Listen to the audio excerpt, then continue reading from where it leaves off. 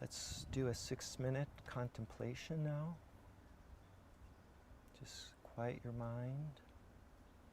Don't worry about anything, just relax. Sit there, try not to think of anything.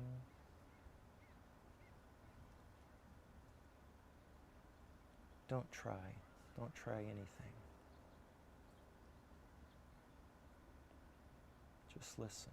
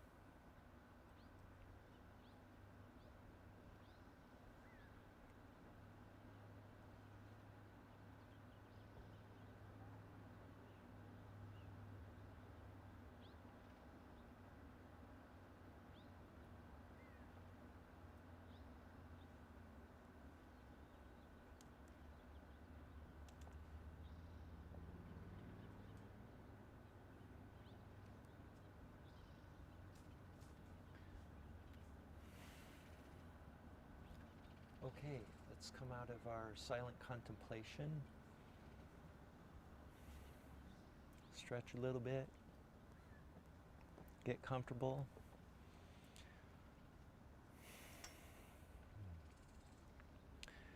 So the theme of the day is technology and balance.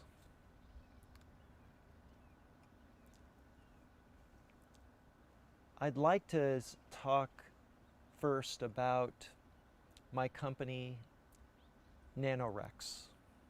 Yesterday during the morning CE6 meditation, I spoke of the very small scale, the smallest of scales. I talked about the nanoscale, and we, at that scale, have individual atoms like billiard balls that can be chemically bonded to form larger objects like Tinker Toys or Legos. And it turns out that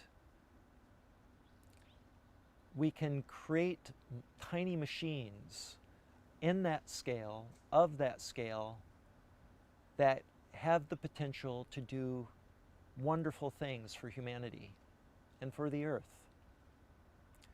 But that technology as well can be used for bad purposes, or even purposes that are not at first thought to be bad, but have terrible consequences. And one theory of the coronavirus is that this was synthesized in a lab and somehow got loose in the wild and has had devastating effects. No matter what you believe, the origin of the COVID-19 virus, the fact remains that this virus kills.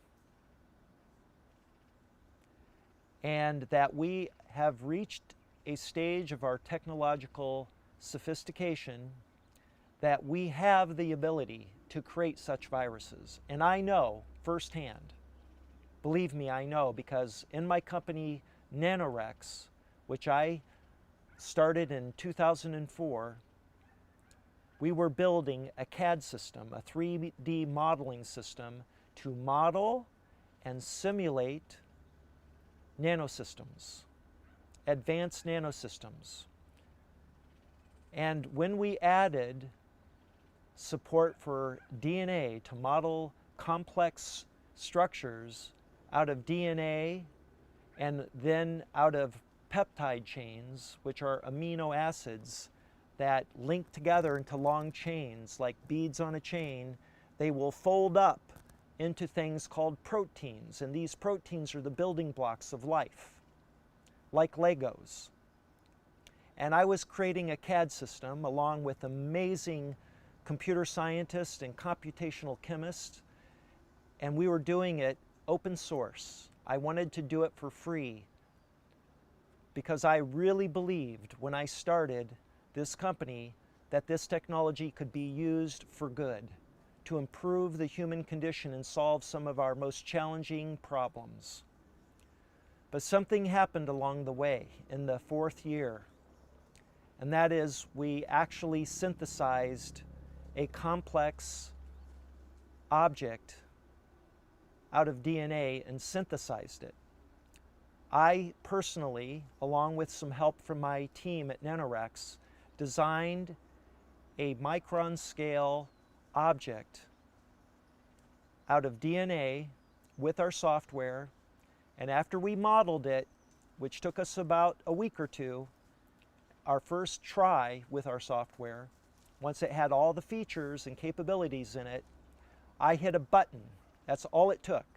I hit a button and it calculated all the nucleotide sequences for all the strands of DNA that made that complex and spit it out in an Excel file.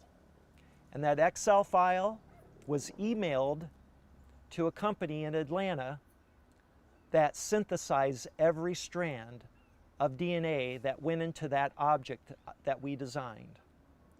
Then we took that DNA that was given to us by this company and we delivered it to Caltech, and we mixed the ingredients together in a simple one-pot reaction called the DNA origami method.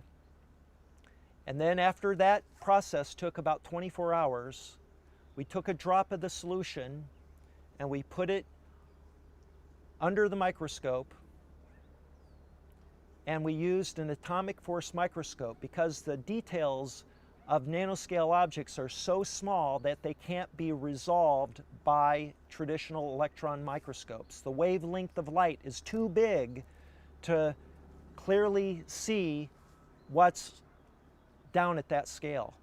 But an atomic force microscope uses a crystal with a perfect point, with an atom right at the point, and it taps across the surface of the microscope substrate. It's a mica, and it images the result. And what we resolved was billions of copies, exact copies of the target structure we designed in our software. It was a huge breakthrough in technology. Not long after that, I get a call from the CIA. That's not normal. And I ended up meeting with an agent of the CIA with my first wife, who was a lawyer. And I asked the agent if it was okay if I brought her along. I was a little uncomfortable. And it was clear after that lunch meeting with this wonderful young man, he was a gentleman and a true member representing that organization. There are good people in that organization, and I met one of them, who I believe is a true angel, who's here to defend our sovereignty, our safety, and there are many like him in that organization. But it was clear to me after that lunch meeting that I was getting a little ahead of the curve. And so shortly thereafter, I shut my company down after spending millions of dollars of my own money, thinking that I could come out with technology that could help the world. I was mistaken. The world wasn't ready. And I did the right ethical, moral thing, and I shut my business down. And it was really difficult because I loved those people I worked with. We worked together for 5 years, and I had to let them go. They were a second family to me. And so I said goodbye to my employees. I put the software up on a shelf. Maybe when we're ready, we've grown up, and we have the safety mechanisms in place to do that kind of research responsibly, maybe then we're ready for advanced nanotechnology and the wonderful potential it has to solve some of our most pressing problems in this world. Until then, it's best left on the shelf. Many of you in the UFO phenomenon have been working hard towards public disclosure, and I applaud you. However, I want to point something out. Disclosure will backfire if it comes from the government. They are not in a position to do it. It is not their fault. They cannot disclose this fully the way that you think. There's a soft disclosure happening, a slow disclosure happening, but the government is in a bind. And those that are familiar with UFO phenomenon know exactly what I'm talking about. It's difficult for those that wear the flag and represent the greatest of us, that defend us and achieve the highest ranks within the military, to be able to tell the truth after years of deception. And that deception doesn't mean that it's wrong. The public just wasn't ready. So let's recognize and honor our military and the great leaders over the years in the military that have had to deal with this very complex, conflicting issue that is disclosure. It is up to you and to me and your neighbor to say, I'm ready for this information. I'm ready, I can handle it.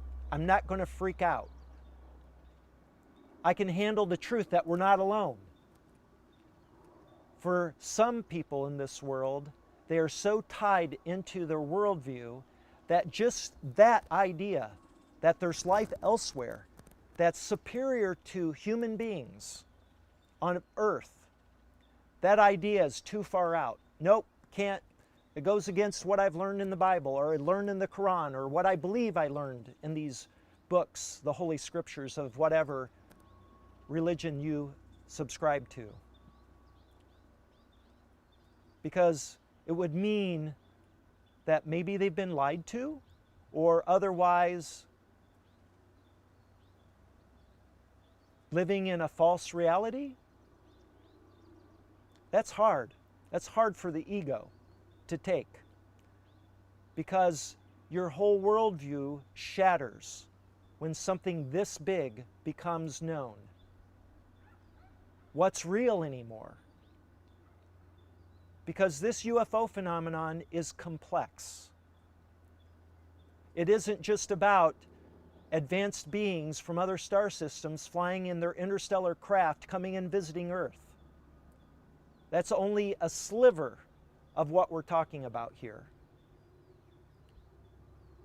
To really understand what's about to happen to this planet and first contact on the 14th means opening up to a higher reality, literally. Higher dimensions. What does that even mean? Well, there's enough answers in our sciences, such as superstring theory and quantum mechanics, to give us big clues about the nature of consciousness and the dimensions of consciousness that create reality.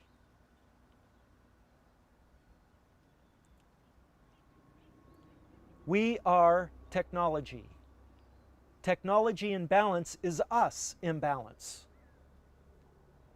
It isn't some other thing, it's you in balance. And if you're out of balance, you're not ready.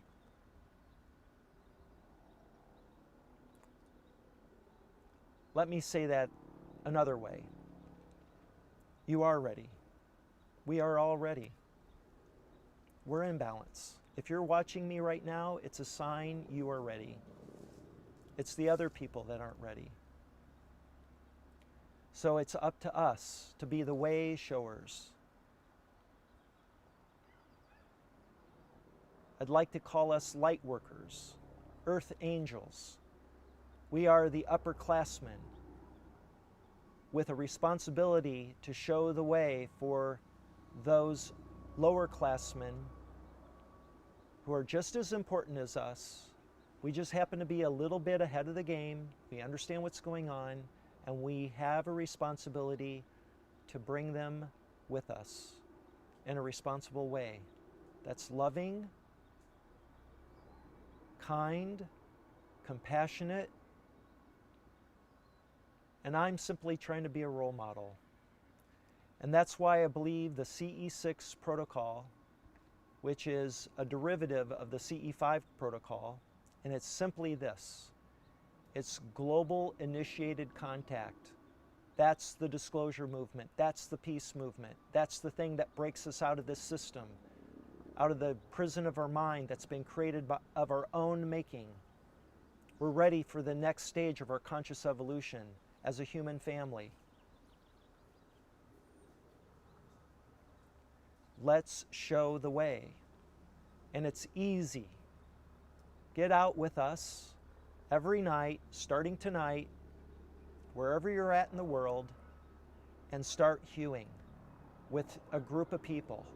Take your family, take your daughter, take your sister, take your brother, take your neighbor, take your friend from work, take your best friend from high school, and organize a small gathering and do it in a place you feel safe, comfortable, and willing to be open to whatever lies ahead. And know that you'll be doing it with others around the world, trying this experiment in consciousness that hopefully, that definitely will happen one day. One day soon.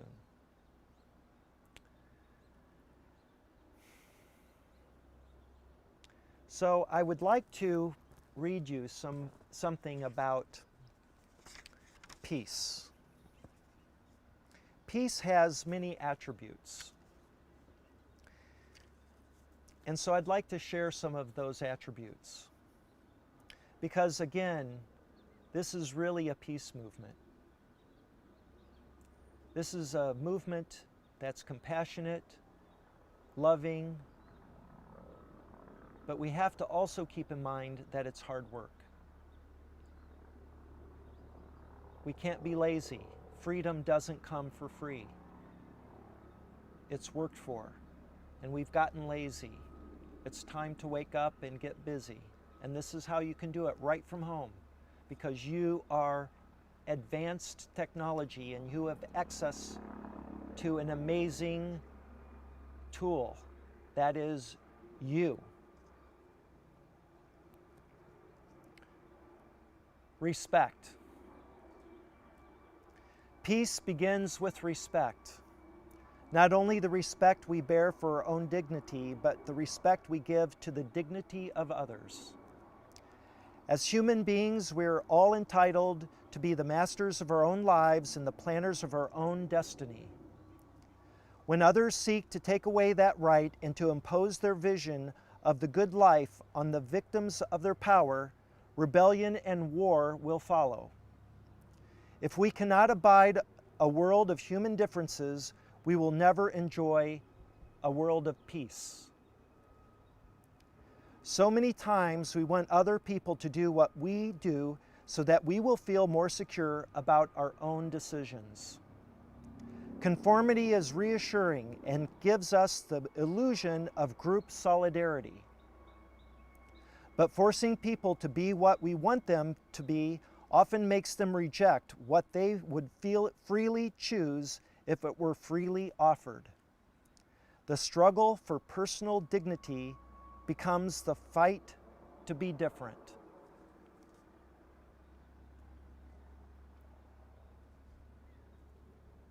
Cooperation.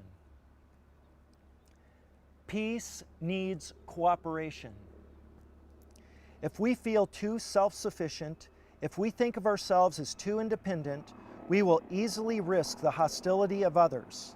But if we know that we depend on the goodwill of many people, if we realize that most of what we desire cannot be secured by ourselves alone, we will become more trustworthy and will cultivate friendship. Nations are like individuals. When they are arrogant enough to believe that they can easily fend for themselves and that they have nothing to fear from other nations, they will take as much power as they can seize.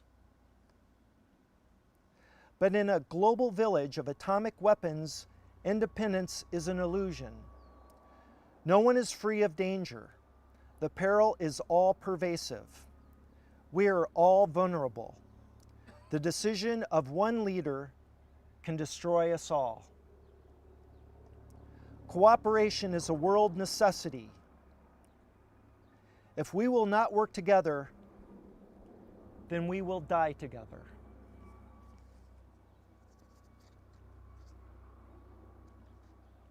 trust. Peace needs trust. If we are to lower our guard, if we are to reduce our defenses, then we must believe that others will not take advantage of our new weakness. When our competitor is unreliable, we will yield nothing. It is dangerous to be too self-righteous. If we divide the world into good and evil, if we ascribe all noble sentiments and moral behavior to our own team and all wicked thoughts and criminal action to our opponents, we will widen the gulf of distrust. But if we are willing to see our own faults, if we are able to admit that the fear of war is universal, if we can restrain our need to humiliate our enemies, then the breach will grow smaller and bridges of cautious faith can be built. Trust begins with the danger of not trusting. We take risks because we have no alternative. Hope. Peace needs hope. If we are too impatient with the performance of others, if we expect people to change too quickly, we will despair before we need to. Utopian fantasies are dangerous. A world in which all hatred and jealousy vanish is not likely. A society in which the danger of war disappears is improbable. A revolution that will abolish all human hostility is a foolish dream.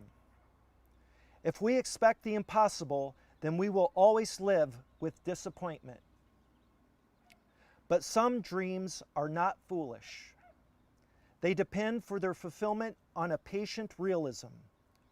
Armies can be made smaller. Weapons can be reduced in number. Disputes can be resolved through talking. It is possible to make war less warlike and peace more peaceful. Hope needs perspective and the willingness to settle for undramatic victories. We need to climb our steps one by one.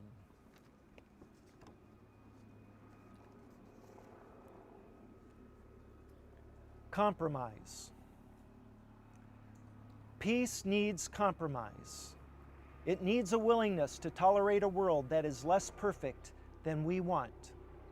If we insist on having our way all the time, we shall make fighting inevitable. For some people, life is all or nothing. Justice is getting what you deserve, and integrity is never settling for less than you dream of. For others, life is give and take, a balancing act of not so good and not too bad, an endless negotiation among incompatible needs and desires. People who want the perfect world make revolution and wars. Peaceful people settle for less and guarantee the future.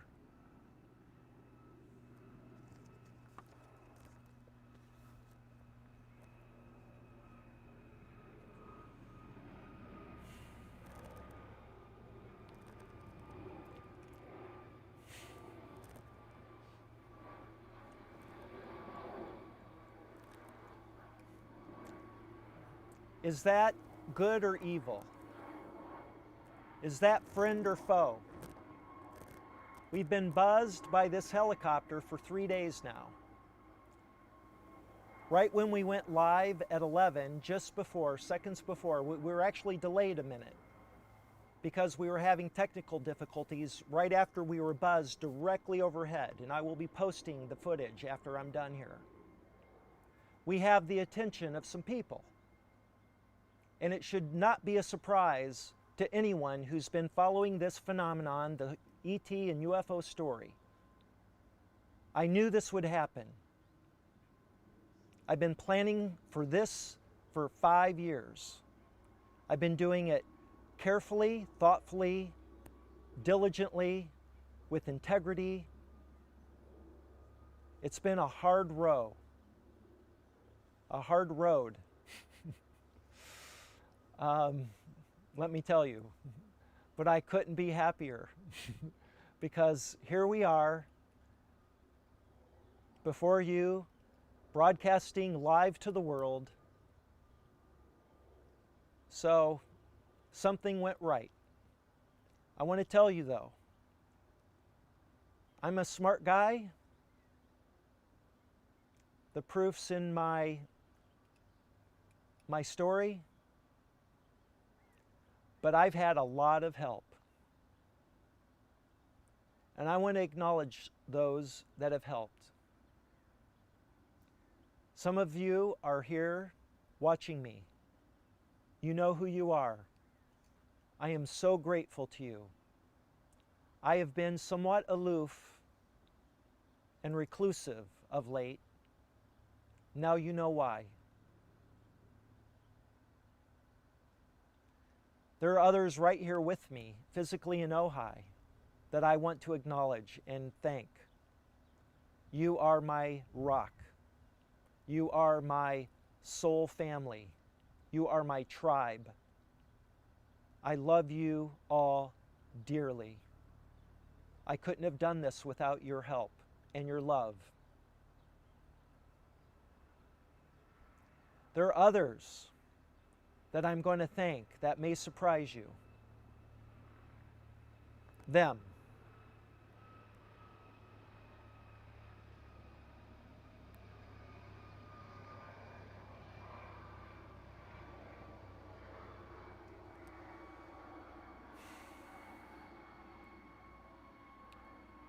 There's a veil of protection over Ojai right now.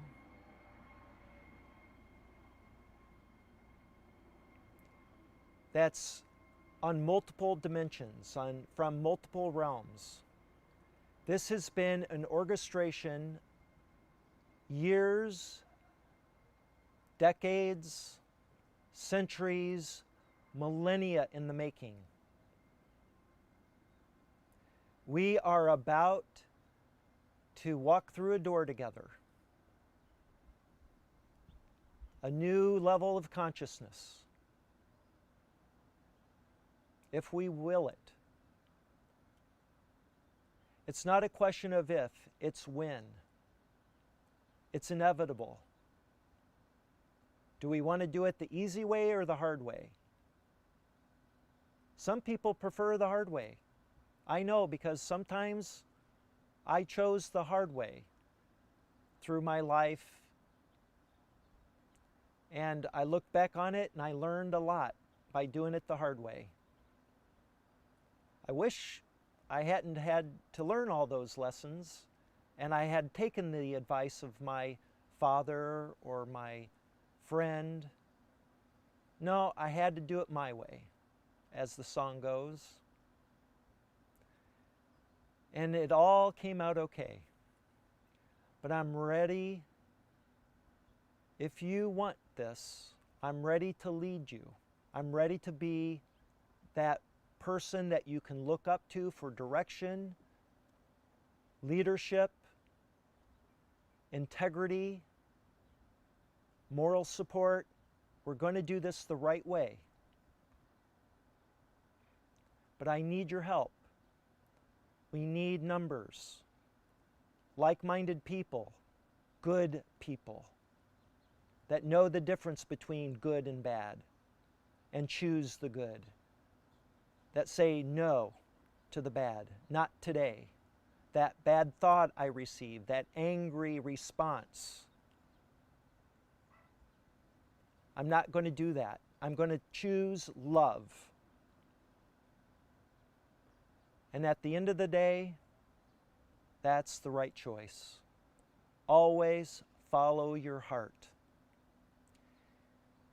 In Egypt, every statue of a pharaoh or of a god has the left foot forward. You know why? Because they are sending you a message. Always lead with your heart.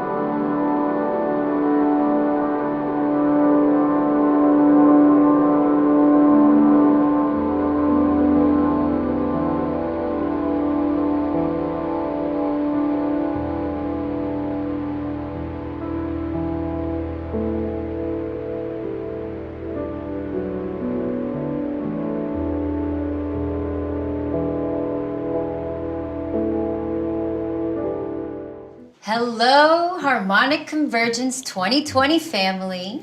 We are back with a topic that I know is near and dear to Mark's heart, which is technology and balance. Where to begin? We talked about the importance of nature and that discussion and the overall understanding of what's going on here with the harmonic convergence. And we can't help but wonder, where do technology and nature meet? What is that relationship like? And what do our interdimensional being friends or family have to say? So Mark, before we dip into all of that, I want to remind our audience a little bit about your background, because you kind of know a little bit about the topic. So can you walk us through a little bit of a kind of a survey of what your relationship with technology has been and how you have in your career put it at the service of life? Sure. So I grew up in the 1970s at a time when internet, or I should say more correctly, computer technology was coming onto the scene. The first personal computer was built in 1975, 76 roughly, I believe. And that was a time I was entering high school as a freshman. And my new high school that I was entering was lucky enough to have a substantial budget to buy 2 personal computers. And the math teacher that was in charge of putting together the course, the class for computers, was a guy I liked very much because I loved math. And I think because of that, I liked the class, and I, as a consequence, liked him and he liked me.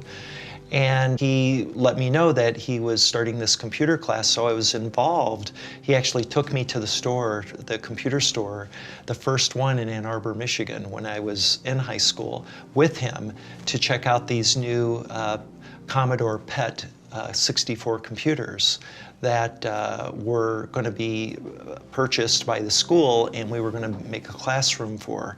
So I got to go with him with 1 or 2 other students from the high school, and we saw these computers, and we got to play games and check them out. And then he bought the computers for the school, and I was one of his first students in the computer class he taught.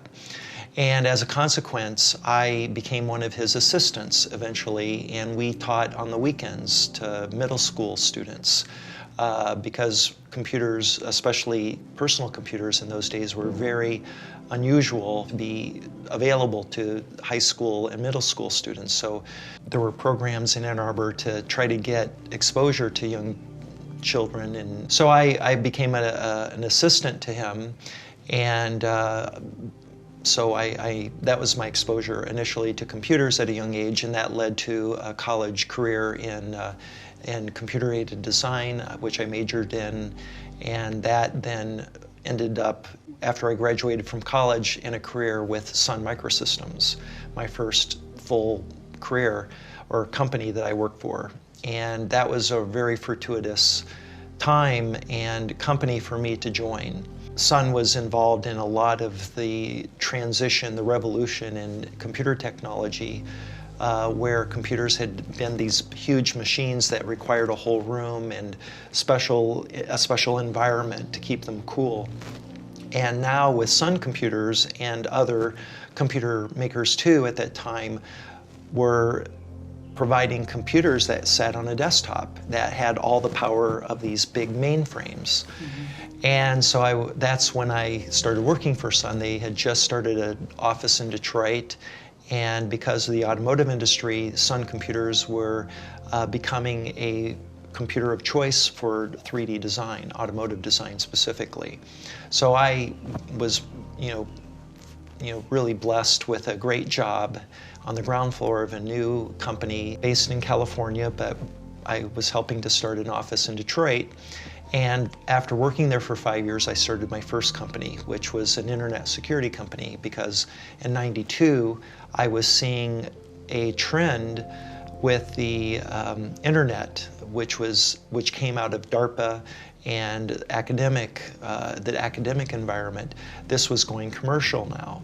And I saw in Detroit how the automotive suppliers and the big three were getting high-speed internet connections to transfer large CAD files between their facilities. Before, they had to back them up on tape and put them in a car and drive them to a location. This was costly and time-consuming, and with the internet available and file transfer protocol, this accelerated that. And needed security, so that's where you came in. And then security became critical, so I knew how to set up a firewall before there were commercial firewalls. So I developed a reputation in Detroit as the go-to guy for connecting a business to the internet securely. And when the first firewall products came out, I became a reseller. And I became a reseller not just of software, but of hardware too. And that, over the years, put me in a unique position, and my company in a unique position of being the leader in internet security integration of various technologies. So there were firewalls, there were intrusion detection systems, there were antiviral servers, there were web filtering servers that kept employees from gambling or watching porn on their computer at work. And we were in charge of managing all these devices on the behalf of our clients, these big corporations. So it sounds like you were at the forefront of making technology not just a little bit more accessible, but also changing the relationship that businesses had with technology in general. Yeah, there was also a trend at this time to outsource to specialized IT companies the management of special things like backup. There were companies that were starting to provide remote backup capabilities so that the company didn't have to worry about that and have a full-time employee dedicated to backing up all the computer systems in the company. And we were an example of outsourcing security services like firewall management and intrusion detection and all these others I mentioned. And I created an umbrella of managed security services that I called ePatrol. And that became a huge business for us. And the other part of the business was an educational division where I developed courseware that was later certified by the software maker as the official certified training program for their product.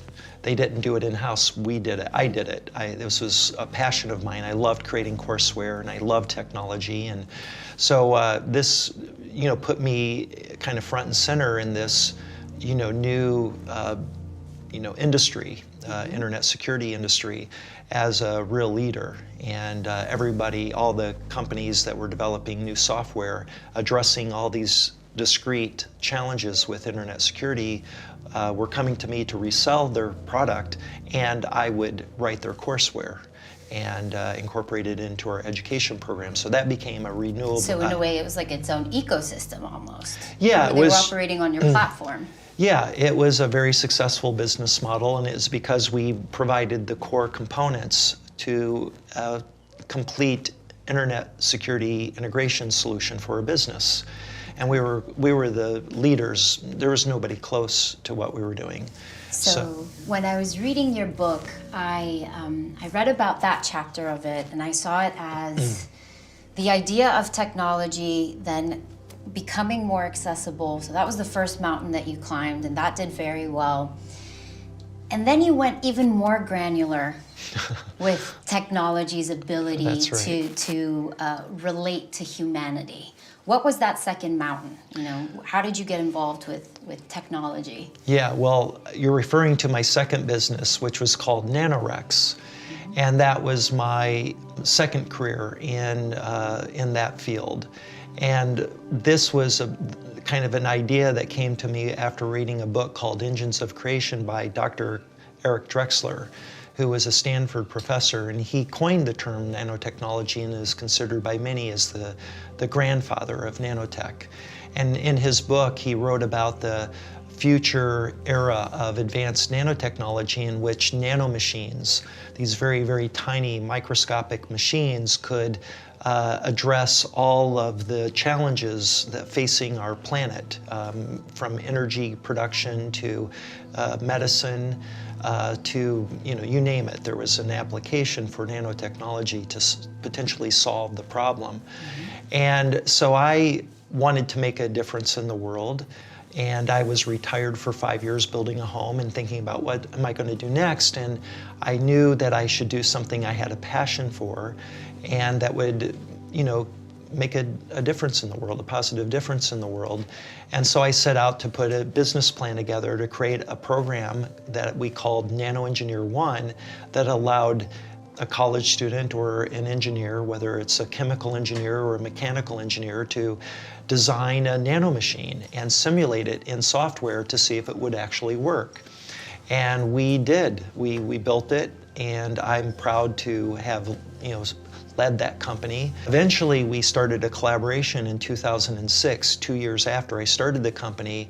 We started a collaboration with Caltech, and there was a group at the Winfrey DNA lab at Caltech that were experimenting with DNA as a way to self-assemble molecular structures with atomic precision. And that was always the challenge. We could design these theoretical nanomachines on the computer, but how do you build them? And that was kind of the challenge we were up against, because we were trying to approach academic people, professors in chemical engineering or nanotechnology, because nanotechnology was becoming a buzzword. Colleges were beginning to put together the first curriculums for nanotechnology, and we felt our software would be a great way to expose students to modeling nanoscale nanotechnology systems. So it's safe to say that this was the first foray into the exploration of technology in the service of life, because we're talking about the building blocks of life. My idea was it was an attempt to make a contribution to humanity.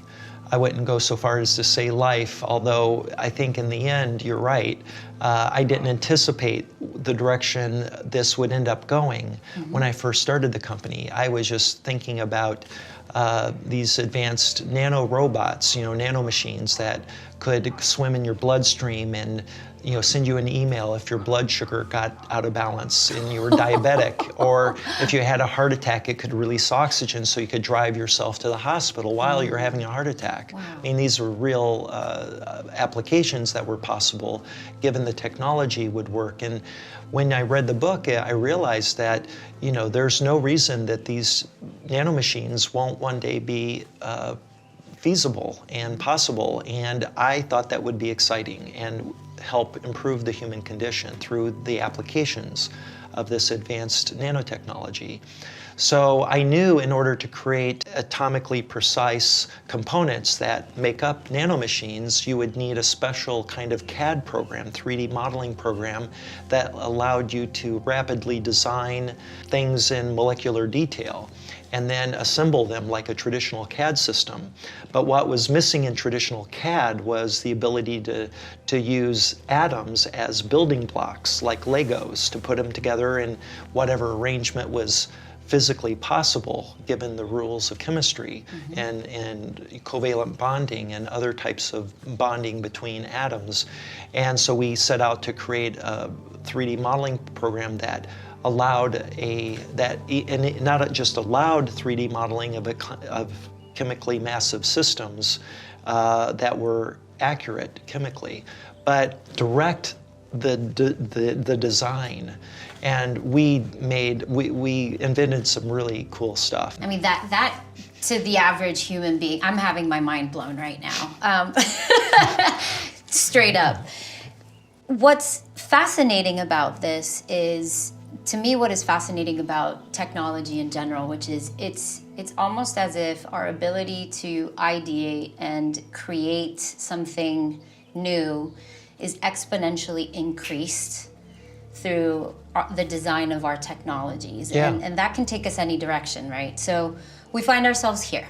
We find ourselves at a point in humanity where It's almost as if our technology is growing faster than our ability to really understand our role with it and to ensure that it's a healthy balance between the two. Yeah, that's right. Our technical advancement has outstripped our spiritual development, and they're out of balance in a very serious way, and it's now to a point where it represents an existential threat to ourselves.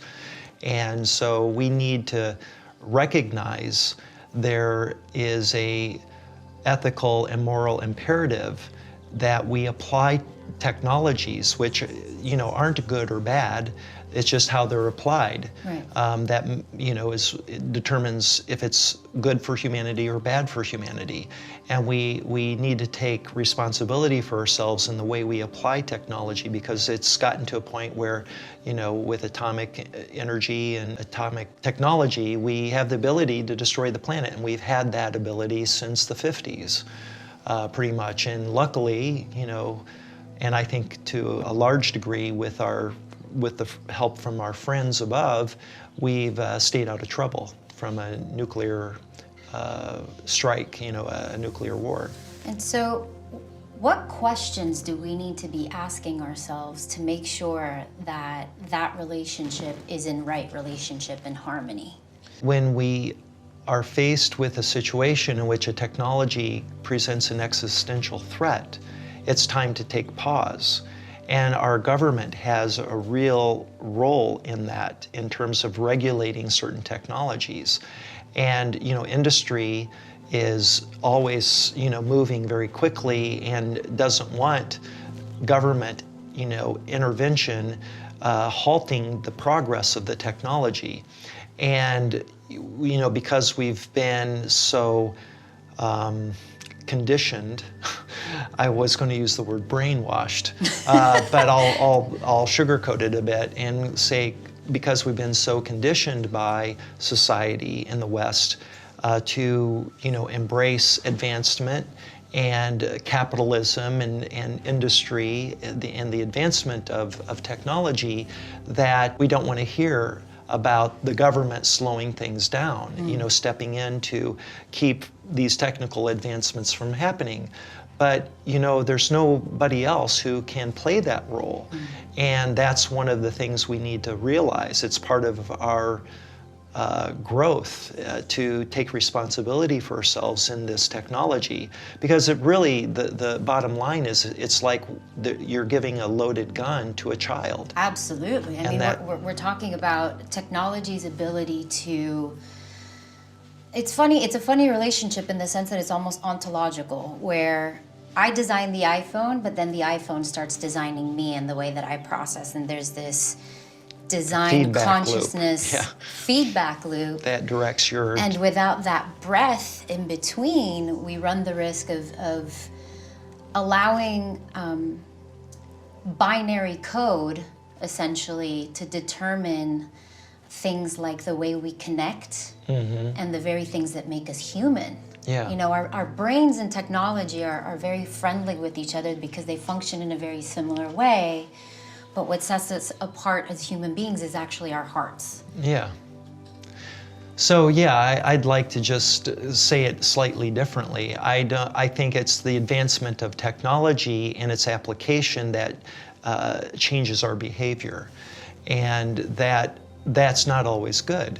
And the way that we fix it is we realize that, hey, this isn't necessarily good, being on social media constantly, on Facebook, posting constantly. I'm not spending time with my family. I'm not out hiking in the woods, you know, connecting to nature, you know, and this is part of the problem. And it's really easy to get stuck into a cycle with our Facebook or Twitter account or Instagram, where we're just almost in a narcissistic stupor, or we get involved in, you know, all the chaos in the world, and we're just angry, and we're just punching, you know, posts to let that anger flow. And then consequently also feel like we're doing something about it. Right. And we're not doing it. We're exasperating. Keyboard activism doesn't do much for what's actually happening. No, it doesn't help much. You're contributing to a problem that really doesn't need any help. Being a big problem, it's time to step away and kind of take stock in what we're doing and what's our purpose. Is our purpose to just pile on and add to fan the flames, or is there something productive we can do as individuals and collectively as a community or as a nation or as a world family to address some of these serious problems that we're facing? And so this great pause of 2020, I believe, at the end of the day, is an opportunity for us to reflect on all these issues, and technology plays a central role in getting us to this point. How? Well, just because, for instance, the internet and the free flow of information and applications that give us access to social media and to news, and it's very addictive. So there's an addictive quality to technology that ends up making us lose control of our time and what we're focused on. We just get sucked in. Right, and our subconscious behavior with technology then informs the technology that we create, which again contributes to that loop that we were referring to before. Right. So what has Tejbar shared with you well, for me individually, this topic? So what Tejbar has said to me related to this topic is when I first communed with him, well, it was in 2013 that he began sharing with me that I'm very left-brained and I'm out of balance. And so he gave me exercises to develop the right side of my brain. And strangely enough, one thing that was very effective was just wearing an eye patch on my right eye, because we use a lot of energy, we expend a lot of energy processing the imagery that comes through our two eyes. And if you may or may not know this, but it's the left hemisphere that processes the right eye and vice versa. And so if you want to rest the left hemisphere, cover your right eye. And you're now engaging the right hemisphere only in processing imagery.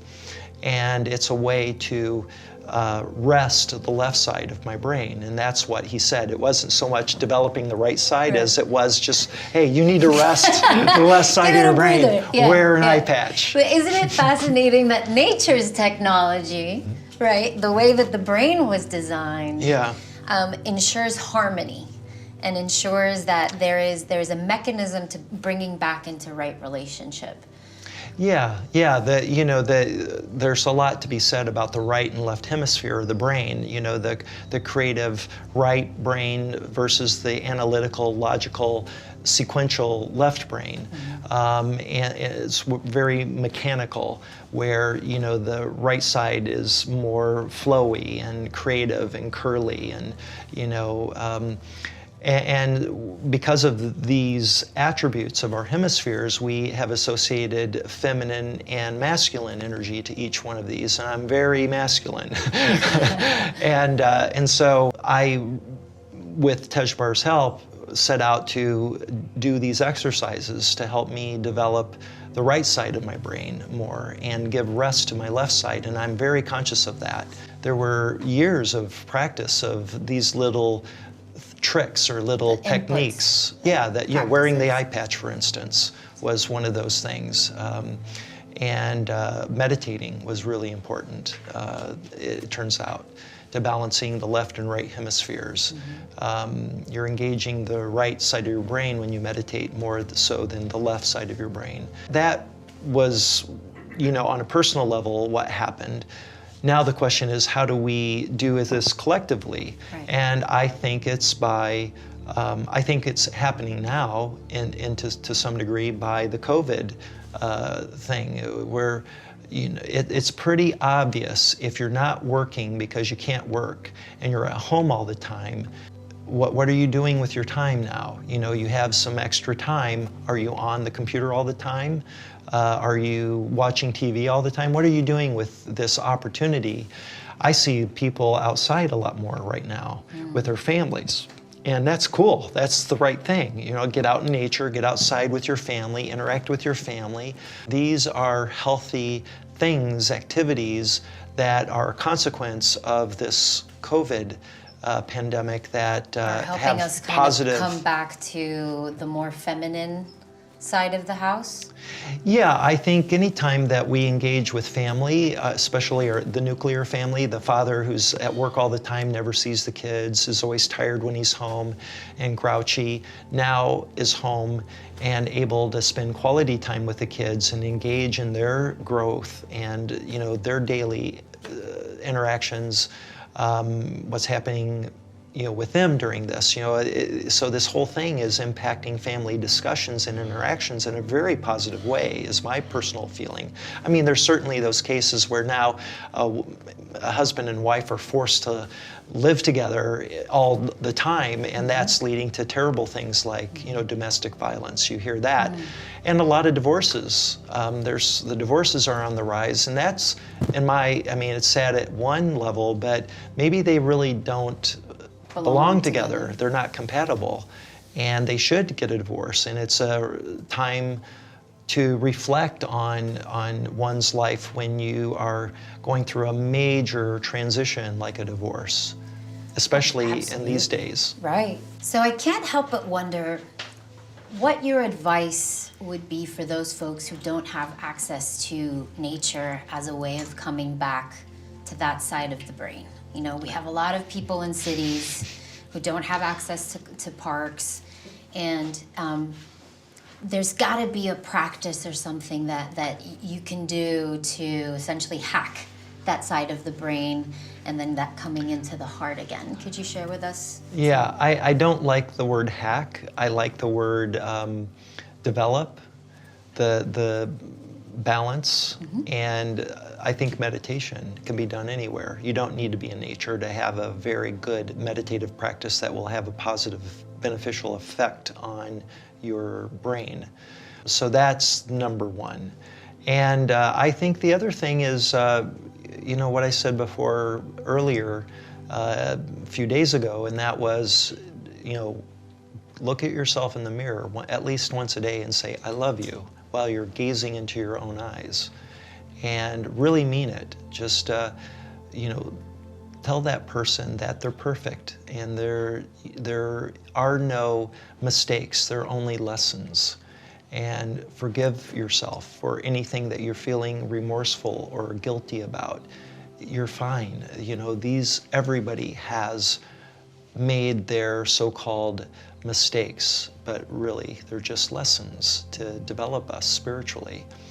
And we just need to forgive ourselves. We're perfect. Everything's perfect. And hard to believe, but yes, if you zoom out far enough, absolutely. And you know, this regret energy or resentful or guilt energy is a very male energy. It's a very left brain energy. And by releasing it, you're getting rid of some bad negative energy in the left hemisphere that's causing all sorts of potential issues, mental issues, you know, ruminating when you're trying to fall asleep about, you know, something you're guilt-ridden about. And you just need to forgive yourself, no matter what you did. Forgive yourself and move on and just try to be a good person and love yourself. And the magic will happen naturally. I think that's the most important lesson I can give.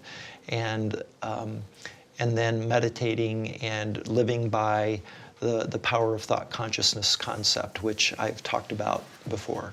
So it almost feels like our mind and technology are in one group where it's about doing, and our heart and nature are in another group which is about being.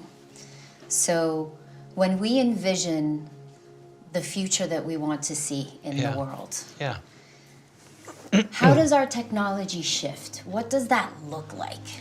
Well, first of all, I would like to suggest to everyone watching this that nature is technology. Yes. That you can take a seed from a plant and put it in the soil and pour some water on it, and that thing grows into a 100-foot sequoia. Actually, I guess not a little seed like that, but a thing about that big turns into a 100-foot sequoia or oak tree.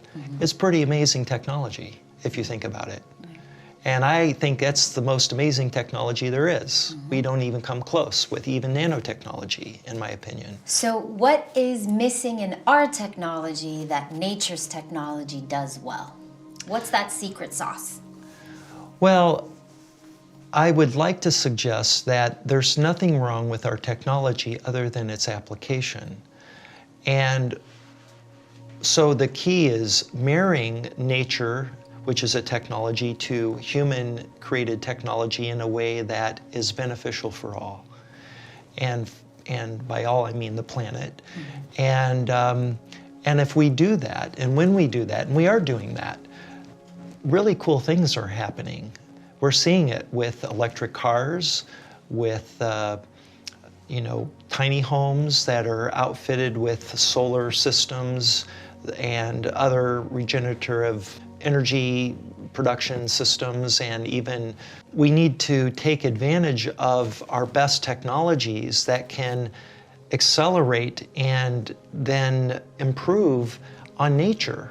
That's possible. We're doing it, with better farming practices in which we regenerate the soil, and we're getting as a outcome more nutritious food, higher yields in food, and with smaller space, right? So I think we may even be able to accelerate the growth process. And this is already happening. There's research done on this where something that might take, a month to grow could be done in half the time by introducing technology that creates a field, a frequency, just the right rate and level, intensity that encourages nature to accelerate its growth. And to do her thing that she does so well. Right. So, considering that, and considering a hot topic in the world of technology, which actually elicits a lot of fear, which is artificial intelligence and technology's ability to gather data and then inform its own design, how do we ensure that that conversation stays balanced and that we don't vilify artificial intelligence, but that we really do our best to frame that relationship in a way to where we remain in control? Yeah. Is there a remaining in control? I think so. There's no question. It's my personal belief that the fear of AI getting out of control, kind of like in the Terminator scenario with Skynet, then taking over and eliminating humans because there's a sense of inferiority in humans, I think is the stuff of Hollywood. I don't think AI really will get to that level. But that said, there's certainly scary scenarios with someone who knows how to develop AI systems with an evil or detrimental goal in mind could apply that in a way that could be detrimental. So is that where you feel that governance steps in?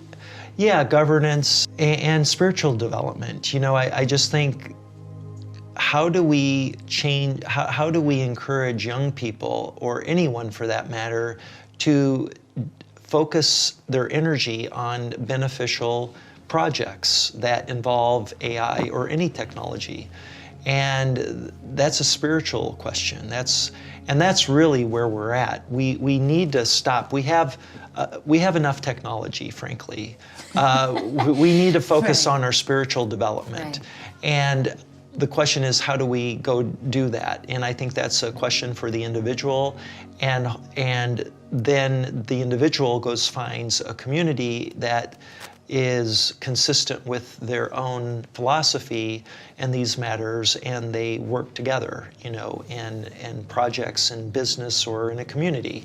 You're absolutely right. I think that because we've become so accustomed to convenience, a lot of the technology that's coming out of places like Silicon Valley and other technology hotspots is really geared around this idea of convenience exclusively and not necessarily service or impact. Right. So us becoming more conscious as humans would then open up a different conversation about our use Right. of technology in general.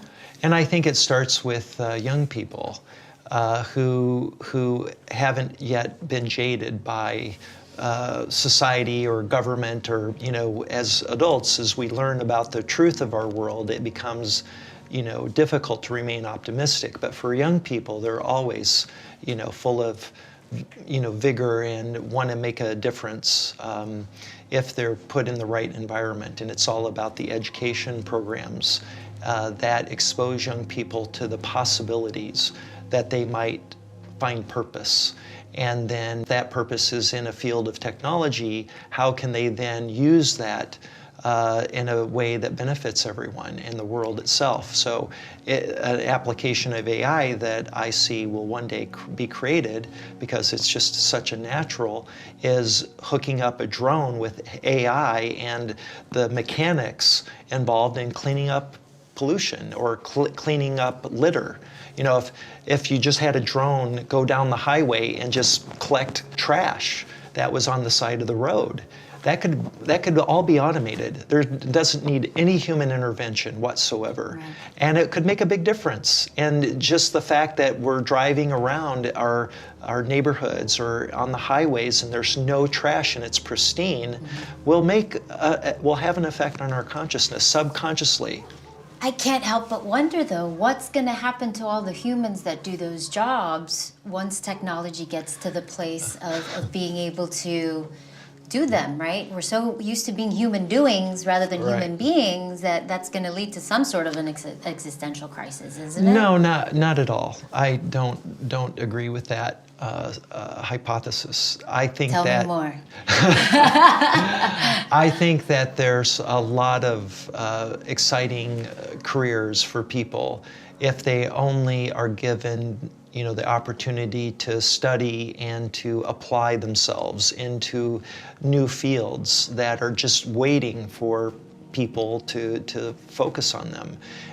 In agriculture, I mean, the way we farm in the world, or especially in this country, it's totally screwed up. And so there's plenty of jobs there in farming. And this is, again, about connecting with nature. When you're digging in the dirt and planting with your own hands, and then you're harvesting the food that you helped grow, you know, that's spiritual development. Right. And that is connecting with nature in ways that we just, that are very deep and can affect us in profound ways. And now that you mentioned that, to me it also then maybe presents an invitation to head into the more creative fields and the more artistic fields, Right. where technology, being its logical processing center self, doesn't necessarily have an advantage Right. over us. So, you know, I see a future in which there's abundance in food and everything related to our basic needs. And what that means is that we will live in a day when we have a lot of extra time, which is a luxury, that we can then explore who am I and what is my purpose? What is it I really want to do? It's a hard thing. You know, our educational system doesn't really engage young people to think about these deep questions about what do they want to be when they grow up. Often they're just starting college with a guess that they might want to start a career in something, and usually that's motivated by money, you know, so they can support a family, or maybe they have dollar signs in their eyes. They want to become a wealthy entrepreneur so they can have multiple homes and all that, right? Yeah, which is everybody healthy. has their own vision, and that's a beautiful thing. But I think you make an excellent point, which to me is the essence of this discussion, which is We would be living in a very different world if we allowed our consciousness to inform our technology in a more positive and forward-thinking way. Right. Right? When we put it at the service of the whole, not just for ourselves, but of the planet and now the rest of the universe, since we're not alone. I think that the planet can handle a lot more people. I'm not worried about, 8 billion or 9 billion. I mean, it gets to a point where, it no longer works, but I think our application of technology in areas like agriculture and manufacturing will make it possible for our basic needs to be provided for, even though we have lots of people on the planet. The challenge in that, of course, is how do we remain connected to nature?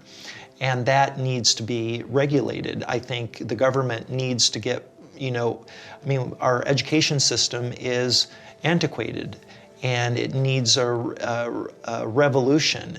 And that's where we need to focus, is how do young people get engaged in ways that make them productive, creative individuals that gets the most out of them, that allows them to really thrive as an individual and contribute to society in positive ways. And with a good education system led by good teachers that come from that loving perspective, and and there are a lot of good teachers in the world that would just love to be able to teach in an environment like that. Absolutely. I mean, I can't think of a better future than having children being educated to play to their creative selves, their community-centered selves, but also celebrating their individuality and then allowing them to design the technology, having observed nature Right. and playing nicely with nature to then determine our future for future generations. I read a quote not too long ago that the man who understood life was the man who understood that in planting a tree, that his enjoyment would be that he would never sit under its shade. And thinking that far ahead in where we're going. And I'd just love to thank you for being a part of that discussion and for being a pioneer not only in the field of technology in a variety of ways, but also championing the message of the importance of letting our spiritual development inform the technologies that we create, because the future of tomorrow is really dependent on that. Yeah. So thank you for this beautiful discussion. Thank you for joining us, and we will see you again tomorrow.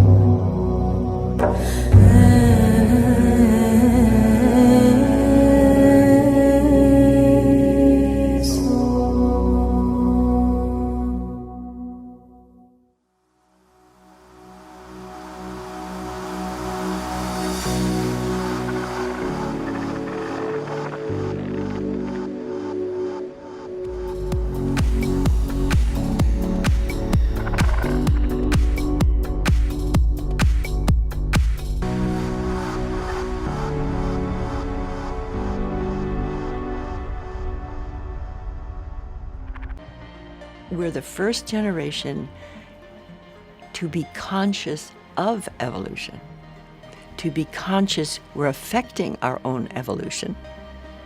The amazing thing is that only recently did we discover cosmogenesis. We thought the universe was static or eternal. And when these scientists saw the background radiation of that first flaring forth and could identify it as the beginning of this existing universe, our sequence is a continual rise of complexity and consciousness from single cell to multicell to animal to the early humans, always in the direction of greater complexity and greater consciousness.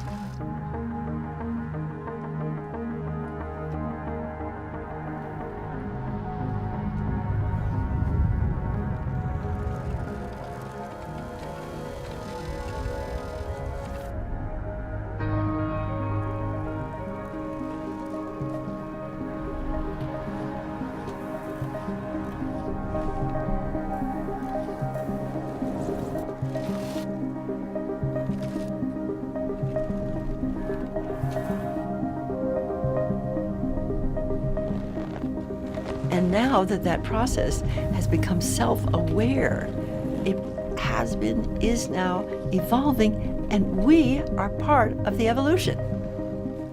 When you're tapping into the impulse of creation itself, you can trust yourself. You don't doubt.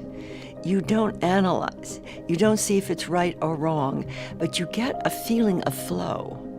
The possibility of radical connectivity of innovations, creativity, and people's heart's desire to do their work, to be creative, to express their unique potential, is the force that's going to evolve the universe.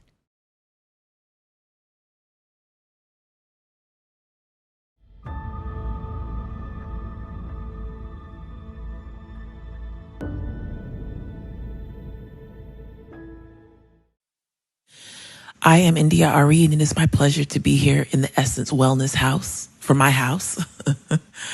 It is a great pleasure, actually. I love being at home, and I love being able to be with you at the same time. And so what we're going to do together today is called a Songversation, and it is where we use the power of words and music and breath consciously. And so I'm not going to talk too much about what a Songversation is. We're going to just get into it. Did I introduce myself? I'm India Ari. It's my pleasure to be here. So Songversation always begins and ends with a prayer. And so we're going to begin this Songversation with the prayer about the truth of who we are. The truth of who we are. We can watch the news and talk about the complexities and the multifacets, but this is the truth of what I believe we are at our essence and at our core. And this is featuring my sisters, my new friends, beautiful chorus. This is our prayer.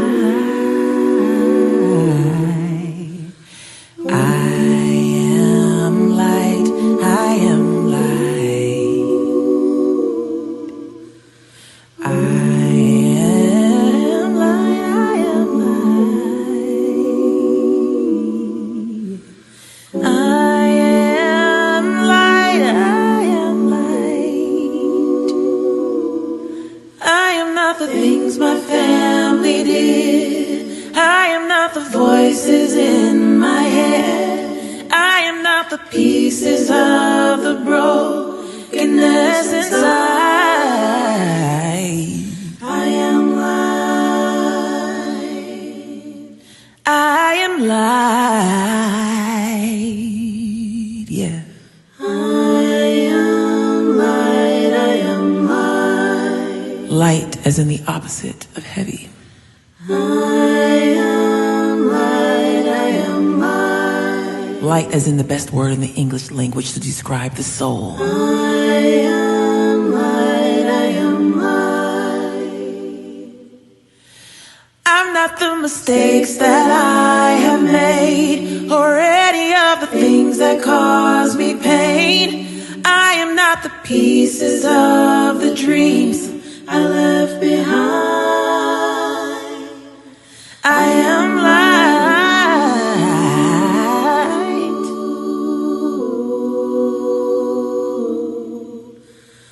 I am light. I am light. I am light. I am light.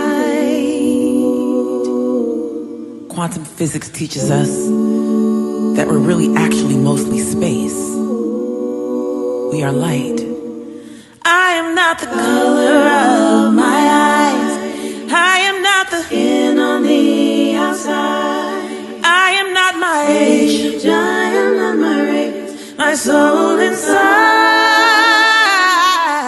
is all light. I am light. I am light. I am light. Light is in the heat and fire given off by the combustion of the crucible of life's hard times. I am divinity defined. I am the God on the inside. I am a star, a piece of it all. I am light.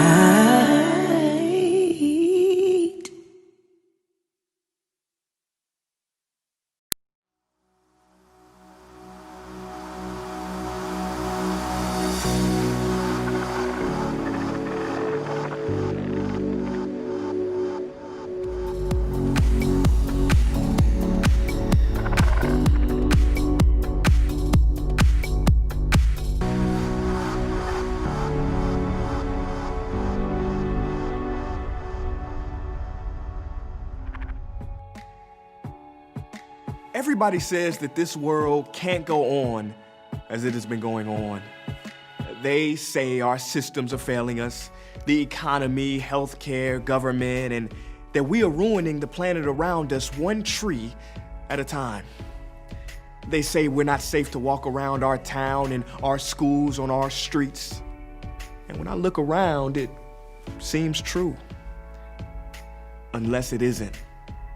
You see, a caterpillar spends its whole life in a frenetic drive to consume as many leaves as it can, never stopping. But then one day the caterpillar does stop.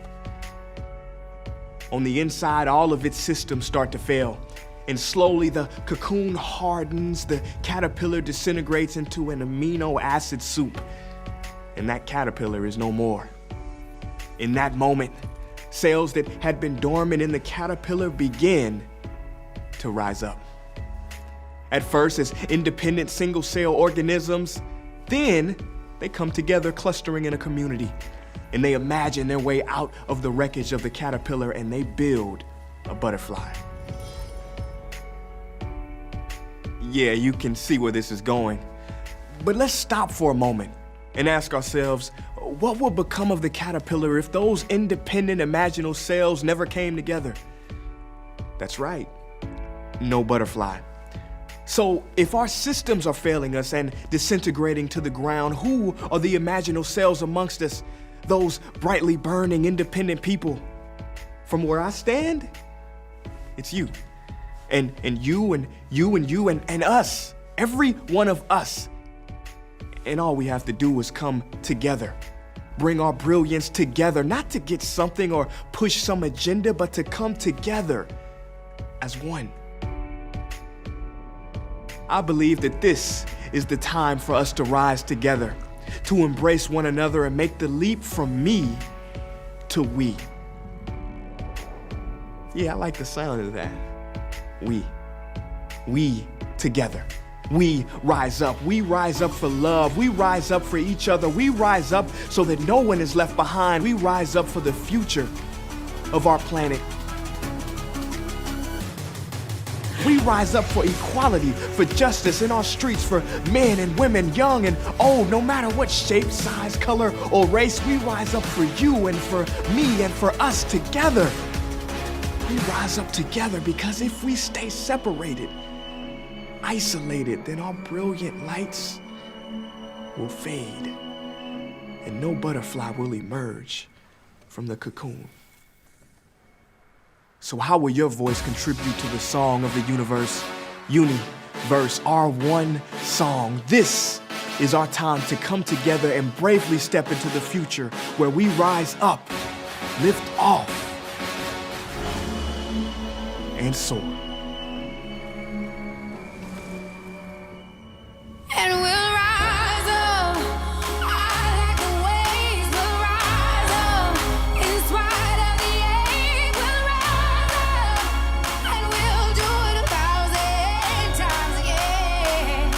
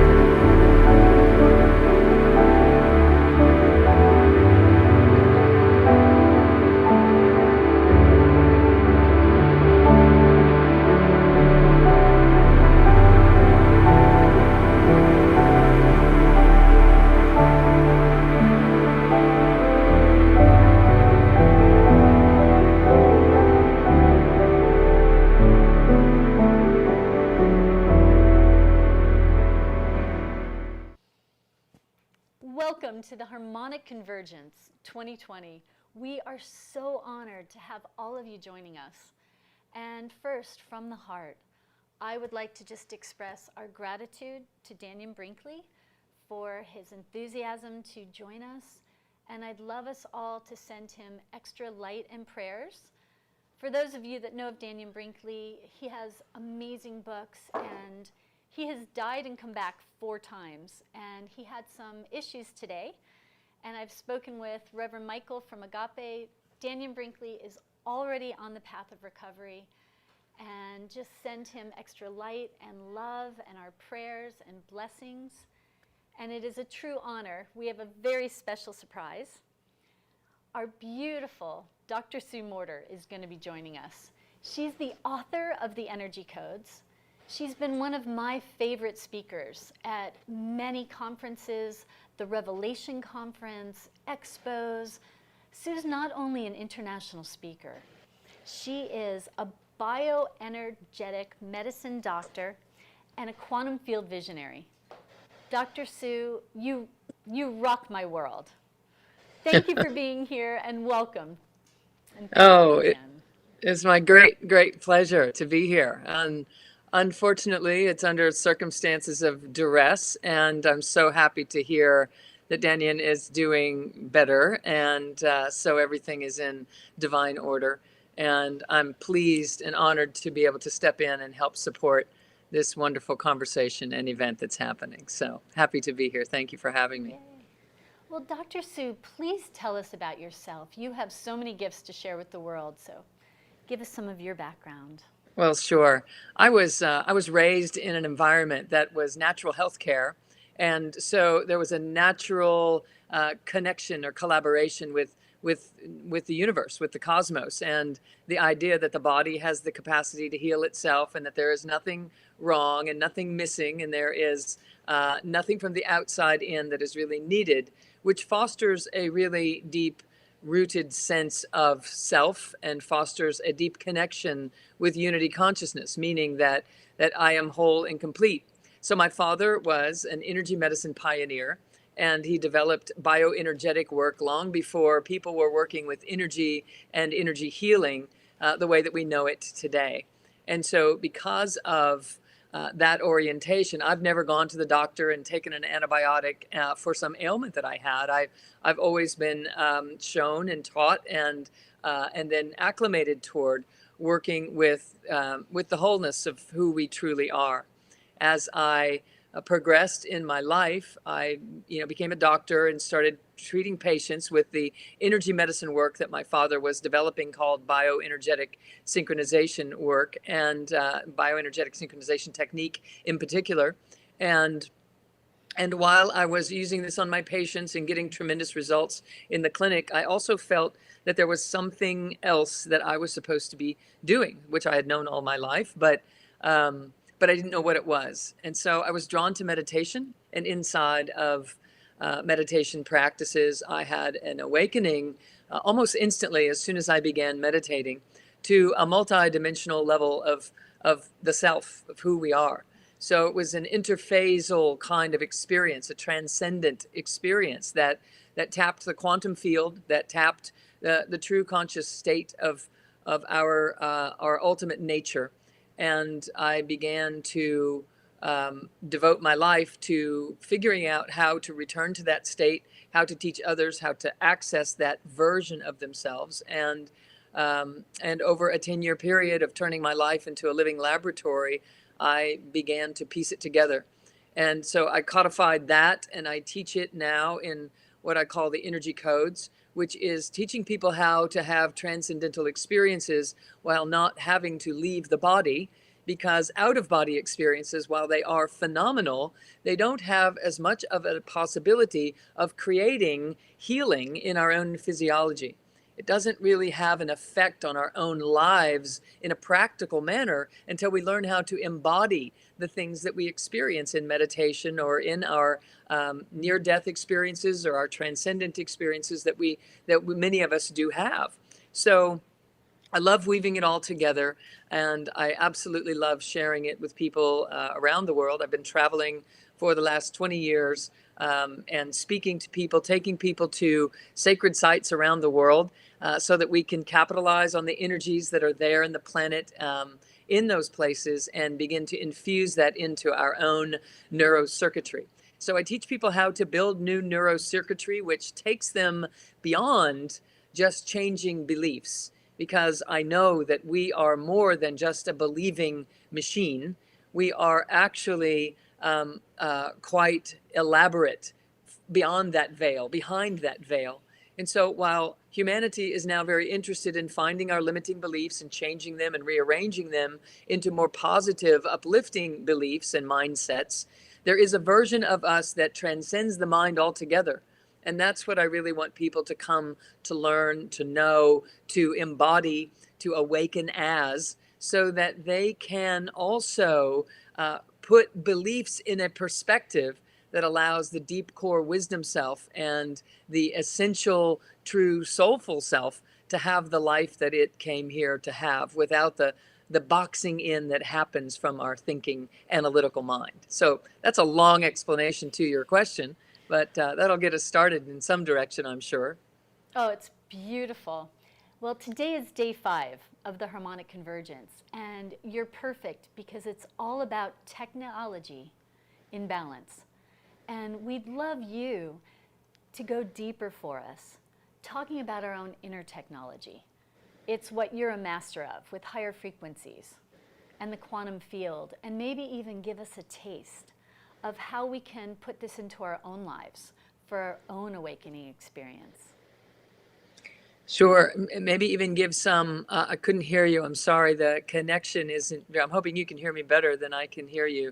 If you could just repeat a little bit about that. Yes. What you would like Well, for me to share. What I love about your teachings is when you go into the quantum field and you talk about energy medicine. You even talk about, for example, the pineal gland and activating it. And with what you do with raising frequencies at sacred sites, help us have a taste of what we can do for our own inner awakening and our own inner technology. Absolutely. Happy to. Can you still hear me? I hear you great. Okay, excellent. Excellent. So one of the things that we have to realize is that many people are interested in opening the third eye, activating the pineal gland so that the multidimensionality can be perceived. And I first and foremost want to share with everyone that the single most important thing that we can ever do, if we're interested in opening the third eye and we're interested in peering into other realms and having access to the us that resides in the multiple dimensions, if we are interested in doing that, the single most important first thing that we can do is learn how to stabilize the foundation underneath the pineal gland, because if it opens or activates and becomes lucid and active, and we do not have the neurocircuitry stabilizing it underneath and the pathway for the electromagnetic energy that flows through the body to flow in a consistent and unwavering fashion, then what can happen is similar to the bad acid trip of the 60s and 70s. It can have an opening to information that we have a difficult time translating. We have a difficult time integrating what we're seeing and perceiving, and it can have a disruptive effect on our entire communication systems. And so under those circumstances, it actually is stressful for people, and then they perceive two separate worlds rather than understanding and being able to translate the information. So I'm going to give us an explanation about how all that works, and then I'll share some things today with everyone that will allow them to start to get a sense of what it feels like when I am building a stable foundation underneath this pineal gland and underneath my ability to perceive multiple dimensions, so that as I begin meditating or begin breath work or the various components of what I teach, and many beautiful teachers out here teaching people how to drop in and access the deeper self, as that is is happening, we want to be able to handle what we open to. And so, as a clinician in the office for, over 40 years now, I know that for something to be sustainable and for it to make a difference in someone's life in an applicable way, integration has to happen. I call that embodiment, meaning we have to awaken in the body, not just here in this third eye area. So as we begin to see what's really happening here, I want to just take us on a little tour that we actually are made of the quantum field. We are made of the cosmos. We are made of beyond the cosmos. We are made of the entire manifest reality compressed into form. If you understand physics just simply, we know that physical matter is compressed energy. That to create something physical, we have to compress energy, and that's how it is generated. That's how form is generated. So the physical human body is compressed energy. And actually everything that you ever see or touch or sit on or walk through or pick up or set down is energy. They're just vibrating frequencies at different rates and rhythms. And so they appear to be objects, and it appears that there is water, and it appears that there is a rock and land and a car that you get in and drive and so forth. But ultimately, we have to recognize it's all just an energetic movie that we are walking through. And this movie is representing different aspects of our consciousness. So I'm going to just take it a little bit more practical in a way that perhaps allows people to understand. I work with thousands and thousands of students every year, and this is one of the ideas that they start to click with, that if you understood that inside every cell there are tiny little organelles that are like a miniature digestive system and a miniature adrenal system that is producing energy and transferring elements for the purpose of generating and detoxifying and everything that it takes for a single cell in your body to be alive. And those tiny little organelles, miniature organs, those little organelles have a relationship with the planets overhead. So from every cell in your body, there is a relationship from the circulating planetary system overhead. And as the planets move, so do the influences in our own physiology.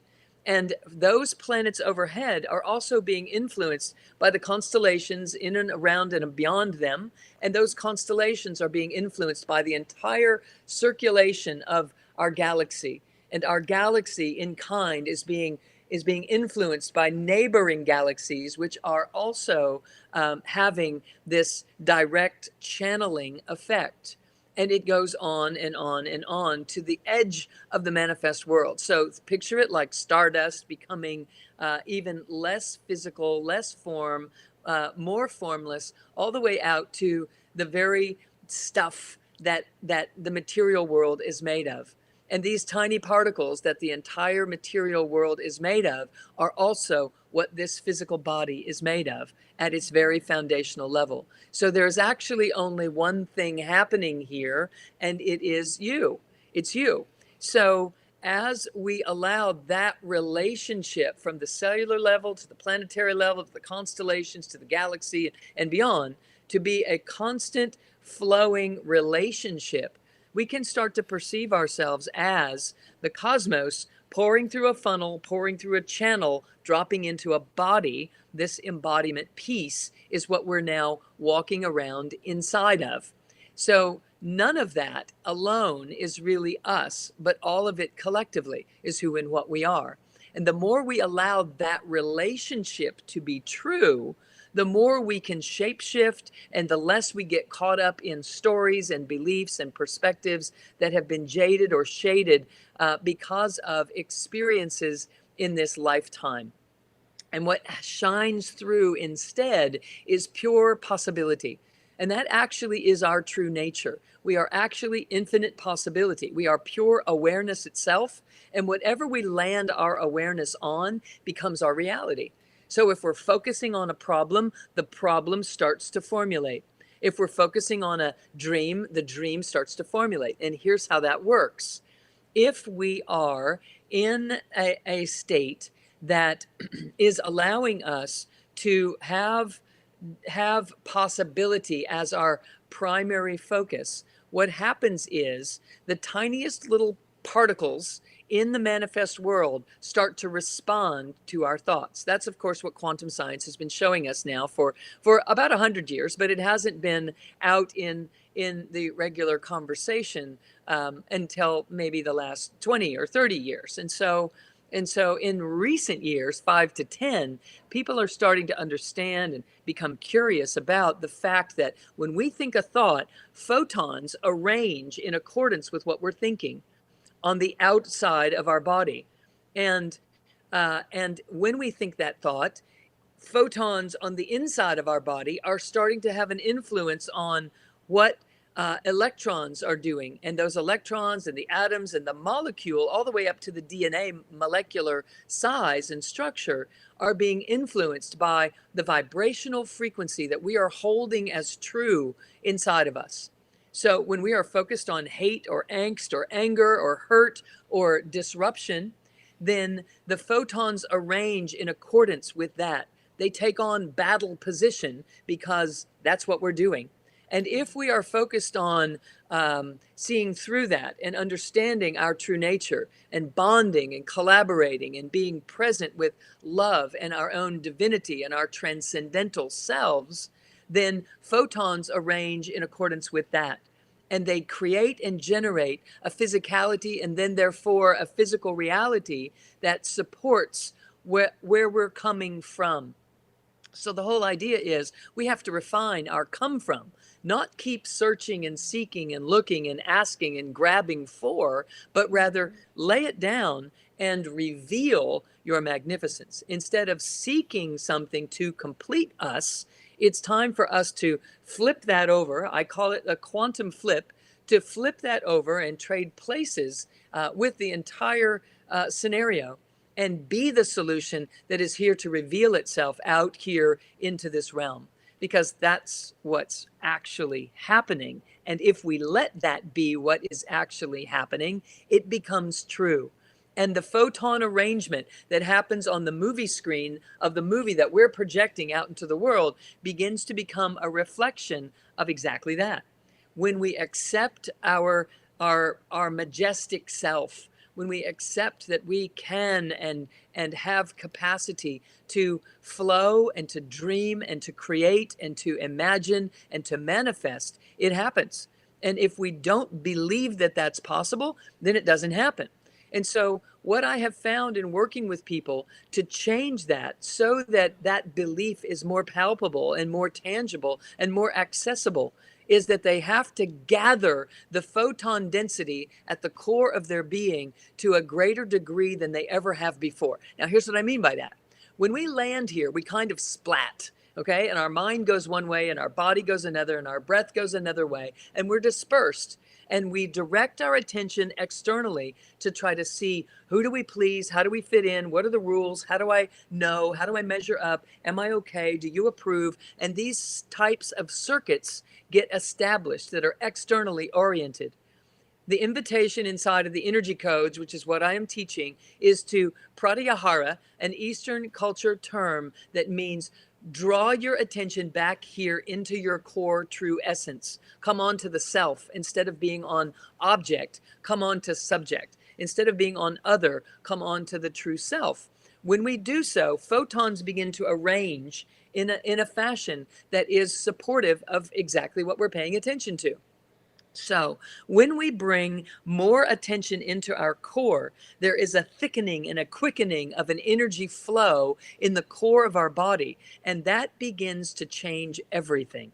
When we come back onto the self and start breathing up and down a central channel, and I have a couple of images I can show just to kind of give people an idea of this. But when we begin to do this, it's a gathering of the forces, and the mind and the body and the breath, they start to come back together and operate as one. That, my friends, is true unity consciousness. We try to create unity consciousness from this splatted, dispersed disposition, and it's very difficult because our come from that dispersed state is one of lack and need and fear is a byproduct of that. And so when we gather ourselves, the subconscious immediately begins to have a sense of well-being. There's a sense of self that wasn't even accessible or palpable just moments before. And we're going to do an exercise in just a few moments to allow people to begin to feel this so that they can start to work with it. Because if you work with it regularly for just a few moments at a time throughout the day, while you're doing everything else that you're doing, it starts to build new neurocircuitry. Because the moment we create photon density at the core of our being, our sensory nervous system, which is the most important part of our nervous system, believe that or not, much more important that we perceive what is actually true than anything that we choose to do about what we perceive. There are 10 to 100 to 1,000 to 10,000 times more sensory nerve fibers in our body, given different parts of our systems, than motor, which means it is more important for us to sense and receive and perceive the truth of who we are than anything that we step out to go and do. So the energy codes is all about teaching you how to perceive more, but from an embodied standpoint, so that the body can act as a filtering device and not be overwhelming to our conscious awareness out there on the frontier of things. And so as we learn to gather this energy in the core of our being, this quantum self starts to quicken, it starts to anchor, and it starts to have a presence that it didn't have before. We become self-referencing, which we are intended to be. We become self-healing, which we are intended to be. We become self-revealing and self-awakening because that is our true nature. We are made of the cosmos, and in the form of 11 billion bits of information every millisecond, we descend into this body. And we don't descend to the head, we descend to the gut. And at the gut level, in the endocrine system, in the digestive system, these systems begin to receive this information and translate energy through epigenetics. The little antennas on the surface of our cells pick up this energy information and translate into chemical responses and neurological responses that then rise up the body through the heart and get filtered through love, and the brain of the heart rearranges them so that they are again more accessible and usable and relevant here in this life. That's why all the ancient teachings teach us that love is the key. It's the gateway, it's the threshold, because love is what translates this incoming information into something relevant for our own creativity and our own ability to have abundance and fluidity, and most importantly, to be loving toward one another and to be loving of the self itself. And then that energy rises up here to the brain in our head, which gives us impressions and nuances and images and ideas and thoughts that allow us to perceive a reality that is based in love and based in the wisdom of the cosmos. So let me just recap that. You are made of the universe. You are bombarding yourself toward physical form. You land here and root yourself. That information starts to rise. You start to rise up through the gut. You become chemical impressions and neurological impressions, and you continue to rise. And you learn to rise up from your survival self into your loving self.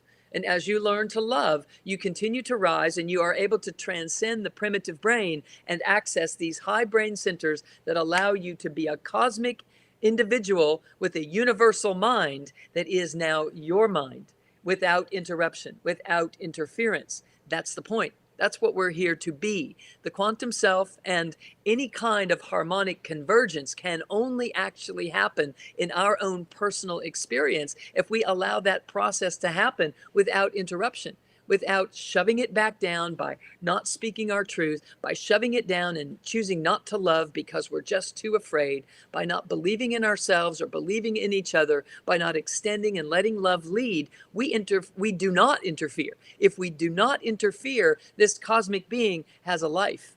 And that's the point. When that happens, we have created a stability underneath that pineal gland. We have created a reality that will then vibrationally, as a vibrational combination lock, allow the pineal to open. It will not open prior to that. And if it does, it's because we're forcing it, or we're taking something external to rip it open to, have these experiences. And it may or may not be beneficial to someone to do that.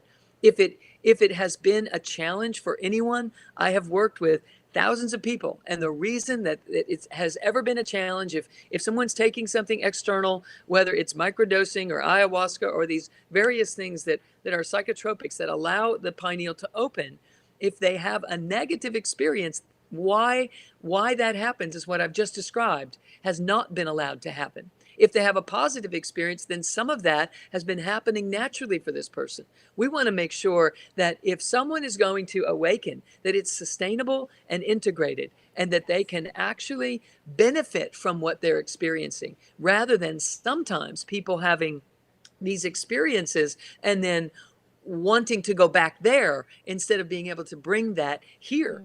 And so it creates this dualistic reality that can become frustrating or even depressing to some people, or create anxiety for others, simply because they haven't learned how to integrate the energies that they're being exposed to.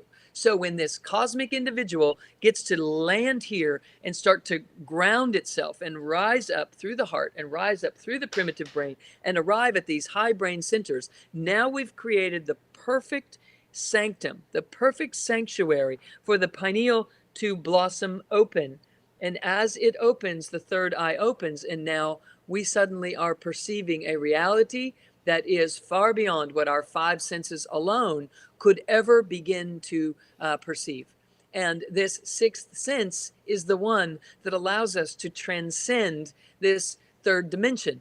When that happens, everything changes. We start to become masterful at life. When something occurs that is shutting people down or frightening people or causing people to withhold or withdraw out of fear, we can sense and feel and know our path anyway. We can sense and feel and know, here's my choice. Here's what I'm doing. Here's how I'm going to show up. I don't know why. I just know that this is true for me. This is the way that we have to learn how to operate. Until we learn how to operate that way, we depend on strategizing and logic and proof and evidence, and we become mental bodies instead of integrated spiritual, mental, emotional, physical, and etheric bodies. We become dependent upon drawing from our past experience rather than allowing our future possibilities to be a part of the exchange all the time. So there's a little bit about the relationship and about how we can start to allow this cosmic flow to flow through us without shutting it down, and thereby end up not having a personal identity, but rather being a stream of consciousness that is able to manage any scenario that rises.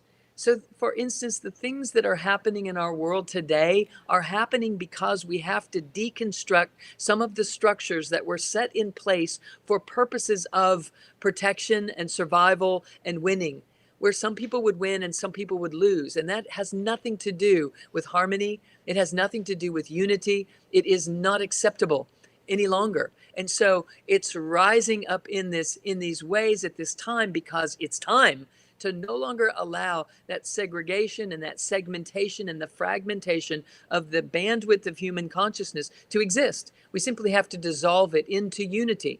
And that cannot happen in its entirety until we as individuals allow our own dualistic way of living to drop into unity within our own systems. And so I give this explanation of the cosmos and how it reveals, so that we can see that there isn't me versus someone or something else, that I am all that exists, and I am that. And it is a stream that becomes the cosmos, becomes a funnel, becomes a channel, becomes me. And let me show you how that works. The science is showing us how the energetics run through the body. If I can just show you this, they run through the body from overhead down through the body and hit the earth, and it rises up and comes out the top of the head and cycles around and returns upward again and cycles around out the outside of the body. And this repeated energy flow is what actually creates the physical body. The physical body is a byproduct of the energy flow, because everything is energy. And in our life experiences, many of us have been living this way, where there is there are certain areas of my own consciousness in the body, the embodiment of my own consciousness, that are awake, and other parts that are asleep. And if there are parts that are asleep, the parts that are awake have to make their way through and kind of wiggle or wobble their way through the system. Well, that creates a distortion in the field. And that distortion generates an experience for this individual to be looking out through that distorted energy field, and they see a distorted reality. They see people that don't care, and they attract circumstances to them that reveal or validate that. And it creates a photon pattern that sets them up for injury, or for disrespect, or for not getting the job, not getting the opportunity, missing the chance that something was offering up because they couldn't see it, distracted upon other distortions that are in their field, not inherently, simply functionally, simply because they've not exercised these parts of themselves, they've not activated these parts of themselves in a unified fashion. So harmony is not existing inside this body. And so as harmonic energies are revealing, are rising inside of our species, it is so important that we begin to recognize who and what we are and what role we have in cultivating that. So in any given moment, there is an opportunity for us to realize right now is a moment that I could be building some of this circuitry and changing this wobble and this distortion into a perfected version of itself. I could be doing that in any given moment. And the choice is right now, in the now moment, do I choose to go into the story and get angry and just fight back out there? Or do I realize that the out there is a reflection of the love that I am sustaining or not for the self in here? And so when I have enough self-love and enough calling forth into the deep core self, the photon density that I have the capacity to generate, I rise as self-respect. I rise as self-love. I rise as the ability to be present with solution instead of contributing to the battle of the problems. So as we call ourselves back onto the self, which we're going to do in just a second, we're starting to contribute to the ability to have enough power to pierce through these veils instead of continuing to wobble and distort the field. But in the now moment, when somebody does something that is unjust, for instance, how angry do we get out there? And or could we take that energy and use it to pierce the veils inside of self so that we have the ability to transcend, not just rise above it, but to pierce right through it and transform it, to transmute it is really the term that I use, to change it into something productive. Because when we do that on an individual level, if love and unity is truly at the heart of our existence, and it is, and if it is at the heart of our intentions, we can change the reality that we are walking around in. We can change the collective agreed upon reality if each of us will do our work. So here's how we would begin. First, in this moment, everyone watching, throw your energy off of you and onto the computer screen or onto some object in your room. Just disperse your energy and throw it all over there, as if somebody who pushes your buttons walked into the room. All of your energy gets thrown over onto them. Just do that in this moment. Imagine that it's over there, it's out there, you're just throwing it over there. All right? Now, notice how it feels in your body when you threw all your power over there on that person. You gave them all your power. You gave that situation, a scenario. It doesn't even have to be a person. It could be something from your past, something in your memory bank that you can draw upon. Splat. That's the splat and dispersal that I'm talking about. Now, notice how it feels in your body. Not so good. Now, pull it back home. Just claim it back. You don't even have to, do any gestures. Nobody has to be stealthful. You can just like secretly do this. Just claim it all back for yourself. Just pull it back. You can still look at the person who walked in the room, but pull all your energy back onto the self. Pull it in here. Have it in here. Have it in here. Breathe in your belly. Breathe in your belly. And notice how you feel. The person's still in the room with you, but your energy has collected right back. What's happening in this moment is photon density is being generated in the central core of your body. Now, that creates a sense of self. Your subconscious picks up on it instantly just by coming onto subject 1,000 times a day. you will start to build that kind of photon density in such a beautiful way that the nervous system begins to pick up on it. The sensory nervous system begins to pick up on it, and it starts routing senses and motor responses to an area inside of you that it was ignoring before because all of your attention was off of you and on to other. So there's a step one. Come on to the self 1,000 times a day, maybe 100. If maybe it's too many to count to 1,000, maybe 10. 10 is 10 more than you were doing before. So come on to the self, subject versus object. The next thing that I want to share with you is that this central channel where this energy is moving up and down can be breathed through. And if you will breathe your own breath through that area, please understand that spirit in the body is breath in the body. So if we will breathe through the body, we are actually breathing the part of us that is formless, that is multidimensional. And so this invisible energy is the true world. And as we begin to work with that, we begin to infuse this body with infinite high frequency energies that are constantly replenishing themselves, flooding and rejuvenating this system all the time. And as it is flooding and flowing all the time, it's ever changing and it's ever updating. And that's the point, ever updating. We want to be constantly updating and allowing this to happen. So let's take a breath from above your head. Just imagine 2 feet above your head, a spot up there, right there, just snapping your fingers there. And take a breath down into the center of your brain, down into the center of your throat, into the center of your heart, and into your belly. Big inhale, big belly. And now exhale, pull your belly back to the spine and shoot that breath down into the earth. And then take a deep breath in, up from the earth into the belly.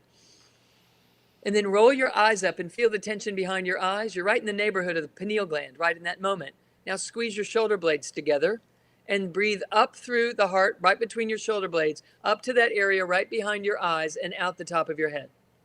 Excellent. Now take a deep breath in again from overhead, right into that space behind your eyes. Squeeze your shoulder blades together, but open the front of your heart and breathe past that right into your belly.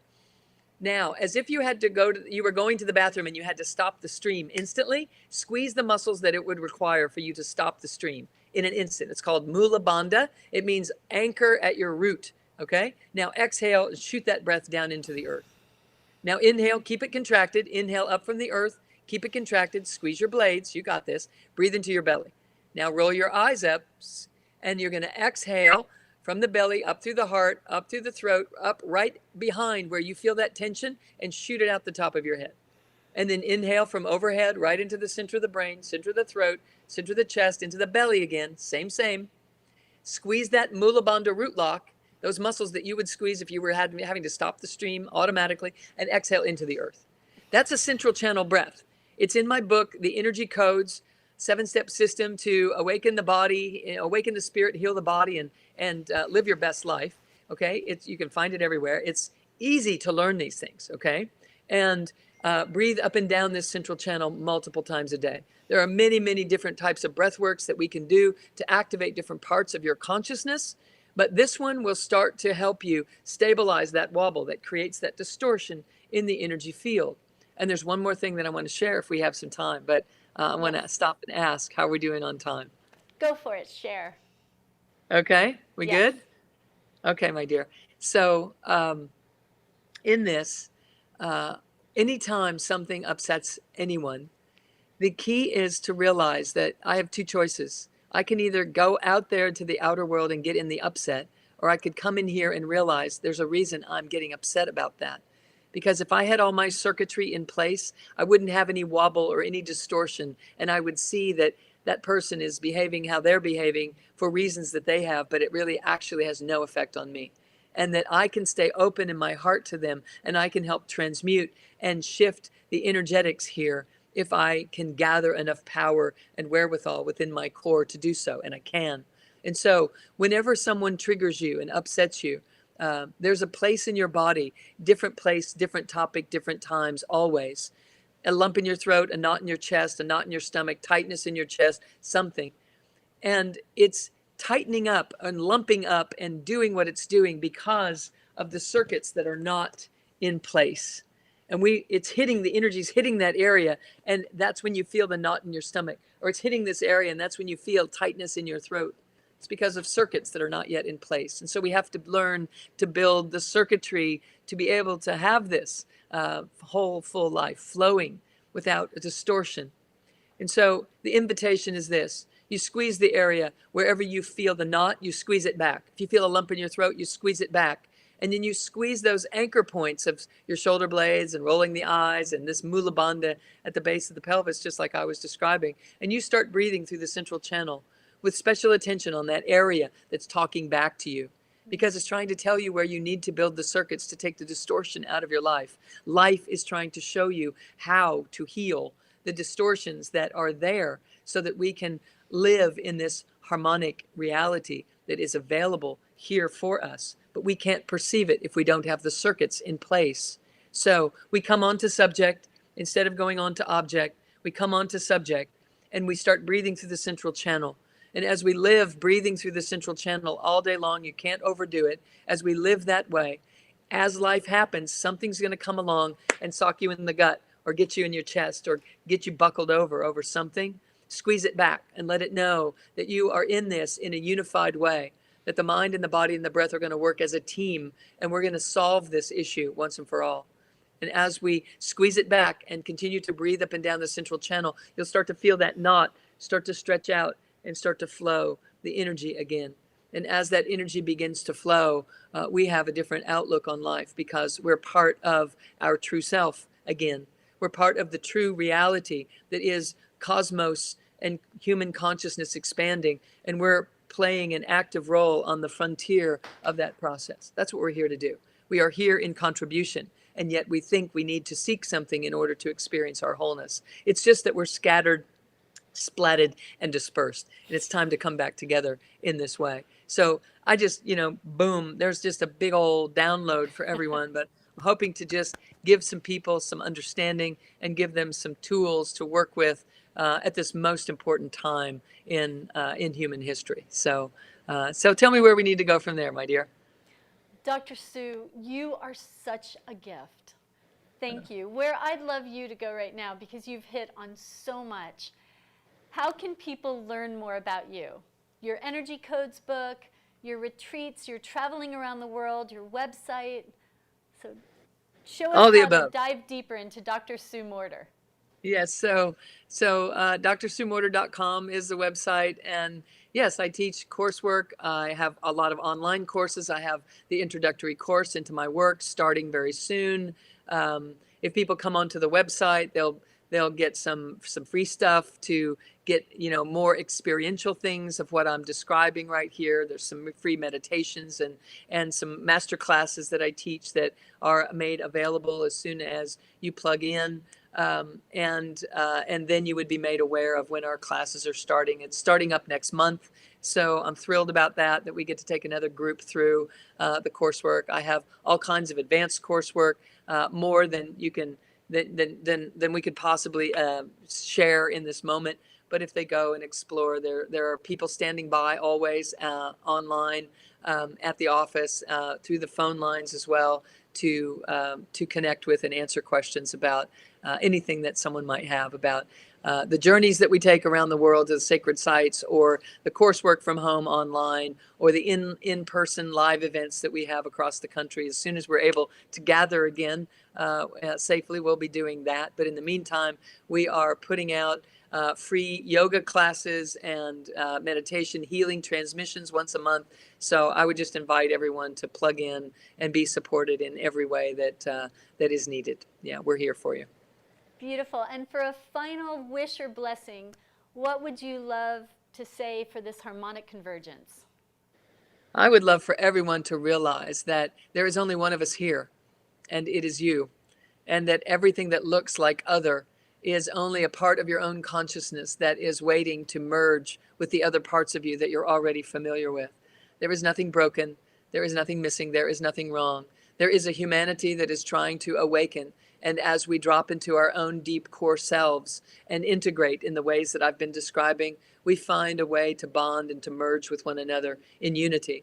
And at this beautiful time when the planetary systems are in so much support of that happening, the light is falling upon your system in such a way that you can up-level your own frequency so easily. The entire cosmos is on your side in this now moment. So if you feel that you're in a wobble, or you feel that you're in a distortion of some sort, or caught up in some kind of problematic state, know that that is transformation trying to happen. And as you learn more about how to recognize the true you, that very energy of anxiety or of frustration or of even perhaps depression is actually energy that is untapped, trying to be reformulated and reconstructed into something that will serve not only you for this now moment and for the rest of your life, but to serve the bonding of humanity into the unity consciousness that we came here to do. We knew what we were doing when we came, and we chose to be here at this time. And it is important that we allow that version of us to reveal. And so as we bond together in this convergence time, know that you are supported infinitely, cosmically, that there is no separation. And if you allow that to be true, you will feel it. Just keep bringing your attention on to subject, onto the self, so that you can feel the inflow that is happening. And I'd love to help support you in any way possible. So blessings to everyone. Thank you, Dr. Sue. Thank you with all of our hearts and all of our consciousness. Namaste. Namaste. My great pleasure. Anytime. Yay! Blessings all. Blessings. Welcome to the Harmonic Convergence 2020.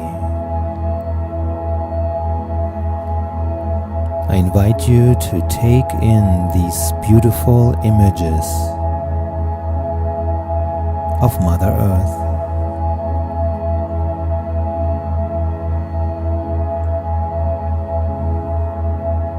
When you're ready, close your eyes and allow these sound waves take you on an inward journey. Connect with your breath and start to deepen your breath, guiding your breath all the way into your lower abdomen, expanding the belly, and exhaling fully.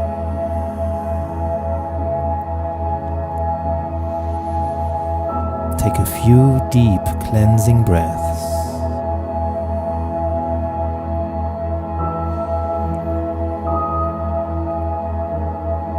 Feeling the rise and fall of your chest and abdomen.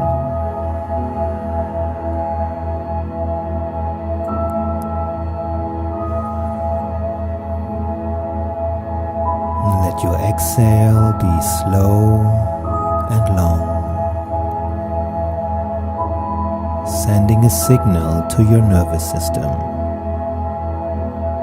that you are safe.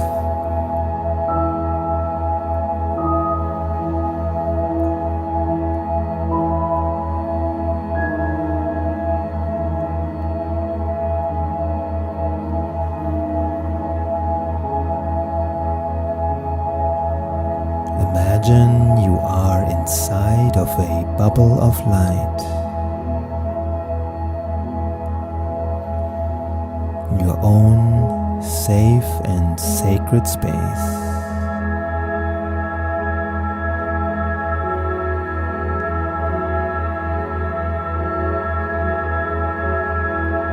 Allow yourself to become aware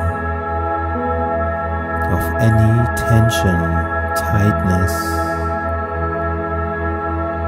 anything that you are currently going through that causes you pain or difficulty.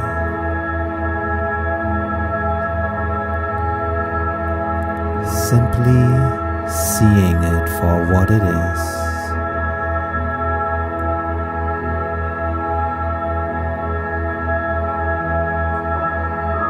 Imagine you are embracing yourself like a mother embracing her child.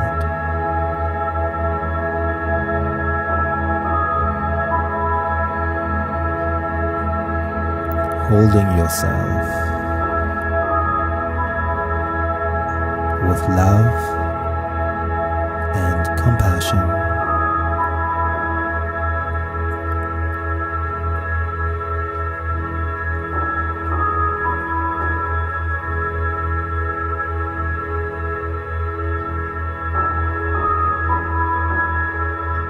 Allow these sound waves be like a healing flow moving right through you, releasing any tension or tightness, suffering or pain.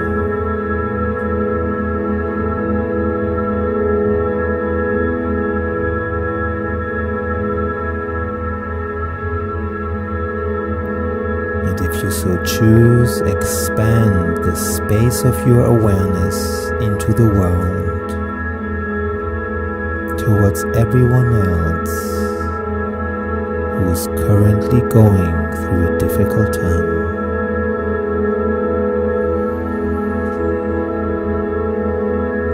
Then slowly bring yourself back into the here and the now, deepening your breath. Welcome back. I want to fall in love at 85, go on shuffleboard dates, and dance to hip-hop from 95. We'd rock matching tracksuits and rope gold chains. We'd look like Run DMC, but in their old age. We'd take aerobics classes and wear bifocal glasses and eat at IHOP and hold hands at Sunday masses, and when it comes to the bedroom, well, nothing much would happen in the bedroom because we're 85. But we would still be down to take a walk or take a drive or sit and talk or have a drink, watch the passers-by, ask each other why and how and who and where and when, and then we'd laugh and cry again about the people we had been. I would touch her withered skin and comment on how thin it is to keep in something infinite. And she would smile, sweet, and blush, and tell me that I think too much. She's right, I think too much. It's always been a problem. But then again, that's how I made my green like the goblin. When I was in my 20s, I was eating top ramen, counting up my pennies, saving up to go food shopping. But now I'm 85, and somehow I feel more alive. I turn my hearing aid up and bump Jurassic 5. And when it comes to the bedroom, well, hopefully, every once in a while, she lets me knock her boots into the floral patterns of our bedpost, then hold her head close like death isn't chasing us, planning on erasing us and replacing us with better versions of us, reshaping us, remaking us, then recreating us with new identities so we can make new memories. Hush, little baby. Learn to walk and talk and think and lie and feel and fight and love and die and never get the answers why. She dips a joint of grass in wheat grass and we get high. Her hair is silver as the moon in the Miami sky. We still pop pills, but it's not the Xanax anymore. Whenever we can't sleep, we listen to the ocean floor. She got a Sound of the Sea CD for me from the Brookstone store, and ever since I've been snoring like a really good metaphor for snoring. Sorry, I go blank sometimes. What? I'm 85. I'm not complaining. I'm just happy that I'm still alive. And happy that I have my better half by my side, Superfly. She doesn't look a day over 65. When I first saw her, I was totally in awe. She was classical, so I was like, yo, yo, ma. And that was all it took. A single look and I was shook. I fell for her like some loose shingles from our Spanish roof. And I'ma love her till she loses every last root and has to glue dentures to her gums to chew solid food. Ooh, now that's real love, dude. That's some push comes to shove love. Not when it's convenient, love. Hospital bed love. Feed her ice chips, love. Never leave the room, love. Sleeping in the chair, love. Pray to up above, love. Have to pull the plug, love. Miss her in my bones, love. Everything about her, love.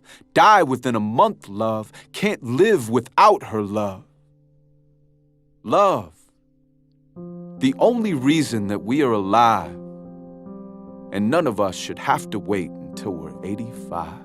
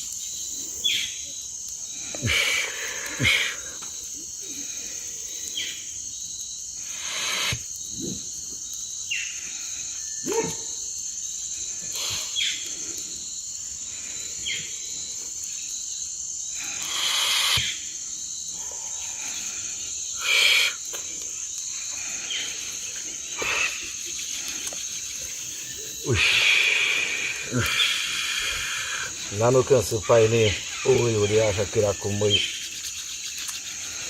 Na haru na wa mana no so sai huma pai sai nu pai ya no so ku ma nu. Ku ka sa wa nu ku ko ka so nu ku sama ku ya nu. Na nu so nu awe pa nu ku ya ma no so ni ya tu nu so ngai yukai. Ta pa chakal ru na ma na no so ya no. Minha china aqui, minha coviki, minha mana coviki, no que um aqui, no que pataca, eu apago no que no cuiamano. Me coça, jogo pai cai. Ora cuxuai, eu cuxuai na isawai, na mi vanaya sum, na no sawa no. Na isawa kuxubawa no. Paulo Zawai na quando?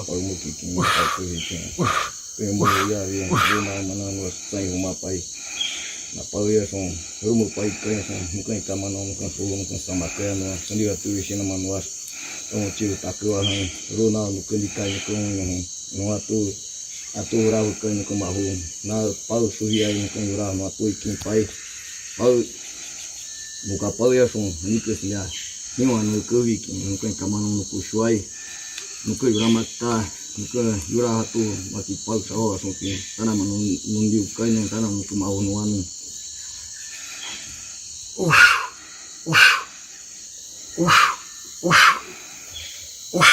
naik kusua king ari pal hukina waka sutiana manwa nari pal yunuk num pal rahu mat luna mana nuas pal sujiai hu ora puxa kain supaya rumah pal sawah hanking pal sutu hanking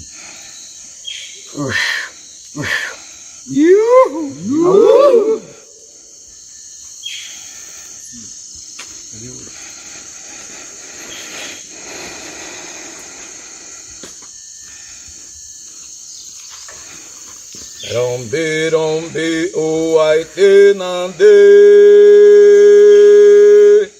Rombi rombi uai te nande. Rombi.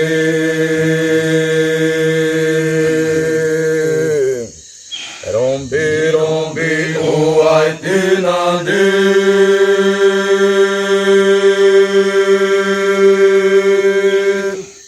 Rombi rombi uai te nande.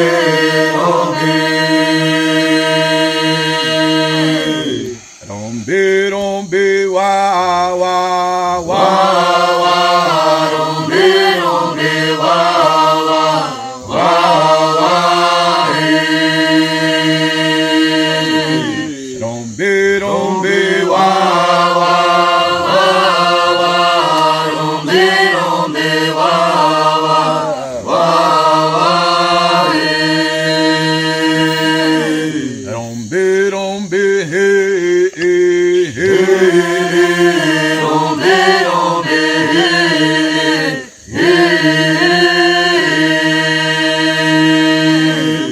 Rombi rombi hey hey. Rombi rombi hey.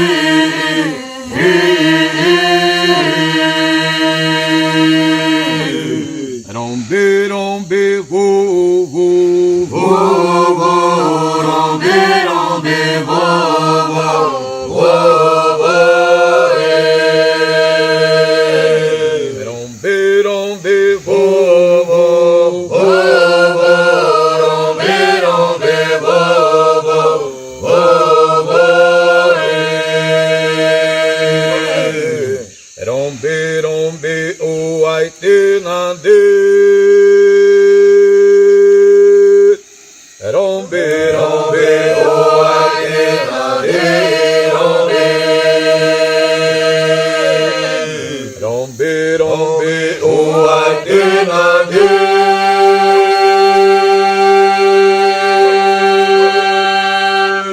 Rombi rombi uai te nande. Uai na ki se moi nani. Uai na ki se moi nani. Uai na ki se moi nani. Uai na ki se moi nani.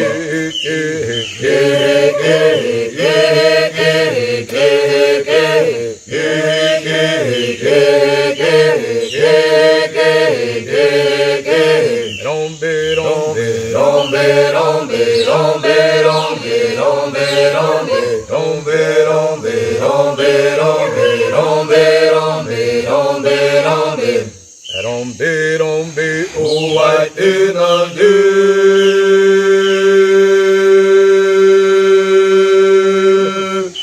Rombi rombi uai te nande.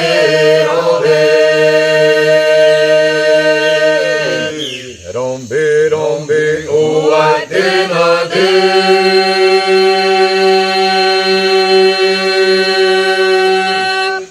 Rombi rombi uai te nande.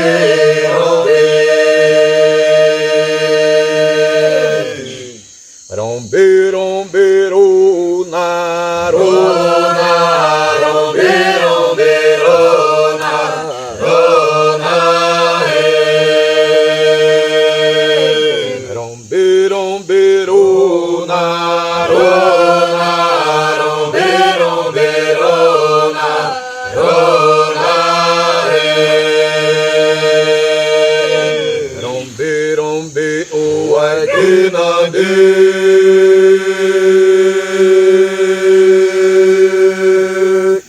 Rombi rombi uai te nande. Rombi rombi uai te nande.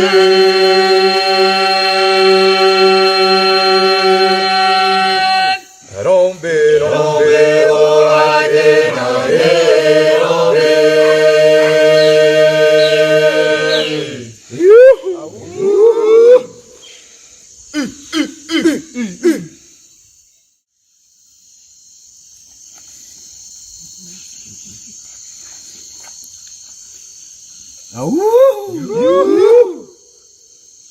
Kurai no no, kurai no no, kurai no no, kurai no no. Kurai no no, kurai no no, kurai no no, kurai no no.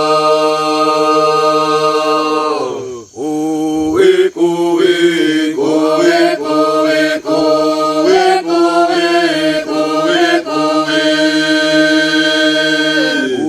Kui kui kui kui kui kui. In your Roma, koe koe. In your Roma, koe koe. Anjano mano ma, no mano ma. Anjano mano ma, no mano ma.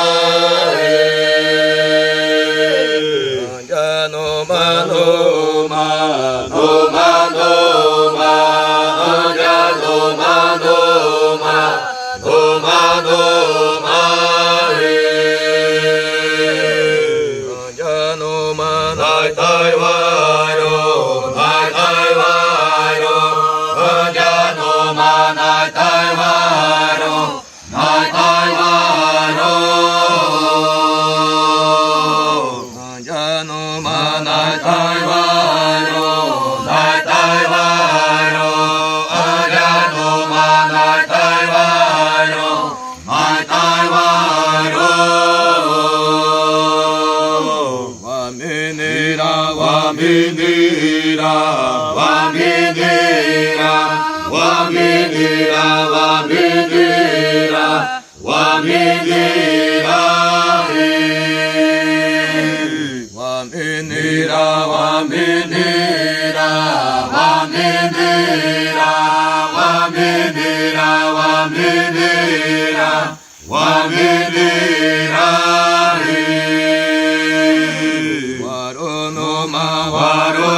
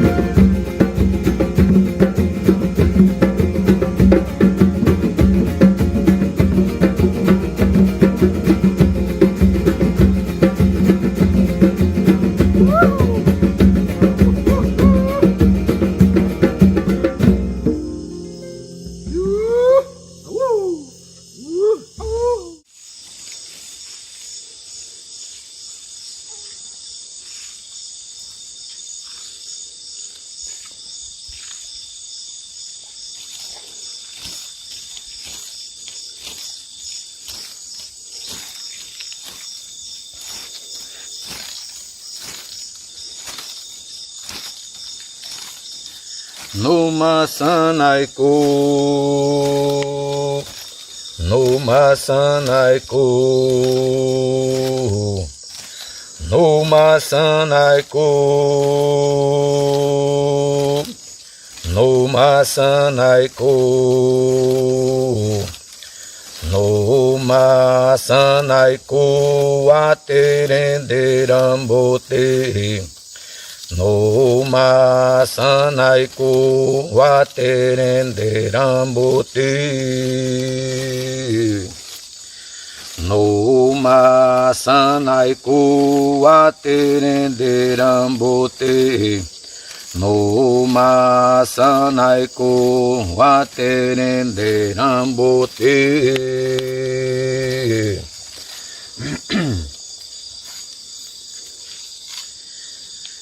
Olá,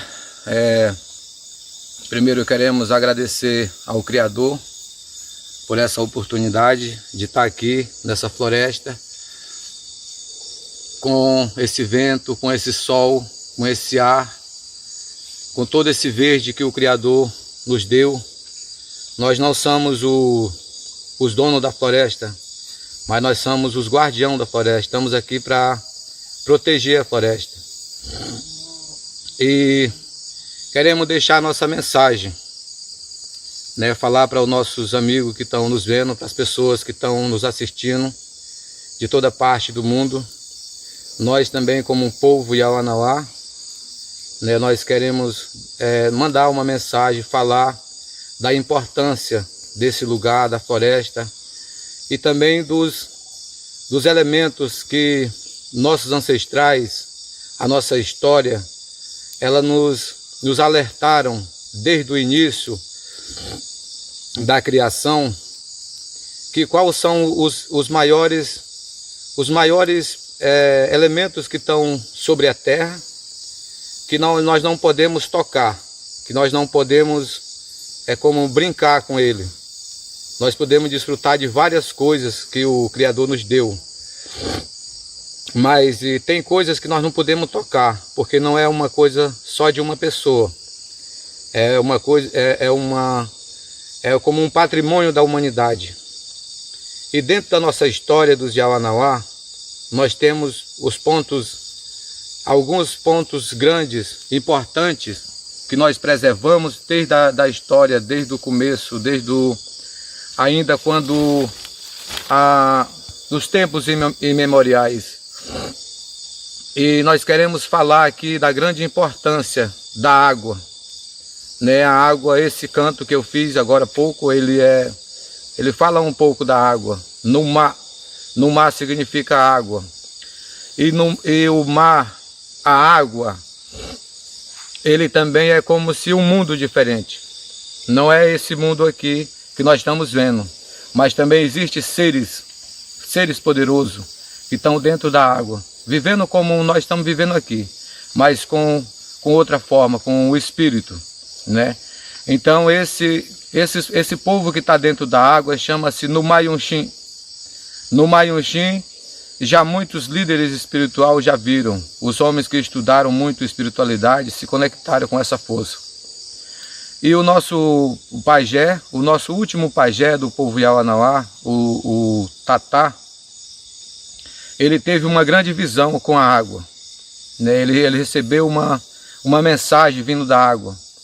E quando ele estava dentro de uma miração, ele foi a força do Ni, das nossas medicinas, levaram ele para a beira do mar, da praia. E então ele viu como se todo o mar começasse uma movimentação muito grande e saiu um ser muito grande dentro da água como uma mulher. E essa mulher, no Mayunshin, é um poder muito grande. E a roupa dela é como toda a água. A roupa dela está vibrando como a água, está balançando com a água. E o corpo dela tem uma perfeição muito grande, um espiritual muito perfeito, muito poderoso, né, que vem do espírito da água.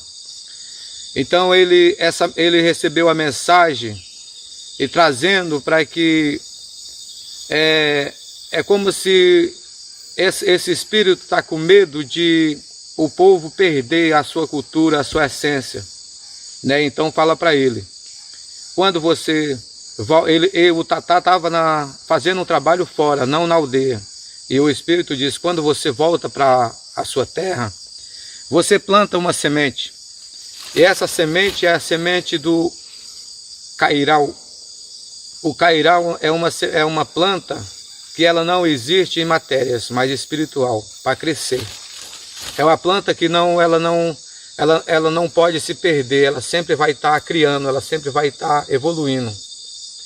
Então essa mensagem que veio dentro dessa força das águas, ela também está dizendo sobre a proteção da água. Nós não podemos viver sem água. Tem os pontos grandes que a nossa história, os pajés estudaram, que diz que tem os pontos grandes. A terra, somente a terra, ela tem um poder muito grande. A noite, a escuridão, também ela tem um poder muito grande. As casas onde habitamos, churru, também tem um poder muito grande. E a água, ela também tem um poder muito grande.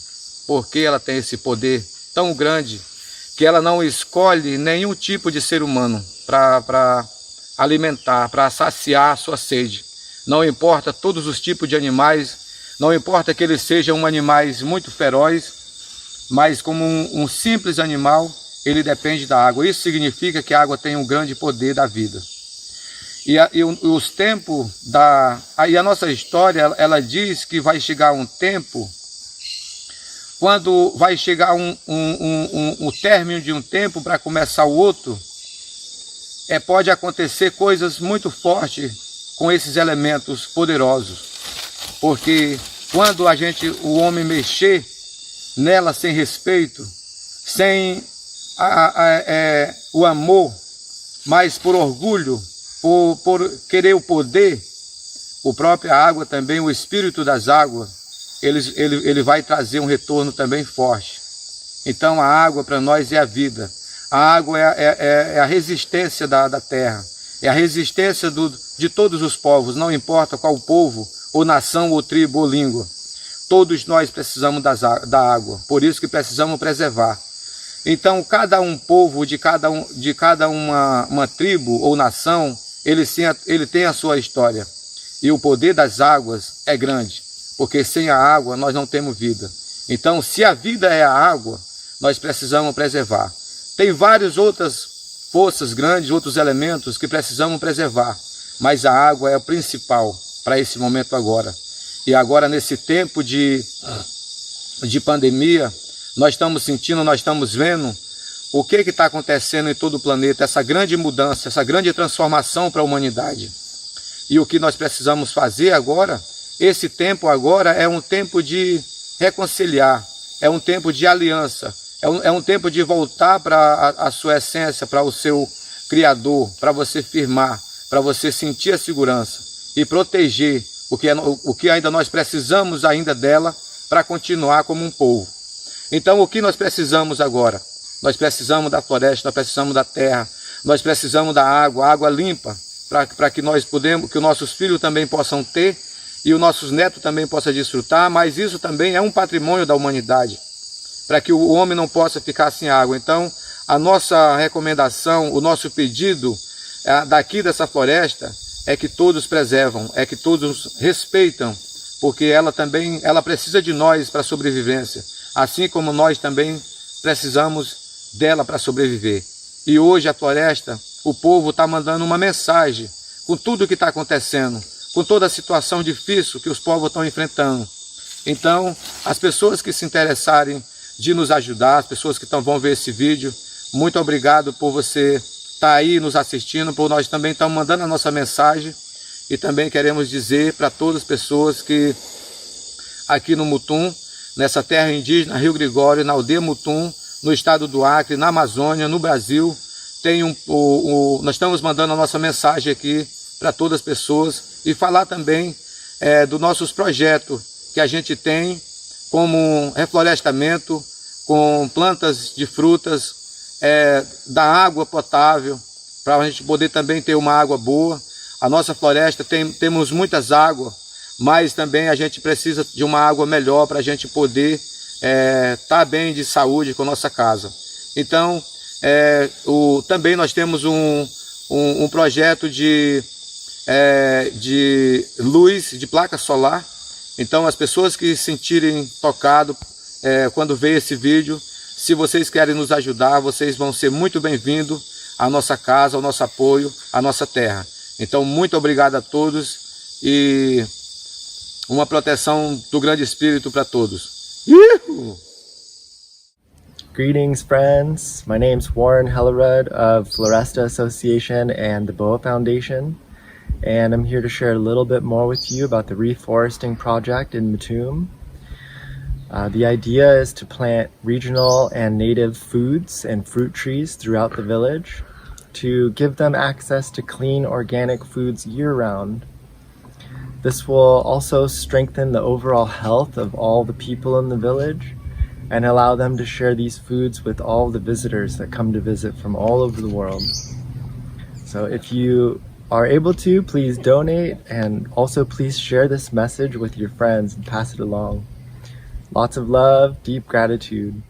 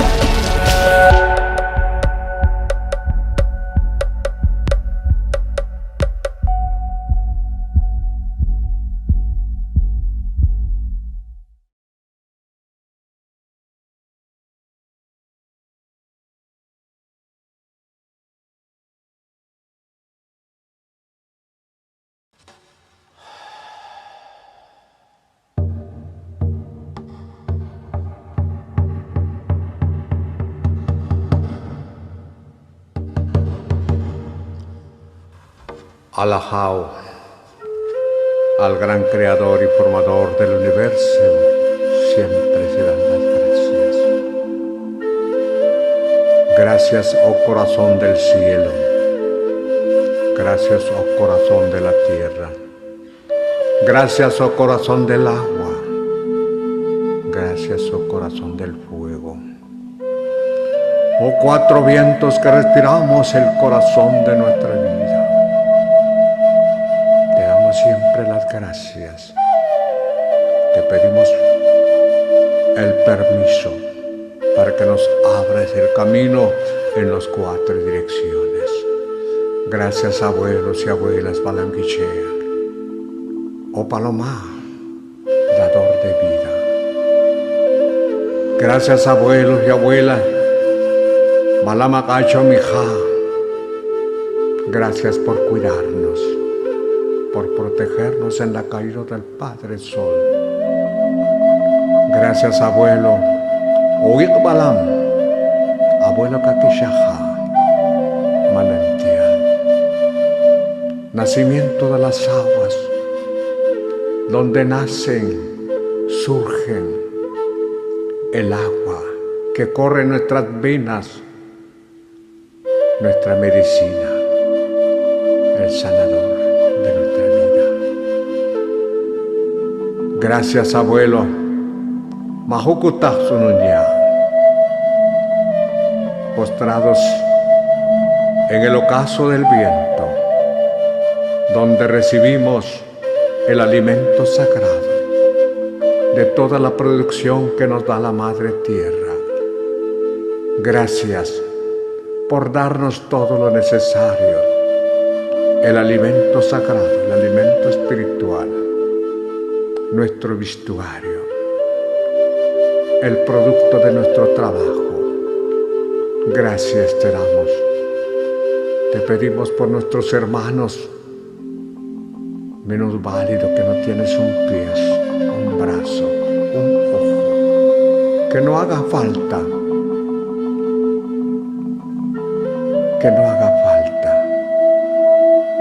la abundancia que haya siempre en todos los hogares.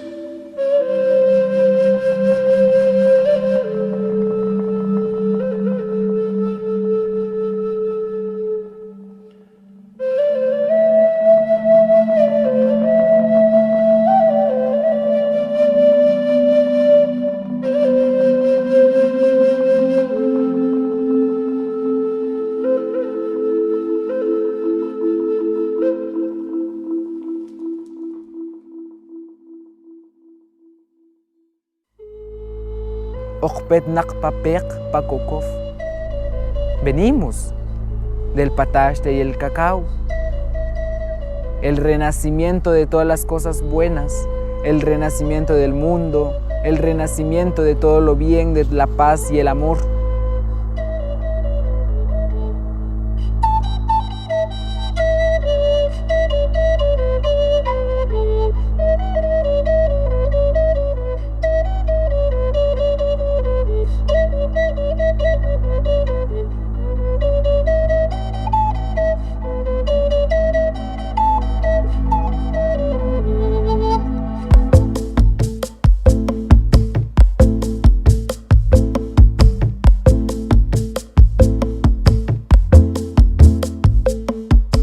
Los ancestros han dejado a cada cultura, a cada etnia, a cada grupo su forma de practicar la espiritualidad y su forma de la conexión.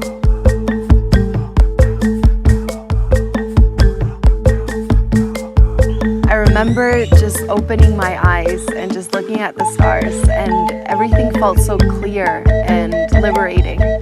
So I got a strong calling there to really dive deeper into cacao.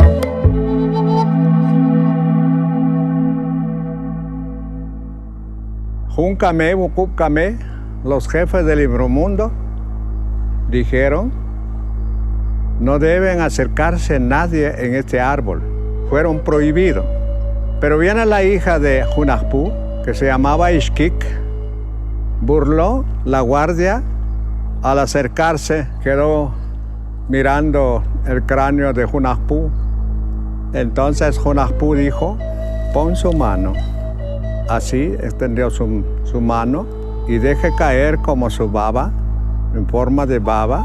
Pero es la semilla del cacao que cayó en la mano de Ishkik, y en ese entonces quedó preñado la doncella. Ishkik tuvo a luz los gemelos, Hunahpu Bishbalanque. De ahí viene el origen del sagrado cacao.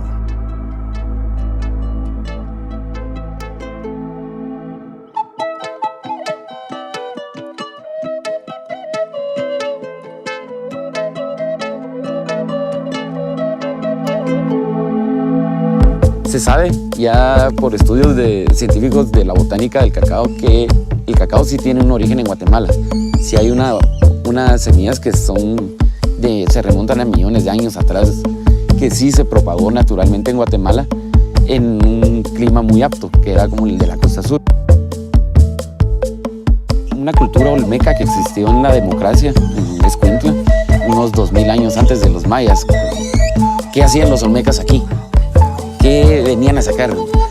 Una población solo se sitúa si hay un recurso sumamente valioso para poderlo explotar hasta otro lugar, ¿verdad? Tenemos toda esa línea de boca a costa, 700 a 1000 metros de altura. Tenían el sotobosque a su favor y los nutrientes de los volcanes, exquisita en suelo, en lluvia, agua, precipitación. Ahí se adaptó el cacao y ahí le gustó.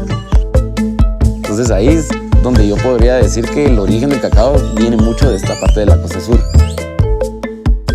El cacao es algo que se ha adaptado muy bien en nuestra comunidad, en nuestro suelo.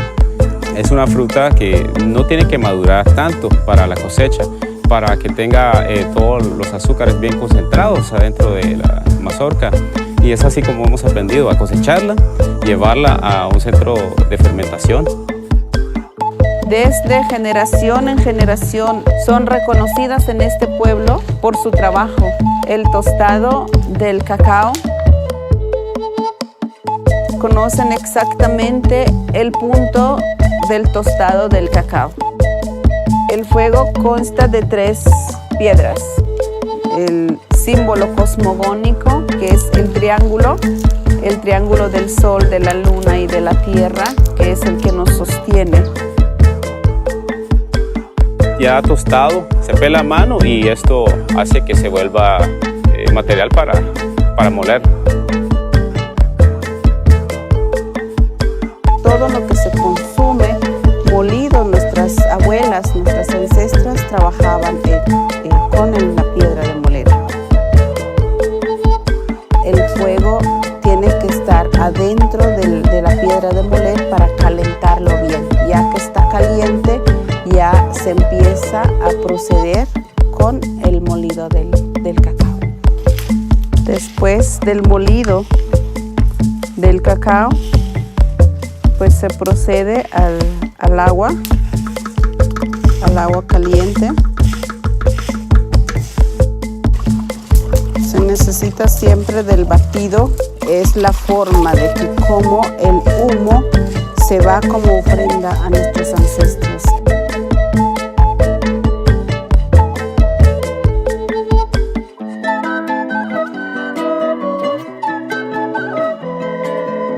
Cuando nosotros consumimos el cacao, no es solo por consumir tampoco, sino que es una concentración que se hace desde la madre tierra con todos los seres de la naturaleza. Cuando es una ceremonia, siempre el fuego sagrado. El fuego sagrado que es guiado por un guía espiritual. Y ante el fuego se presenta, se ofrenda la bebida del cacao. Se invoca el espíritu del cacao, el espíritu del aire, del fuego, de la tierra, el espíritu del agua.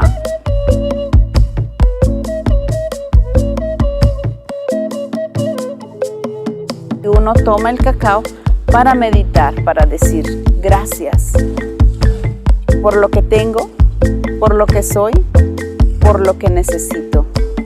Es tu conexión con el fuego y es tu conexión y eso que hace que la medicina, que el cacao que tienes dentro empieza a recorrer en tus venas, empieza a oxigenarte más para abrir tu mente, para dejar el miedo, abrir tu palabra, la voz del cacao, la voz que viene para poder expresarte.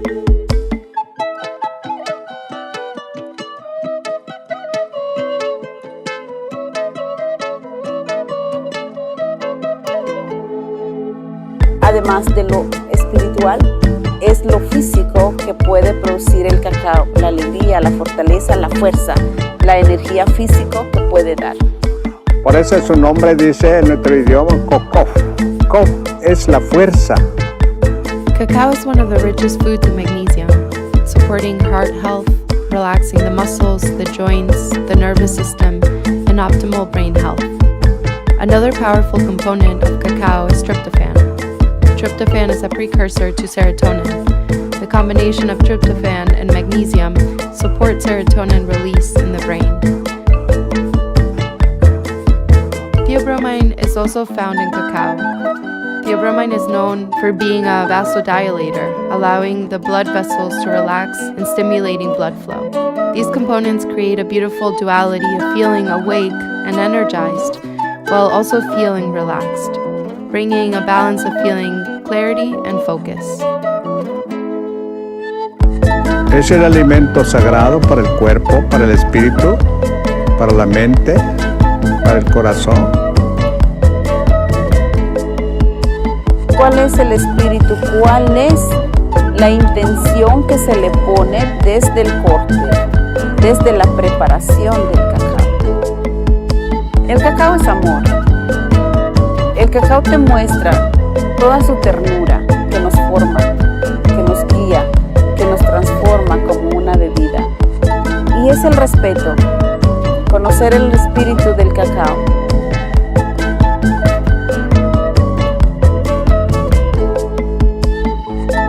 La espiritualidad no se trata de una competencia, no se trata de quién sabe más ni quién sabe menos, se trata del que respeta más. Si tienes un respeto, el espíritu mismo te habla, el espíritu mismo, los abuelos, los ancestros te guían. Esa es la guía que puedes recibir con tu corazón, con la conexión de tu mente hacia el sagrado fuego, hacia la medicina.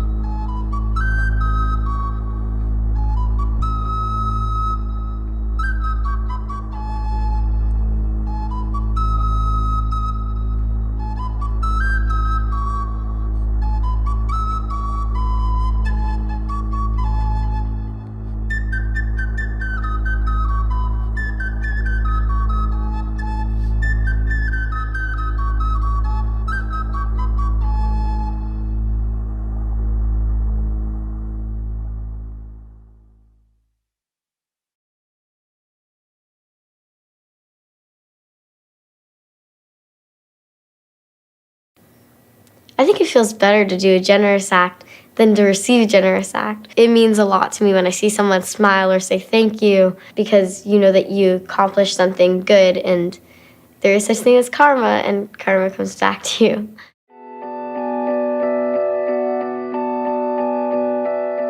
Generosity and gratitude are linked. It's part of what I call the well of being that's infinite. And when we're in touch with that, we're naturally generous. And when we're naturally generous, we're naturally grateful, because gratefulness is the experience of the great fullness of our lives, the great fullness of the gifts and talents we have, the great fullness of the blessing that it is to be alive, the great fullness that it is to just to be able to see, to be able to speak, to be able to breathe. When true generosity is being expressed, it comes from great fullness, it comes from enoughness, it comes from what I call sufficiency. Not only does it nourish other people, it nourishes you to be generous. I've learned so much about generosity from people in villages, and it's when they're not connected with the modern world that you see this beautiful tribal ceremonies that are all about the interconnected nature of life. The mindset of scarcity is a fallacy, is an illusion, is a mythology, is a trap, and it's toxic. That if you clear that away, you find the absolute exquisite experience of enough. And enough is precise, being met by the universe precisely, but it's not an amount of anything. It's a state of being, it's a way of being. And when you're in touch with enough, it overflows into natural abundance, not excess, not waste, but natural abundance, out of which generosity is a normal, flowing way of being because you feel totally interconnected to everyone else. When you are appreciating another human being, what you're appreciating appreciates in their sense of self. And that's an act of generosity. I know, but you're also I think so it's good the source about, of like, on the longevity. camera and I think it's the source of well-being, the source of health. Because when you're in touch with generosity, you're in the eternal. Every time we tap into the eternal, to the sacred, it's timeless. Time actually stops. Don't insult creation with your human arrogance. Be grateful for the miracle that is your life. That's the source of generosity, of prosperity, of gratefulness, of gratitude, and of fulfillment. That's not me. It's one of those places where we express love, and there's nothing quite like love, because that's what it's all about.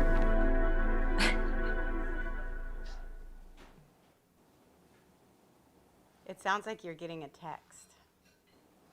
I can just, if it's not on.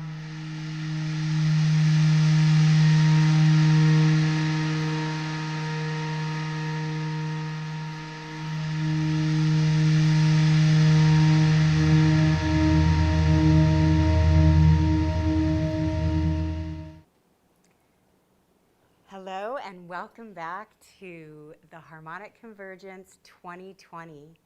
This is the continuation. We're at the midpoint, day 5, and our theme today is technology in balance, innovation to service to all life. I am Michelle Anderson from Awakening Code Radio, and I'm your host today. I'm so excited that synchronicity happened today, and we had scheduled to have Ruben Langdon on this segment today. He's a good friend of mine, and he's a good friend of our guest, our surprise guest today. Once we realized we had some technical difficulties with Ruben, we were able to slide in Elizabeth April, who is friends with Ruben as well. So welcome, Elizabeth April. Thank you so much, Michelle. I am so excited to be here. A surprise visit to this conference. I know a lot of people who watch my content are on this conference, so it's really nice to be with family again, So I'm definitely very grateful that you thought about me when things didn't work out with Ruben. I find in doing these live streams and in doing these kinds of conferences that are all about raising the vibration on the planet and having us come into harmony with each other and realizing we have family outside of just the earth. That's really the big theme here.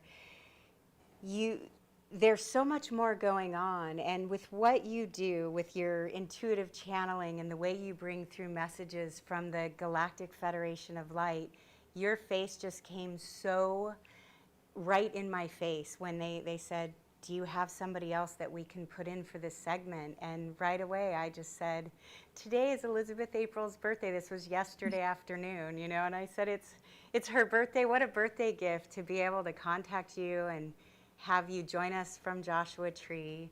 So I'm really excited that we talked about the theme, technology and balance. And one of the things that you and I had talked about was you focus a lot on cosmic DNA and how that technology can be unlocked within us. Can you tell us a little bit about that, your thoughts on that? Yeah, absolutely. And I think it's really aligned to the theme of today in relation to technology. And in a lot of ways, I believe through what I've channeled, what I've experienced, that us as human beings are actually hybrids. And so I've done a lot of remote viewing, especially remote viewing into the past, hidden human history. And I've started to realize that there are many different beings who have culminated their ability and genetics into what we are today, these human beings. So, in a sense, I actually believe that our physical, biological body is a technology. And with the right frequency, because we are frequency beings, with the right frequency, we can actually unlock that technology to the point where I believe that if we had certain DNA that was unlocked, you could actually grow back an entire limb.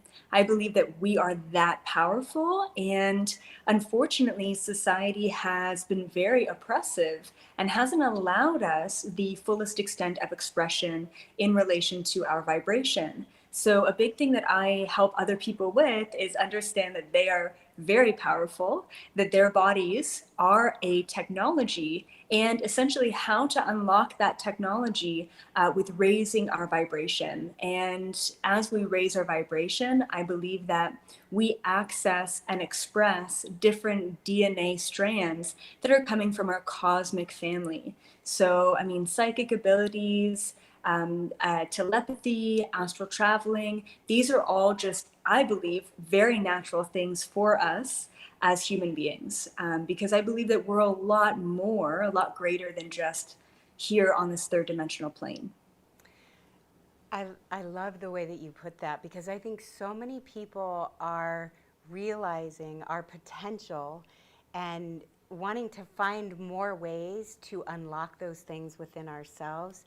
We had Dr. Sue Morter on before this segment, and she was talking about some of those things that we can do when we have a really strong foundation, and how we can place our focus on what it is we want to bring through in our being, and during these times on earth, we're really seeing unprecedented times on earth, but I've heard you say this is for our growth. This is a time of awakening, and that seems to be a theme with many of the people that are speaking on this platform. Can you talk about why the world is getting more polarized? Yeah, absolutely. So I do a lot of channeling in relation to dimensions. So I talk a lot about third dimension density versus fifth dimension density. And all we need to know with these is it's a vibrational frequency that we can exist at, and the vibration of our reality matches our inner vibration. The problem is that the old vibration of planet Earth, the third dimension vibration, is very dense, very low vibration. And in that third dimension density, we see a lot of polarity. So it's very black and white as far as a world, right? It's all or nothing. Either you have money or you don't. Either you're left or you're right. You're right or you're wrong. It's always one or the other. It's a very polarizing existence. And as we raise the vibration on the planet, and especially if anyone tracks the Schumann resonance, they'll know that it's been spiking like crazy. And so as this vibration raises, we move into obviously fourth dimension density, but then we eventually move into fifth dimension density. And that is a very unpolarizing world. Everything is existing simultaneously. Even the very fundamental aspects of physics, which is beautiful because I know you have Nassim on next, the very fundamental aspects of physics actually all change, and the foundations of this reality get very weird in the fifth dimension frequency. Things like matrix glitches, Mandela effects, all kind of come into play with this new frequency. However, before we get to 5D, we have to work on 3D. So any aspect of your life, whether it be this incarnation or another incarnation, every aspect of your life that you're attached to, that you identify with, is typically polarized. So we need to purge out and release all of the attachment to our own polarization, our own attachments, expectations, judgments, our own 3D programmable nature in order to move into 5D. So right now, the world, I mean, we think that it's getting worse, But in truth, the way that I see it is it's getting a lot better. We need to take a look at the issues in society. We need to take a look at the polarization in order to step into harmony. And really, that's what this conference is all about, is harmony, harmonizing with frequencies around you. And we need to go through this upheaval, this stage of polarization, this stage of extremes in order to once again bring it all into harmony. And I really truly believe that 5D, the fifth dimension, is a very harmonious state where everything exists simultaneously. You no longer have to choose. And that's what I believe harmony is. 5D isn't just all light and love. 5D is the ability to consciously choose how you want your reality to play out. It's you being in the driver's seat of the car rather than in the passenger seat. And I think in a lot of ways, we've allowed the third dimension reality to take hold of our lives. And I think before quarantine, no one really realized that they had the ability, the capacity to choose what they wanted to do on a daily basis, what they wanted to do with work, or what kind of friends they wanted in their life. You have the ability to choose that, but we're so consumed by that everyday reality where we actually forget the fact that we have that option to choose. So really, I just feel like 5D is coming away from polarity, stepping into harmony, and stepping into conscious choice and free will and absolute and complete sovereignty. Oh, I love that. I love that. You talked about the Schumann resonance spiking. Yesterday when I had a discussion with James Gilliland, he talked about the Schumann resonance spiking. Cool. Can you talk a little bit about what the Schumann resonance is, and do you think it's spiking first, or do you think our, the chaoticness of some of our frequencies are making it spike? Which one happens first?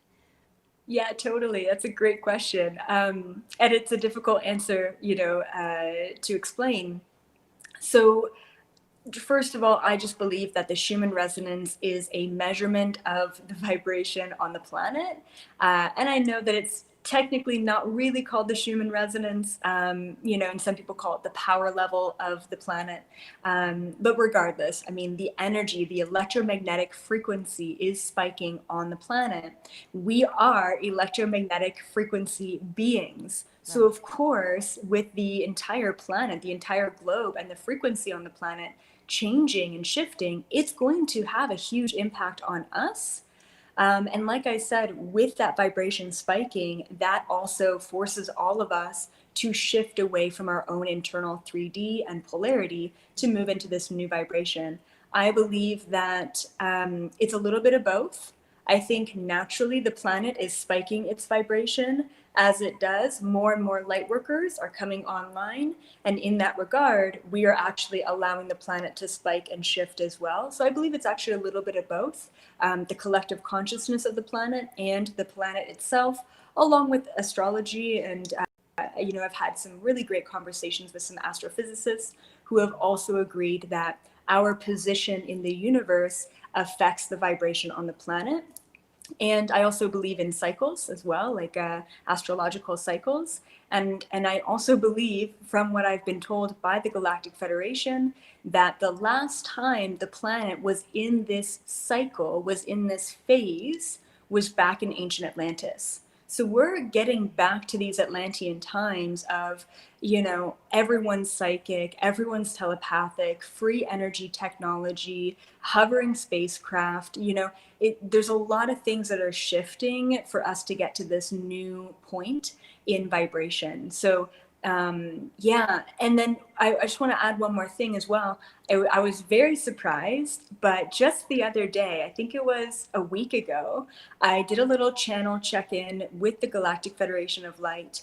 And to my surprise, they actually told me, without me even having to ask, that they were also influencing the Schumann resonance. And I don't know if they have some sort of technology that does that, but they're actually helping the vibration spike on the planet so that we shift into greater alignment with a higher baseline frequency.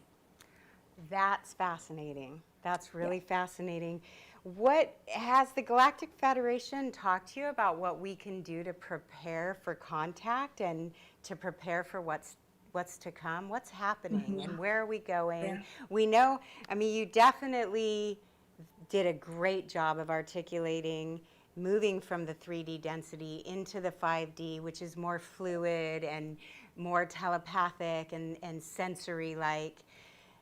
What can we do? I see a lot of people maybe fighting the shift. And my personal feeling is the more that we resist, the harder it gets. And to be a little more fluid with opening up our minds to what's out there and really working on ourselves and our triggers. And James definitely talked about that a lot yesterday, self-mastery and things like that. Have they gotten really specific with you when the Galactic Federation comes through and says, how do we prepare? What's coming? Yeah, for sure. Cosmic disclosure is for sure coming. I mean, in a lot of ways, they would say that it's already here. You know, and specifically, I speak to the Palladian Security Council with the Galactic Federation. It's a huge organization. There's many different species who run it, but I speak specifically to the Palladians. So I don't know about all of their perspectives and all of their information, but specifically from the Palladians, they are mentioning that the first basis of preparing for cosmic disclosure is letting go of the third dimension densities. So it's very similar to you being on a busy street corner and you look up at the sky and you see a spaceship, you know, a UFO, and you know, hint to the guy next to you, hey, do you see that? And they're like, no, because they're in a different dimension, right? So if you're caught up in watching the news, if you're caught up in your favorite celebrity, if you're caught up in wearing specific name brands, you know, if you're caught up in the physicality and polarity of this third dimension density, you won't be able to have cosmic disclosure or contact because you don't really know who you are apart from this reality. Which is fine. There's absolutely no judgment there. Everyone's on their own path. But the first thing for everyone, which I'm sure if you're already watching this conference and this conversation, you've already done this, which is separate yourself from anything around you that is limiting or polarizing. Separate yourself from 3D. Separate yourself from other people's projections, right? And then I would say the next big step for everyone on this planet is, and this is a big one that's really come up a lot recently, which is, you know, love all human beings on this planet. And if we can't accept another human being because of their gender, race, age, sexuality, or what have you, then we won't be able to accept, you know, an interdimensional being from another planetary system. Right? If you can't love and accept every single human on this planet, then you're not ready for cosmic disclosure. So really being aware of, you know, of your own judgments and projections and perceptions of the people around you, and just be aware that if you don't have unconditional love for your neighbor, you might not be able to have unconditional love and understanding for the beings up there, and they can feel that, and they're wanting to come down when we all have that openness, that harmony, and that unconditional love for them and for each other. Is there a time frame associated with this? Because I'm totally vibing with what you're saying, and I'm really feeling like, how do we expect peace to come when we haven't found peace within ourselves, within our family dynamics? I see a lot of family system breakdown right now where people will say, oh, I'm not talking to my brother anymore, we just don't speak. Or, you know, my father made me so upset that I can't even go see my parents anymore. Or husbands, wives, partners having turmoil in their relationships. And it is my feeling that if we cannot harmonize within ourselves and our immediate family members, how do we expect peace on earth or galactic peace? That's what this whole Harmonic Convergence 2020 is all about. Just really laying more of that groundwork that Jose Arguelles did 33 years ago with the Harmonic Convergence in 33 years ago, and now we're at a new phase in consciousness, and it feels really exciting. And I know that time can tend to be an illusion, and when we get really stuck in linear time, sometimes it limits us. So what do they say as far as that time factor goes? You know, do we have any specific dates we're looking for, or is it going to be in the blink of an eye? How is that going to, how will that look?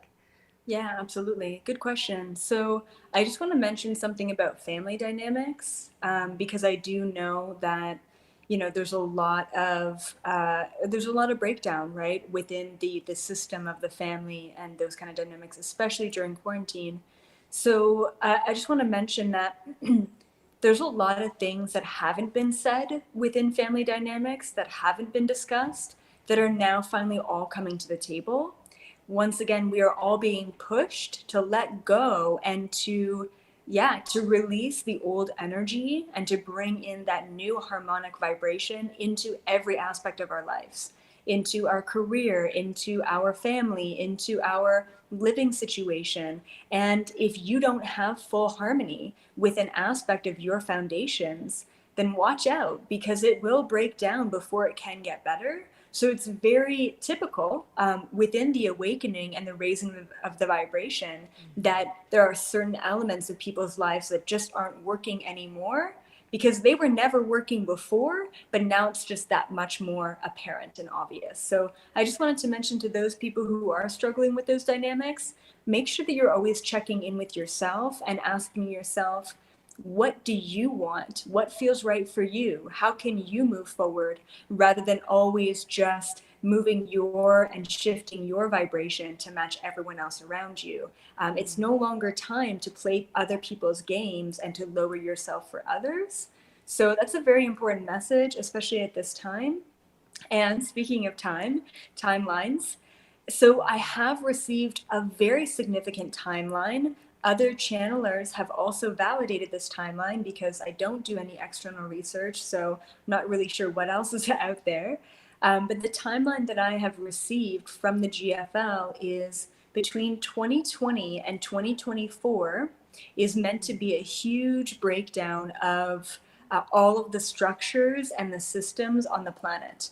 The more we can break down, the more we can pivot, the more we can have kind of destruction of the old systems, the more we will be able to shift and awaken afterwards. So we won't really see major kind of 5D consciousness at a global level until at least after 2024.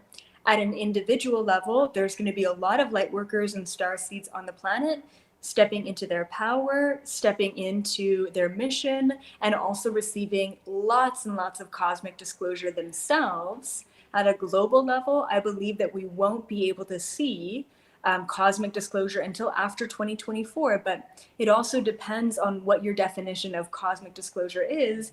I mean, wasn't it just a month ago that the Pentagon released actual videos of UFOs and finally admitted that they exist? You know, and yet it wasn't really talked about. So I believe that it's happening, it's here, it's now, and you just have to be at a certain vibration to be able to experience that connection. I like that you talk about different levels of consciousness and not lowering your vibration to meet someone else.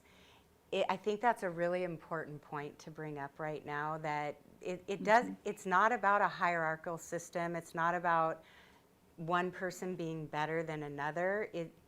You talk a little bit about how everybody's at their own level of consciousness, and so we can't force anybody to be something that they're not.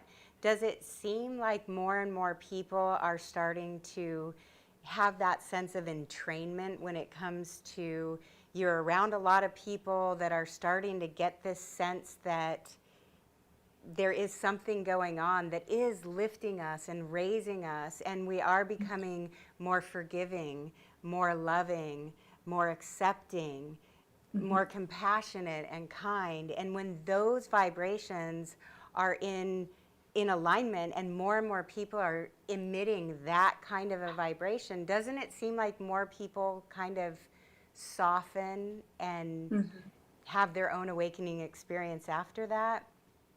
Yep, absolutely. And when you're talking about the compassion and the connection and the unconditional love, because really truly the kind of, you know, ideological love that we've all been chasing after is conditional. It's always been conditional, and that's been a systemic issue as well.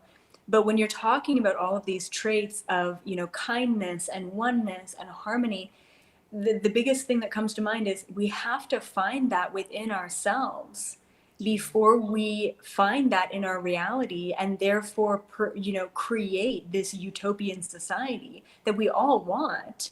But if we don't have that in our own lives, as far as compassion, kindness, unconditional love towards yourself, that's the main thing. That's the main focal point. If you're continuing to be high expectations and full of judgment towards your own human, then all you're going to attract in your reality is the same thing. So we really need to focus not on the global right now. We need to focus on the individual. We need to focus on ourselves as magnetic beings of light that are co-creating the fundamental aspects of this reality, without having to say or do anything. We can change everything. I totally agree. How do you, when you talk about all of these things, do you have specific tools for people when you see there are some people that are just overcome with fear? And when you see somebody that's overcome with fear, I can feel it just because I'm a feeling kind of a person. When they're overcome with fear, do you have tools for the person on the other end of that, for how they can help transmute that? Maybe some skills of diplomacy, listening skills, things like that. Mm-hmm. Absolutely, yeah. I mean, once again, if someone is stuck in fear, there's nothing that you can do to help them, other than being compassionate and holding space for them, because that's their own journey.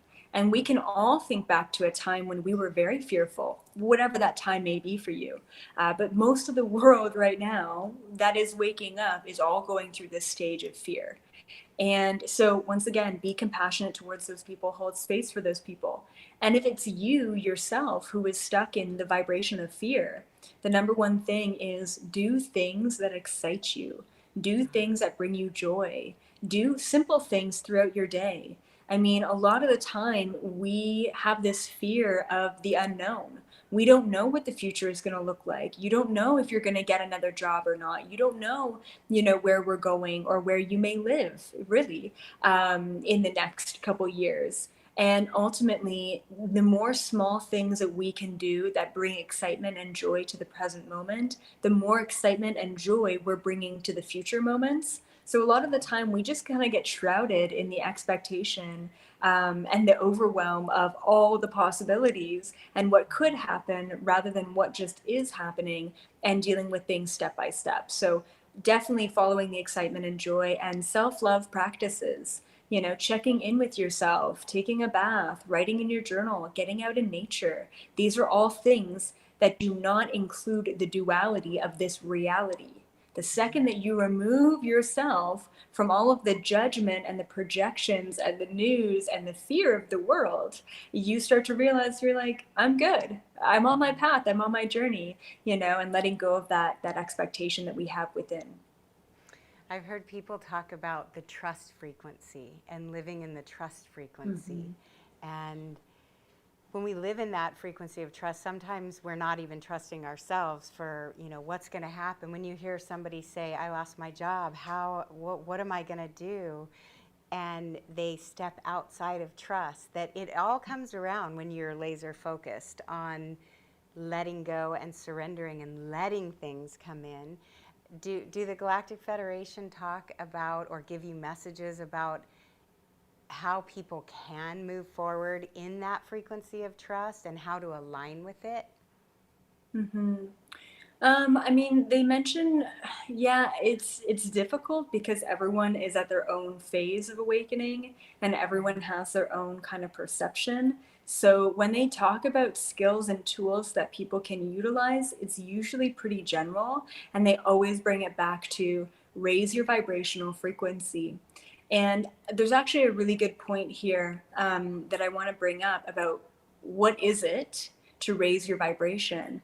And I think the biggest misconception of raising your vibration or spirituality as a whole is this pressure or expectation on the choices that you're making in your life. So anytime we don't make a choice that is supposedly supposed to be aligned to us, then we are very cruel to ourselves. You know, we lower our own vibration. So a good example, a silly example, obviously pre-quarantine would be, oh, I can't believe you didn't go to the gym yesterday. You promised yourself you were going to go to the gym, and now you didn't go to the gym, and now you're this awful person because you didn't go to the gym, or whatever that statement is in your own mind. So in what I've been taught by the GFL is you have to, it's not just trusting. And I think part of trusting is understanding that you are in full control of every choice that you make and trusting that you have that full control, but also owning every decision that you're making throughout your day.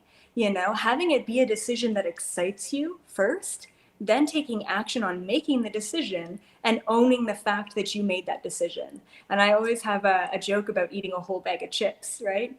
And I said, if you one night, you know, you're snacky and you eat a whole bag of chips, do it. If that you know creates enjoyment and excitement for you in that moment, do it. Have no shame around it. Own that decision that you just made and let it go and move on. The more that you bring resentment or resistance, the more you are self-sabotaging yourself, only to therefore make decisions in fear and low vibrations and therefore repeat those decisions in the future. You know, so it's not just having trust that I chose this moment, or I chose this challenge, or I chose this outfit, or I chose this meal. But then, after understanding that you chose everything and every aspect of your current reality, then owning those choices, taking full responsibility for the outcome of those choices that you have made. So yeah, so there's a lot to unpack there, but it's not about the choice itself. It's about the vibration and the intention that you have around the choice. That's such great advice.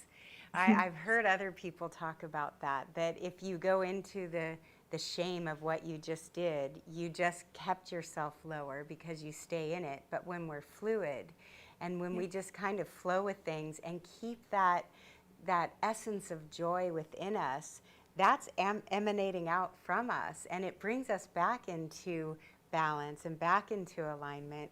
What do you think about this when we talk about technology and balance? I really want to go back to that in terms of our DNA and you talking about using our bodies as technology. You started off talking about that, but I kind of want to go deeper into that if you would. Absolutely. So, you know, once again, I truly believe that human beings are a giant experiment. And for those of you who are familiar with some of my content, I've also been told by the Galactic Federation, I was told by them back in 2011 that we are actually a peace treaty. So human beings are a peace treaty. And what they've told me is that we have, as this giant hybrid experiment, we have some of the lowest vibrational DNA of the universe within us. Likewise, we have some of the highest vibrational DNA within the universe within us. And ultimately, that makes us as humans a master species, and therefore that makes this planet a master planet, which I think for a lot of people is like, what? This lowly third dimension, you know, that was my reaction when I first heard that. And now I'm starting to realize more and more that a lot of the issues, a lot of the dynamics, a lot of the battles, a lot of the confusion that's up there in other dimensions is everything that we're dealing with here at this time. And we've got all of it. You know, we've got Anunnaki, reptilian, we've got gray, we have Palladian, we have angelic DNA within us. And it's up to us in every moment to choose which frequency we want to be in. I think, like I mentioned before, society has been so structured and in a way so oppressed that we haven't even been able to see the fullest expression of our DNA. So I really do believe that our DNA, our genetic biological makeup, is a technology. And right now, if you actually do some scientific research, science agrees right now that we only actually access about 8% of our DNA code, which is mind blowing, right? So what, 90+% of our other DNA is just junk? It's just junk DNA. Don't worry about that stuff, and I believe that Is that's a there a way to giant. access more? Yeah. So I believe that our DNA becomes unlocked with our frequency. So the more that you raise your vibrational frequency, the more different strands of DNA that you unlock. Therefore, for a lot of people who are like, I want to be psychic, or I want to channel, or I want to astral travel, or I want to lucid dream, for me, I always tell them that's the easy part, right? Getting to that place where you've unlocked your DNA and you're at a high vibration, all of those abilities come to you naturally. Like, I believe that as human beings, we are so psychic and so connected to source consciousness because of our technology that's implanted within our body, that once we raise our vibration and we're living a good life and we feel good about the life and the choices that we're making, all of those psychic abilities will come online naturally. No training needed. It's just a natural expression of our soul. The difficult part to, move through, that everyone is moving through right now, is the human, is the third dimension, is the polarity, is the right or the wrong, the high vibration or the low vibration. And we just get so muddled with everyone else's projection. So I really truly believe that we're all accessing our technology internally right now. And a lot of people don't realize that we do have incredible superpowers, is really what I call them, within us, embedded within our DNA. And I also believe, too, that, there's definitely some sort of, why haven't we studied the other 90% of our DNA? And that for me, scientifically, has always been a big question. But Or ultimately, even why aren't we using more of our brains? Look at how much dolphins use as Oh, far as yeah. their brain capacity versus what humans use. And Yeah. I think that's a really good question for us to ponder, is how do we activate more of that within ourselves? What can we do to activate our DNA, the codes of remembrance? I think the codes are stored within us. And, there's codes stored in the water that we could actually reactivate those things. You've been on the dolphin boat with me when we go on the dolphin boat and really are calling back those original keys and codes to peace on earth stored within the water. And we're a cohesive container of radiant love, just pouring that out.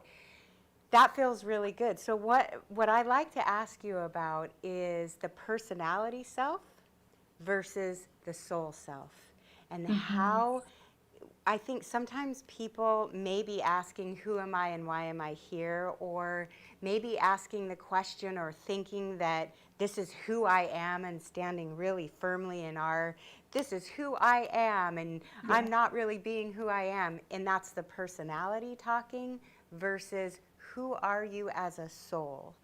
Right. Yeah. And that's quite difficult. And then, of course, you can think about your cosmic as well. And I think that there is such a deep longing for human beings to understand and figure out who they are, because we are all cosmic souls, incarnated, volunteered to come to this planet. And we've lost all of our Akashic records. We've forgotten all of our memories. And each and every one of us has this longing to understand the bigger picture, this longing to remember, who we are and where we've been. And that's where you get this, I call it old soul syndrome, which is, people attaching, even though they're old souls, attaching to aspects of this reality to say, this is it, this is my identity, this is who I am, and attaching to that in such a fierce way, because they're so sad deep down that they've lost the truth of who they are. So it's very difficult to say, who is your soul versus your personality. Any time that you are in polarity, resistance, resentment, attachment, expectation, that is definitely the personality, the ego, the human aspect, your mind aspect. Your mind is limited to just this reality. Your soul is the accumulation of everyone that you've ever been in the past and everyone that you will ever be, both on and off this planet in the future. So there's almost like this calm, content, trusting knowing from your soul of always dipping into the bigger picture and never getting caught up in that smaller perspective of this one reality. So it's difficult to define characteristics of the soul because upon defining or attempting to define the soul itself, we're actually taking away from the magnitude of what the soul is. You can never actually label or define it, especially with English words, exactly what it is. But what I would mention to people who are wanting to get to this place, two things I want to mention. One is when you start to understand your cosmic connections, it's also very important not to get caught up in the identity of who you were or who you may be simultaneously, in parallel, or in the future as a cosmic being. Oh, I'm a Palladian now. That's who I am. It's like, no, you're actually still right here, right now, this human, which is an accumulation of everything. So I find also that a bit of a spiritual limitation is focusing too much on the cosmic identity as well and not enough on just that soul, because we cannot identify the soul and therefore it's difficult to comprehend. The second thing that I want to mention about this concept, which is a really great concept to talk about, is resistance. Anything in your life, internally, especially in your own thoughts, but also externally, anything that you have resistance over is a lesson to be learned. Any challenge that you have in your dynamics of your life is a lesson that is yet to be learned. So be very aware of the resistance that you have.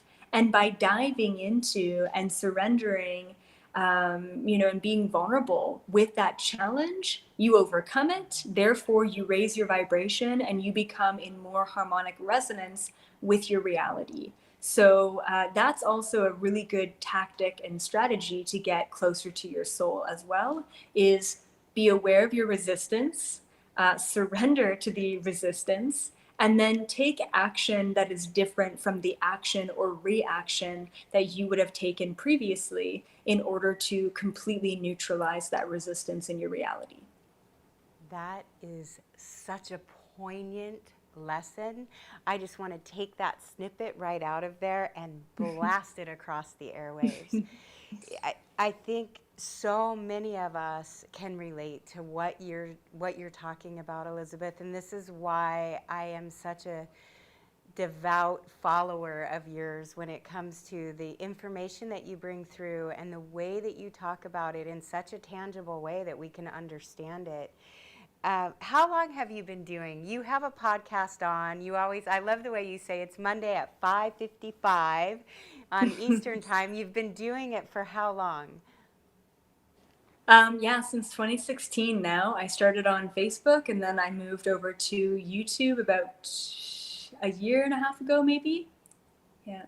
So 4 years you've been consistently putting information out as you channel information from the Galactic Federation of Light and really expanding awareness all over the earth. I feel that the Harmonic Convergence 2020 is giving us the opportunity to make every person on earth aware that we are so much more than just this physical human body, and that when we actually realize some of the concepts you're bringing through, we can change our own world within us and outside the world, the cosmos. We're ready for contact, and I think you might have touched upon this, but when it comes to being ready for contact, do you think that we're getting there? Are we at the tipping point that everybody's talking about? Yeah, absolutely. I really do believe that humanity as a collective is starting to shift to that. And I mean, when we think about manifestation and say we all want to really manifest cosmic disclosure, we really have to think about what's the aftermath of that, and I always use the example of If you want to win the lottery, that's great. That's fine if you have that as a goal. But then what? How does that improve your life? So it's great that we can talk all day about cosmic disclosure globally, when it's going to happen, how it's going to happen, but where does that really lead us?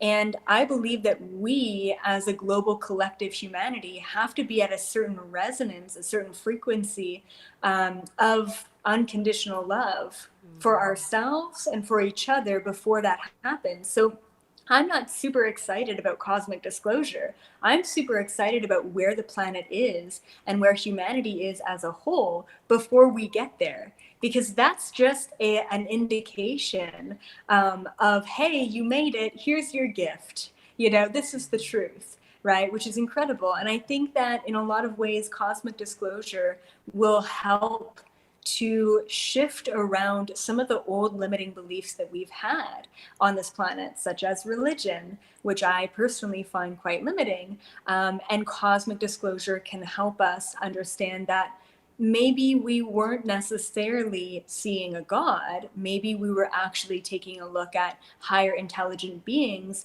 And maybe that means that if God isn't a man in the sky dictating and judging our lives, maybe it's us who are dictating and judging and flowing with our lives, you know? So, yeah, so the biggest thing that I want everyone to think about is, where are we going after cosmic disclosure? You know, what does humanity look like after that? And how does that input, that understanding, that information, that disclosure, how does that help us collectively? And that's just something that everyone can think of. Yeah. Thank you so much for giving us all of that, for joining us today on day 5. I'm so grateful to you for the work that you're doing. How do people find you? Yeah, for sure. So it's just Elizabeth April on Google. So you'll find my website, my YouTube, my Instagram, Elizabeth April, across everything. And yeah, I mean, the main thing right now is YouTube, and I put out a ton of content, ton of free content. And I also have a membership platform that people can dive even deeper with me every week as well. So lots of stuff to binge watch if you do resonate with the information that I have. Thank you so much. And thank you to all of your viewers who came on this live stream as well. We thank you.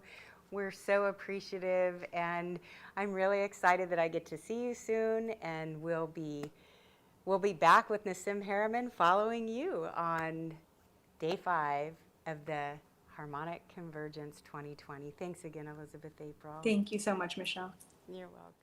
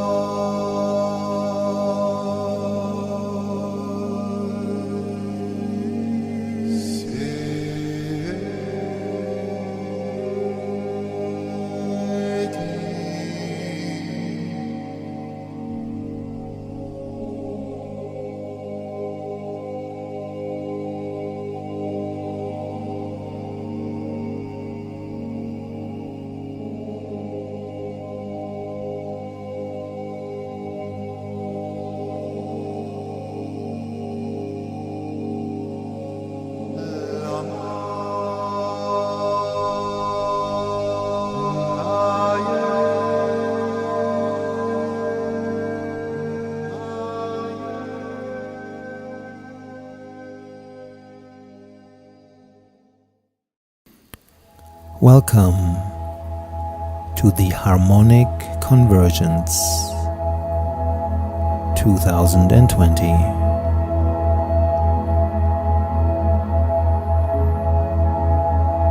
I invite you to take in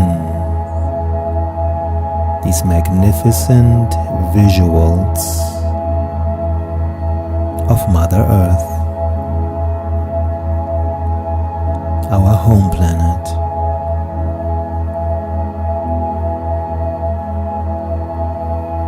When you're ready, close your eyes and bring your attention inwards.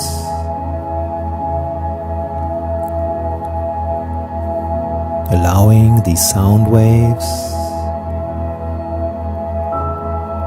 to take you on an inward journey.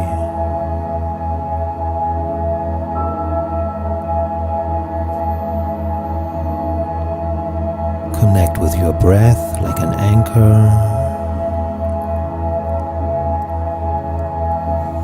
and take a few deep cleansing breaths, feeling the rise and fall of your chest and abdomen. Deep breath in and long breath out.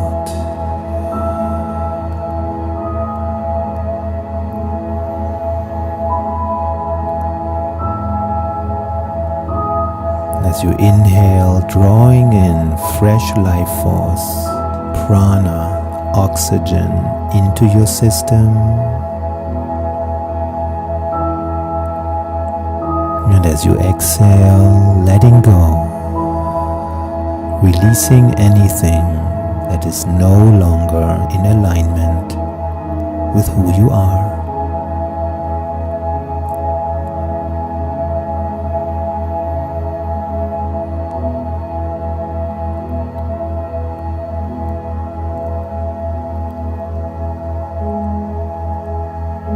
Allow the space of your awareness to expand,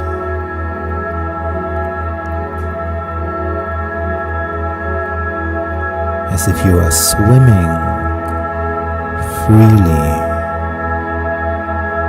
in an ocean of sound.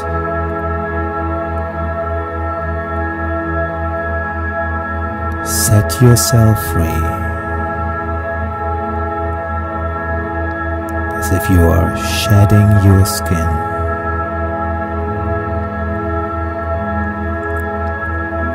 Leaving any old parts behind. As you are swimming through this ocean of sound.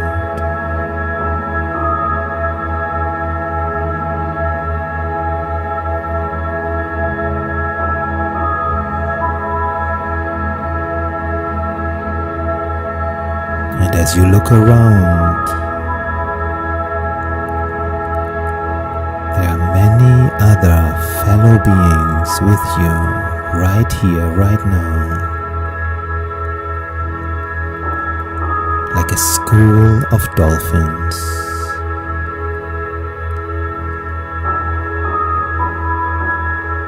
Swimming, playing, interacting with each other.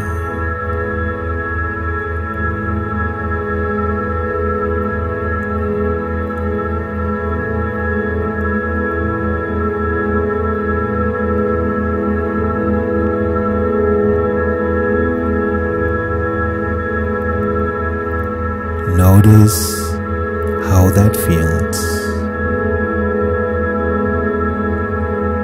to be completely yourself in community.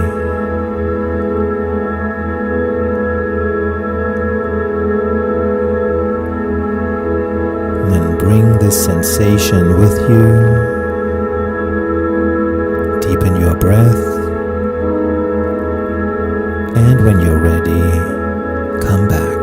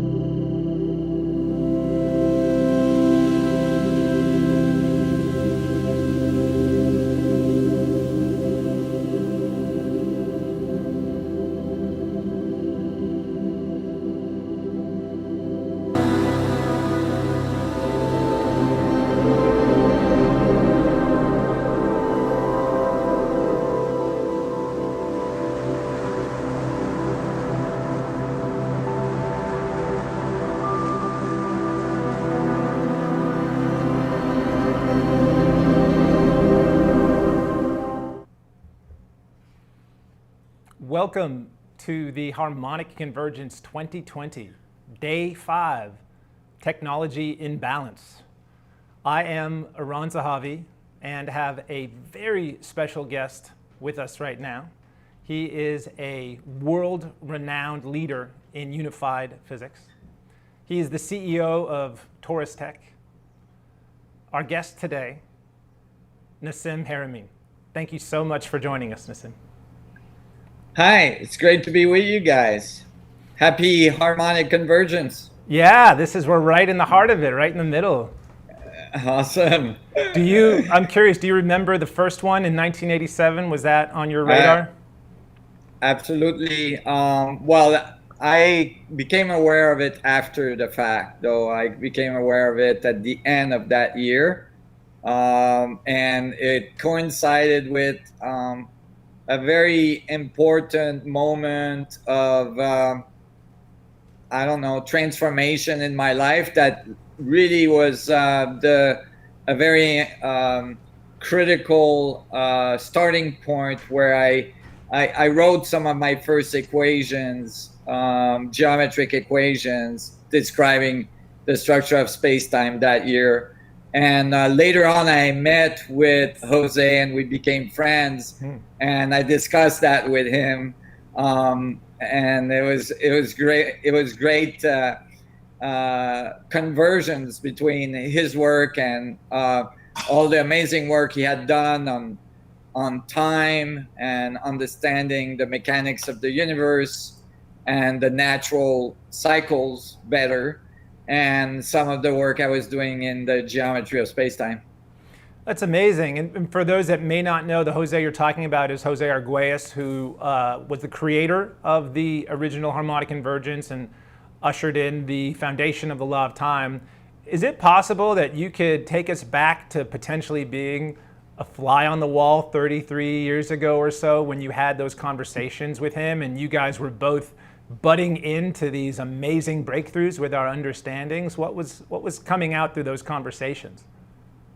It was remarkable. It was always an epic meeting when I met with Jose, because we would set a time to meet, and then we would, at the time the internet was not very common, or non-existent, and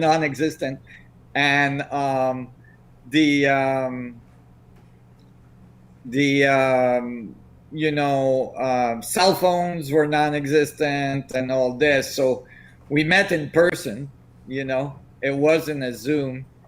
So I have to just apologize for a moment, having a little bit of audio issue here that I'm not able to hear what you're saying, Nassim. So forgive my not responding to what you're saying. We're going to get the audio taken care of in just a moment. While we do that, continue to share as you were, and we'll get plugged in again so that I can hear what everybody else is hearing. Yeah, hopefully it's getting out there what I'm saying. But basically, we would meet and then we would go on for hours and hours talking about physics and all kinds of things. Oh, I can hear myself. So hopefully you can hear me.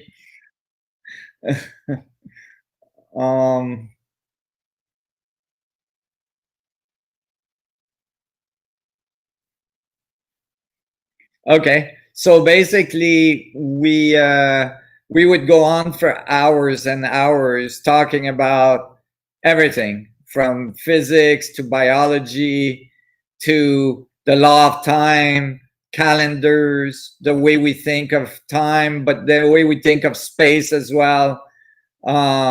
We had very similar ideas, and there was this whole mystic part of the information that was emerging from ancient civilization and ancient tradition, mostly in this case from the Americas region, and Central America, South America, and North America, but it was, we discussed many different cultures as well. We discussed Egypt and the Sumerian and different cultures' way of logging time and thinking of time and the cycles, the natural cycles of time. And really, we discuss at the basis of what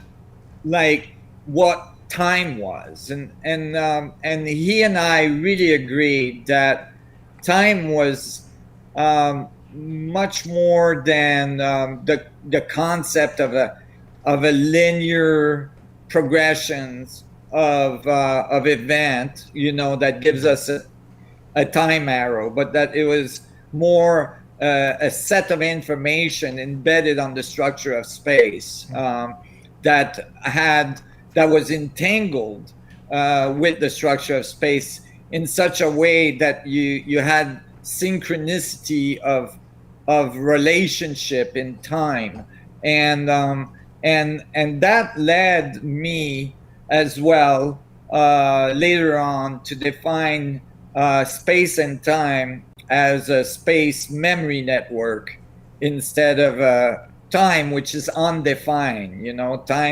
Time without memory doesn't exist. That is, if you don't have some structure that remembers, then you have no way of defining an evolution. Every moment is completely independent from all other moments, and so in order for it to be in a context of a memory, so time is memory, right, is more accurate, and so space-time is in some ways inaccurate, as space memory is more accurate, that there is a information network that is inherent to the structure of space. It's like as we're moving through space, we're leaving information in the structure of space that we call our memory or our evolution, whether independently as an independent human or globally, or universally even.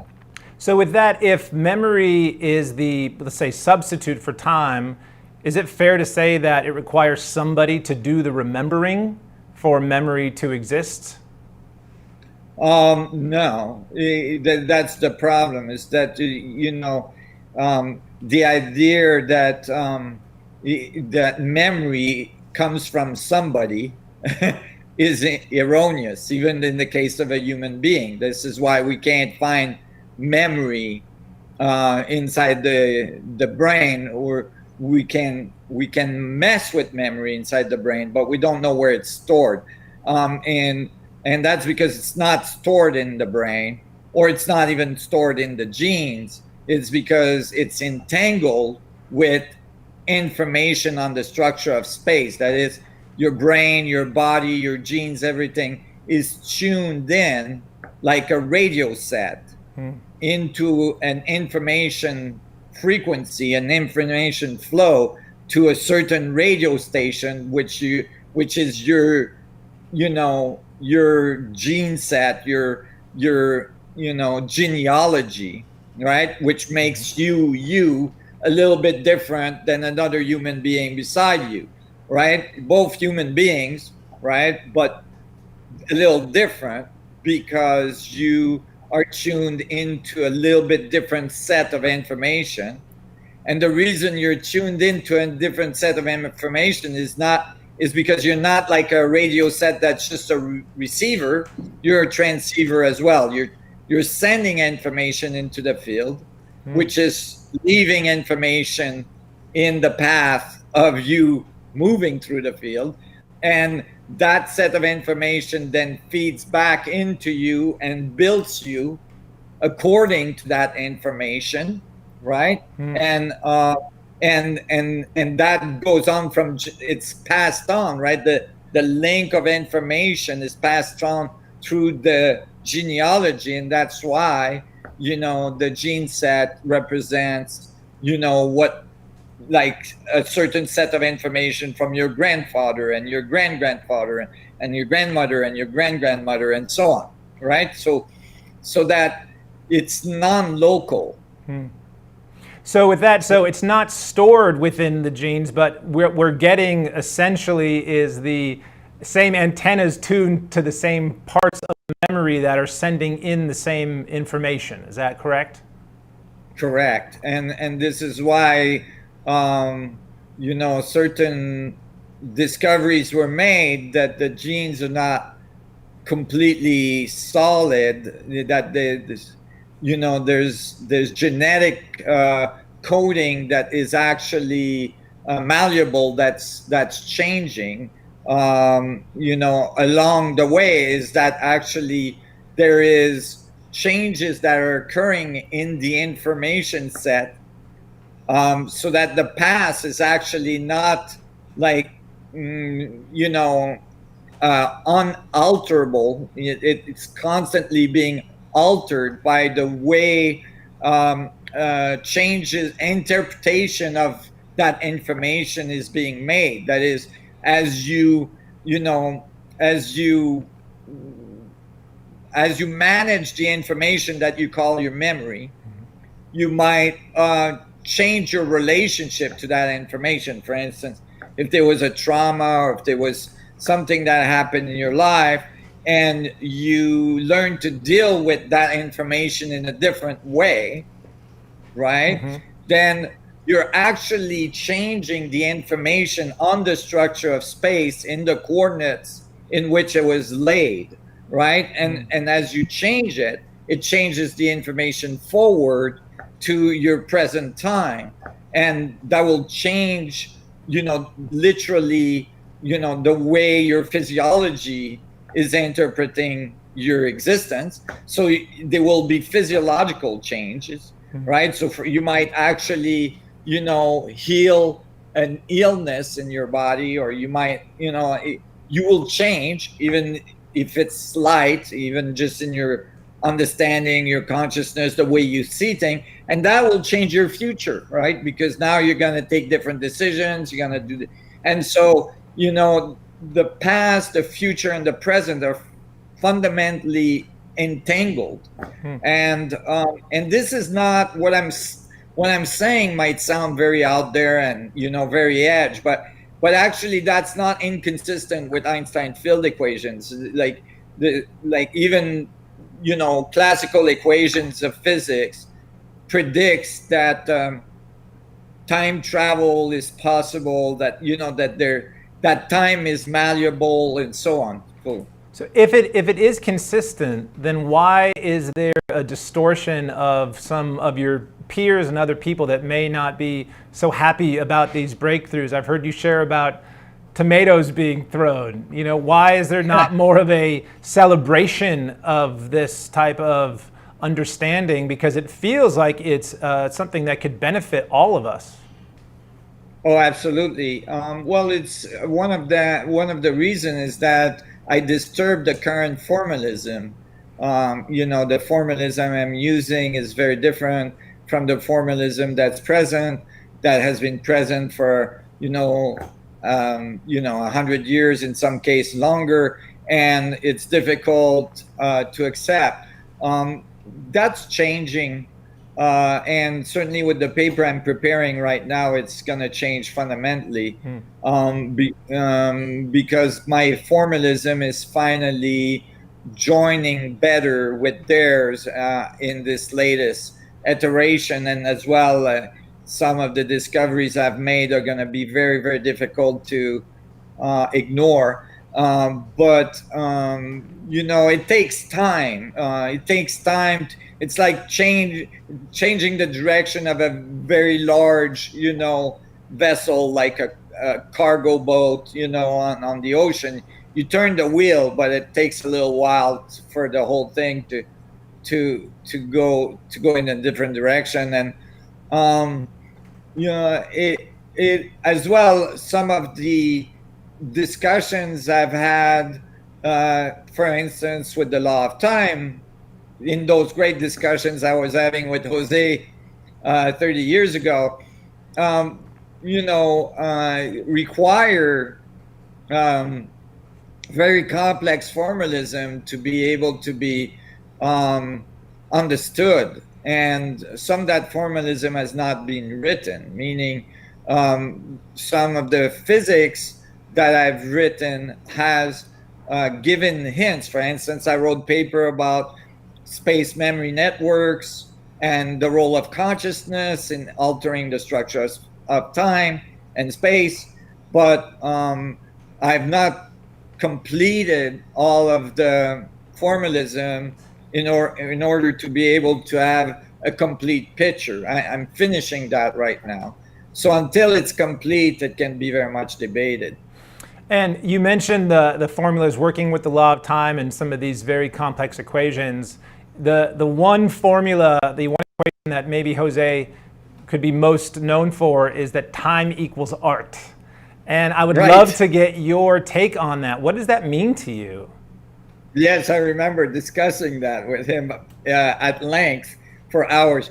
Well, I think what Jose was really pointing to there is that time is information, right? Time is not some esoteric thing. Time is not, because I mean, time in physics is fairly esoteric, meaning that we have an arrow of time, a vector of time in space, like space time, but we don't know what that is. Meaning, like it's like whose clock are we using, right? Which tick are we using? What's ticking, right? Which part of the universe is ticking the arrow of time, right?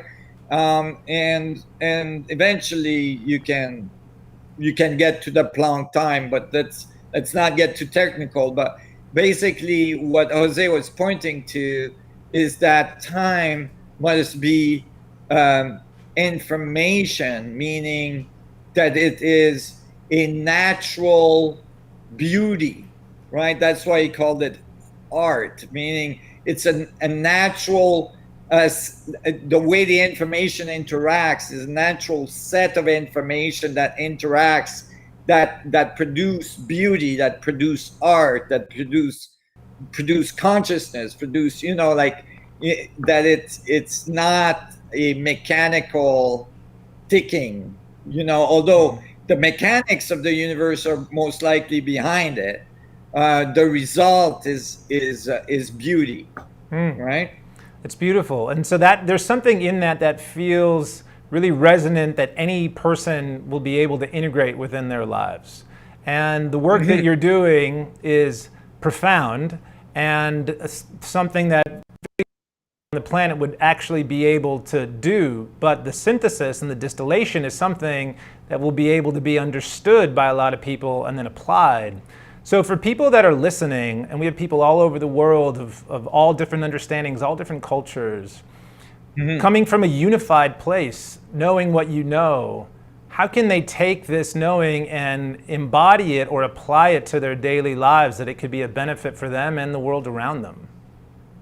Well, in many ways, so I'm going to go like more global ways and then more singular way. So on the more global view, I think it's important for people to know, and specifically, I mean, I just resolved a very important part of physics in this last paper I've not published yet, but it's coming out soon. I'm very, very, very excited about it. We have precisions within 12-digit accuracy, significant numbers and so on. And all the constants and the scales and all this. And so on a global way, this information can bring a lot of hope. People need to know there's a lot of hope because we're finally getting to that place where we are starting to understand the fundamental mechanics of creation to the point that we will be able to align our civilization. And I know this section is on technology. We will be able to align our civilization to technological developments that are in step or in resonance with the natural world, so that we stop destroying and we become harmonically resonant with our environment so that we can thrive, instead of compete for resources. So there's very beautiful outcome to this, globally, for our whole world, and for every individual. So that's something that can really lift the dark cloud that you can start, having over your head if you're watching the 5 o'clock news every night. Now, um, um, individually, what the theory says is very profound, because first of all, the theory says that every particles in the universe are entangled, and not only the particles, the cosmological objects like black holes as well, and so on. They're all part of a big network, and that network is a network of information, and these particles are the particles that makes you, right? Protons, electrons, neutrons, pions, muons, all these things, right? And I've solved now the math for all these things, and it shows that it all is connected, and it all comes from the same dynamics, which is these fundamental forces, these four fundamental forces. When you understand their relationship, all this emerge from it. It's like a lotus opening. It's beautiful mathematically. I'm talking, but that, so that we're part of this, that we're part of this larger, interacting field, that, like, what we call our consciousness, what we call, our body, which is made out of 100 trillion atoms, made out of 100 trillion, sorry, 100 trillion cells, each one made out of 100 trillion atoms. It's a very complex thing, very high energy thing. Like that, this body we have is like, has this amazing, coherent relationship with this field of information, the memory structure of the universe, if you'd like, and that memory structure connects us all, right? And so now we can start to have a real sense of oneness, because somebody, it's the concept of oneness has been there for a very long time. Very many masters, gurus, and all this stuff have talked about it. It's not new. But when you're told, we're all one, yeah, it's a nice concept, but how? Like, what do you mean? I don't feel like I'm one with this glass right now. Like, how am I one with this thing, right? How am I one with the chair I'm sitting on? I'm sitting on it. I'm not one with it, and it's, but from these mathematics and from this understanding, you start to see the reality of it. It's no longer just a dogma. It's no longer a nice, philosophical concept. It's actually the way things work. And if the mathematics of such a thing outputted something that's completely weird, that's completely, you could say, well, maybe, we don't understand the universe, but actually it outputs exactly the right values for, like, the forces, for the particles, for their mass, their radius, for the size of the universe, and everything else. So, and the temperature of the universe, those things that we measure, that we don't exactly know, where they come from. All of a sudden, you start to understand all these things, and you start to understand that these things are part of you too, because you're working on the same mechanics. And so you don't just conceptualize the concept of oneness, you start to experience it, right? And that has deep impact. And then if you actually understand the equations even deeper, you realize that basically the equation is very simple at its insertion. It gets more complex mathematically, but at its insertion, the theory is that there's an exchange of information between a volume, any volume, right? Like the volume of a particle, let's say, the volume of an electron, or the volume of a proton, or whatever.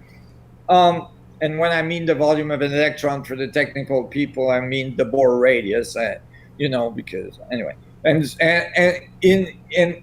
the surface and the exterior So you have an exchange of information between what's outside and what's inside, and your life is like that, right?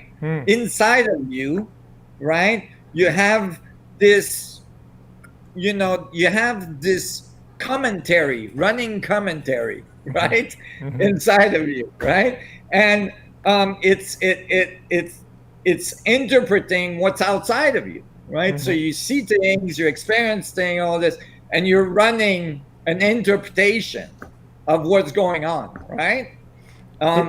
Hearing you talk about it, what it sounds like what you're describing in describing a human being is the most amazing piece of technology anybody could ever dream of.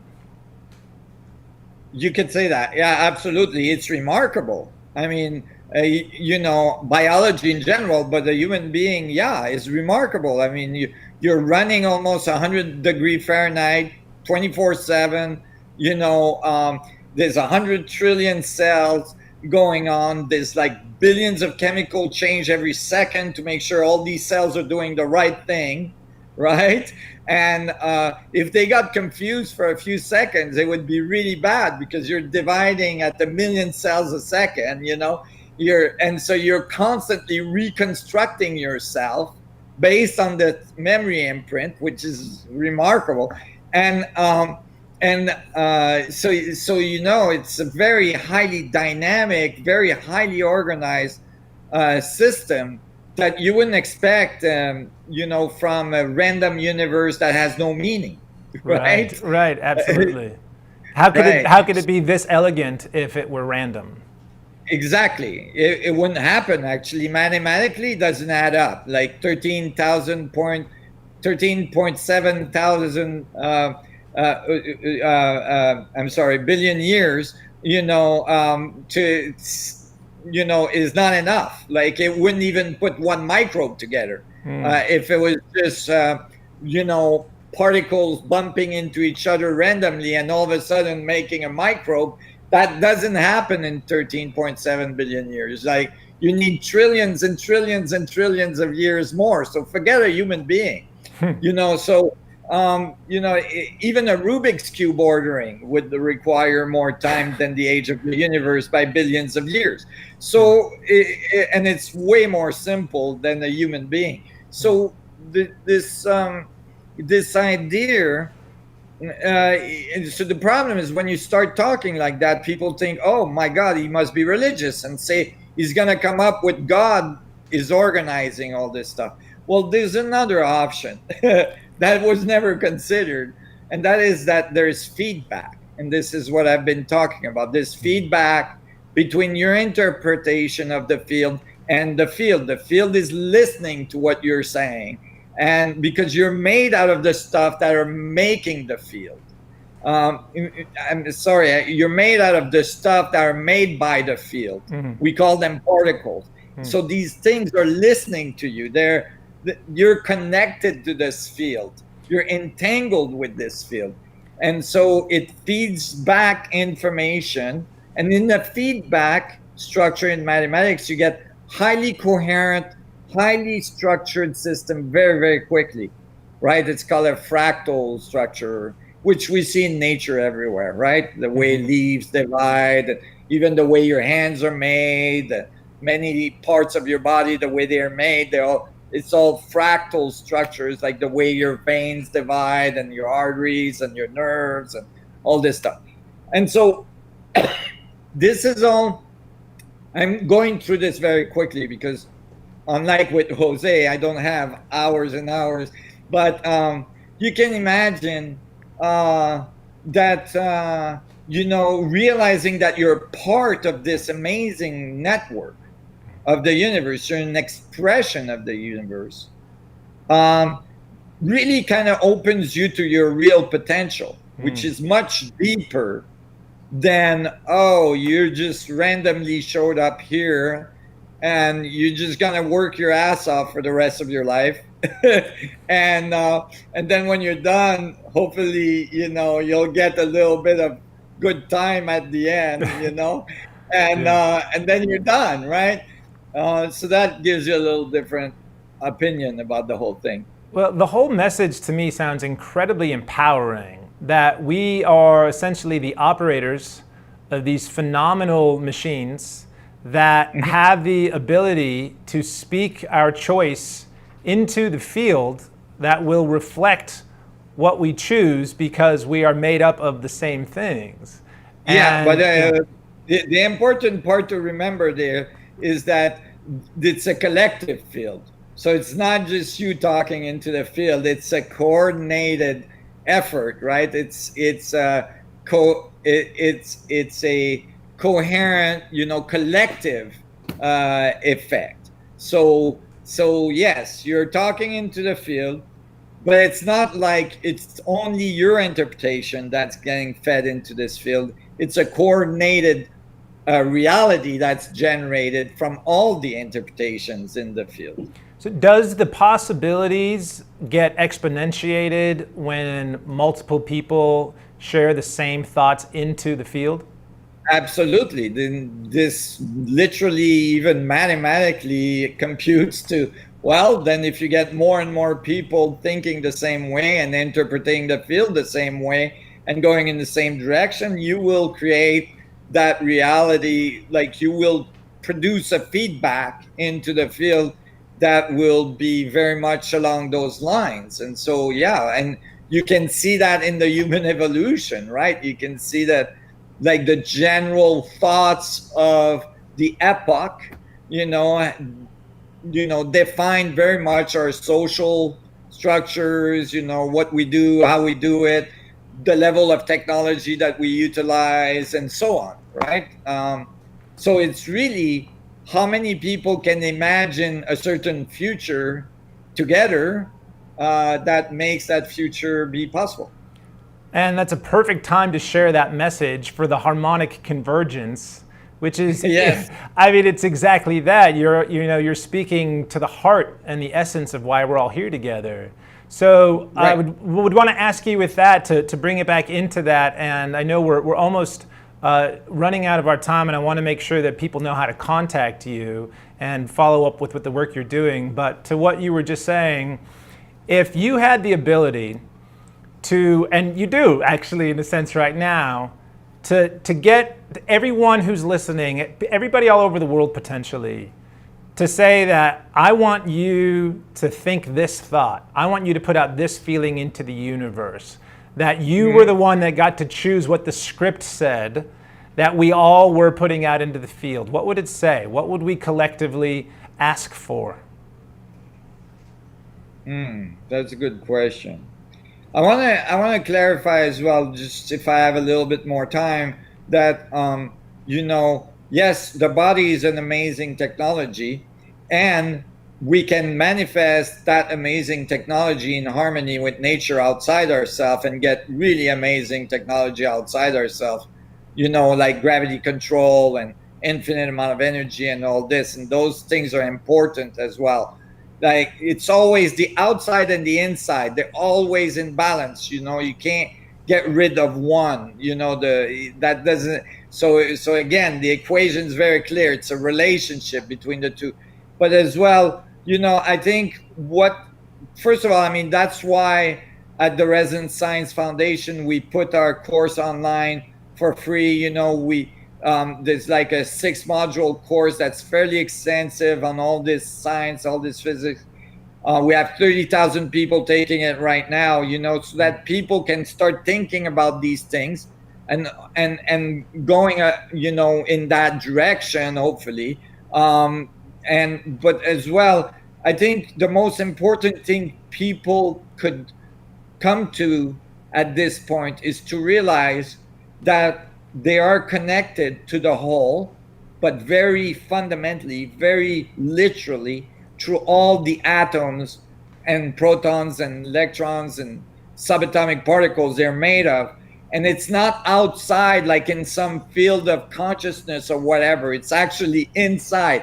So the way to go and influence that field, the way to become the most powerful being able to influence that field is to actually go inside, right? And literally turn our senses from the outside. On the outside, we don't have that much influence. Our main influence is from the inside, which influence the outside. So to go on the inside of the event horizon, right? Like turn the senses inward and to like and to find that center in our being, that connects to the whole. Like it's like plugging into the universal net. We're already plugged in, but the bug rate might be low. Like the bug, meaning this the the impedance might be high. So we want to reduce the impedance, so that it becomes like the flow of information can move through us. And the way to do that is to plug in within. Do you have any suggestions of how to actually plug in? Any technique of contemplation, meditation, yoga, whatever, anything that where you just take a break from your attention being put outside yourself and you turn that into an attention going inward, right? Is very, very useful. Is very powerful. It has a deep impact. We can measure that impact, whether it's on an individual by measuring their brain waves and their physiology, or whether it's from random generators around the world that clearly show that there's an effect when there's global meditations and so on. We know it has an impact individually and globally. And so even if it's just 5 minutes in a day, right? Even if it's just 5 minutes a day, that you're actually shut out the outside and turn inside and know that center, and just for practical purposes, because as you go through your day, you might get caught in all the spin on everything that's outside. And if you've not gone to your center in a long time, you might not know where that is, and you might spin right out. But if you know where your center is, whatever happens throughout your day, you might get upset, you might freak out. That's okay, but if you know where that center is, you can easily go back to it. And that's a very comforting thought in what we're experiencing nowadays, especially. It's comforting and it's empowering. And for somebody who has such a brilliant mind, it sounds like the center is probably going to be somewhere closer to the heart. And so how much does the heart influence everything we're talking about? Well, if you think of yourself as an antenna, right, tapped into a field, you can imagine that that there's a pulse as well. You're not just receiving, you're transceiving. So you have a pulse that's transceiving, and you can think of how like for instance, so basically you can think of like the heart pumping, is producing electromagnetic fields because all the cells are lighting up at the same time, right? And it's in fact the largest electromagnetic field in the body. And then you can think of all the fluids that are going through the veins, right? They're pumping at a certain rate. And then you can think of all the fluids coming back into the heart, which through the arteries. And then you can think of the lungs pumping the oxygen into this whole thing, right? And then the spinal fluids going up and down, this interstitial fluids being pumped by, all the lymph nodes and all this stuff. Like that's like a big resonating device, right? And you can think of what changes the pump rates, what changes the resonance of that device. Like if you were to pick one thing, right, that would change the rate, what would it be? Well, there's a few different things. Of course, if you get hit by a car, it's going to change that rate very quickly.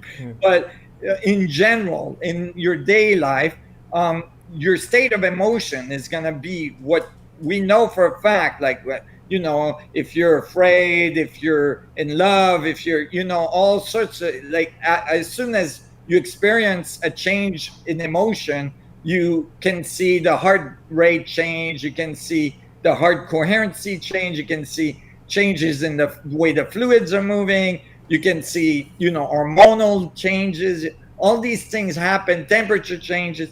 So, you know, you would want to be in a place where your emotional state is, you know, tuned in to the radio station to the maximum, so that there's not so much noise, right? It's like your antenna is tuned in, but how well is it tuned in to the channel of the universal memory network, right? So it's like if you're a little bit beside, and I'm not saying constantly, I'm just saying, like, it's gonna vary. There's gonna be times where I have more noise, less noise, but like to be aware of it and to try to like home in like that place where the information is clear, and you know, the music on the radio station is beautiful and clear, and there's not so much noise in it.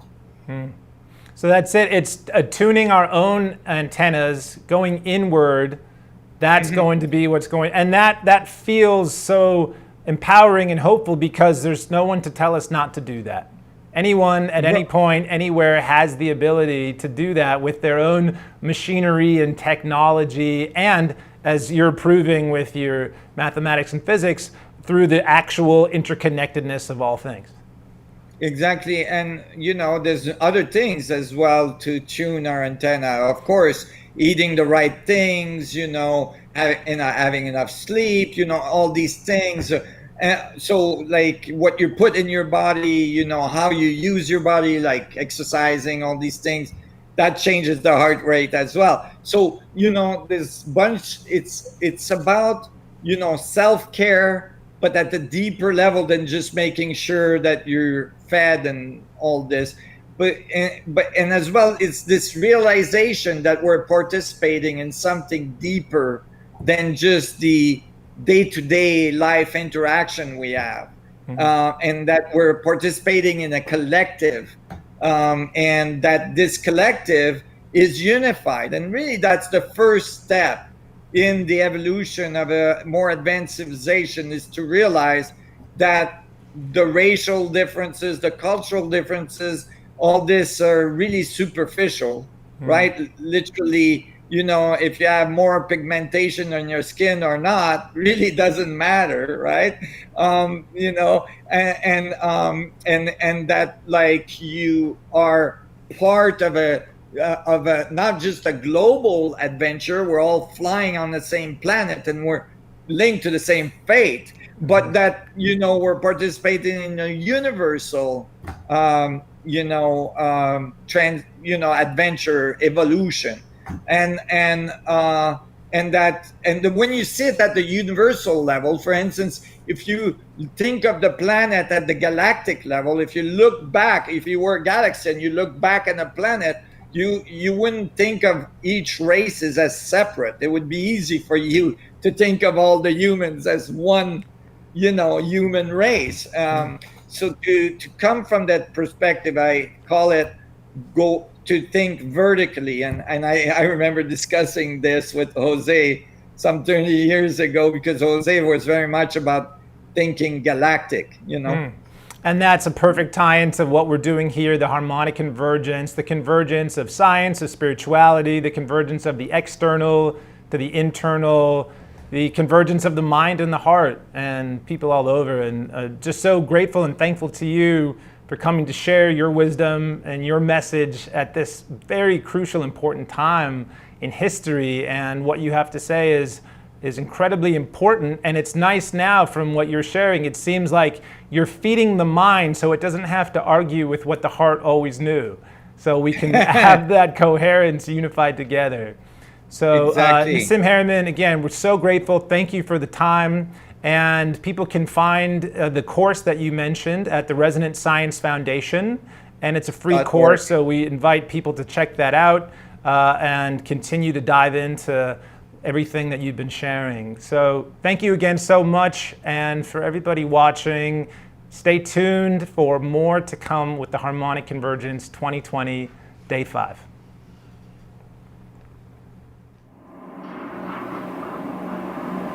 If you awaken from this illusion and you understand that black implies white, self implies other, life implies death, or shall I say, death implies life, you can feel yourself not as a stranger in the world, not as something here on probation, not as something that has arrived here by fluke, but you can begin to feel your own existence as absolutely fundamental. What you are basically, deep, deep down, far, far in, is simply the fabric and structure of existence itself. So, say in Hindu mythology, they say that the world is the drama of God. God is not something in Hindu mythology with a white beard that sits on a throne and that has royal prerogatives. God in Indian mythology is the self, Satchidananda, which means Sat, that which is, Chit, that which is consciousness, that which is Ananda is bliss. And in other words, what exists, reality itself, is gorgeous. It is the plenum, the fullness of total joy. Wowee! And all those stars, if you look out in the sky, is a firework display like you see on the 4th of July, which is a great occasion for celebration. The universe is a celebration. It is a fireworks show to celebrate that existence is. Wowee! And then they say, but however, there's no point just in sustaining bliss. Let's suppose that you were able every night to dream any dream you wanted to dream. And that you could, for example, have the power within one night to dream 75 years of time. Or any length of time you wanted to have. And you would naturally, as you began on this adventure of dreams, you would fulfill all your wishes. You would have every kind of pleasure you could conceive. And after several nights of 75 years of total pleasure each, you would say, well, that was pretty great. But now let's have a surprise. Let's have a dream which isn't under control. Well, something is going to happen to me that I don't know what it's going to be. And you would dig that and come out of that and say, wow, that was a close shave, wasn't it? And then you would get more and more adventurous, and you would make further and further out gambles as to what you would dream. And finally, you would dream where you are now. You would dream the dream of living the life that you are actually living today. That would be within the infinite multiplicity of choices you would have, of playing that you weren't God. Because the whole nature of the Godhead, according to this idea, is to play that he's not. The first thing he says to himself is, man, get lost. Because he gives himself away. The nature of love is self-abandonment, not clinging to oneself, throwing yourself out, as in, for example, in basketball, you're always getting rid of the ball. You say to the other fellow, have a ball, see? And that keeps things moving. That's the nature of life. So in this idea then, everybody is fundamentally the ultimate reality, not God in a politically kingly sense, but God in the sense of being the self, the deep down basic whatever there is. And you're all that, only you're pretending you're not.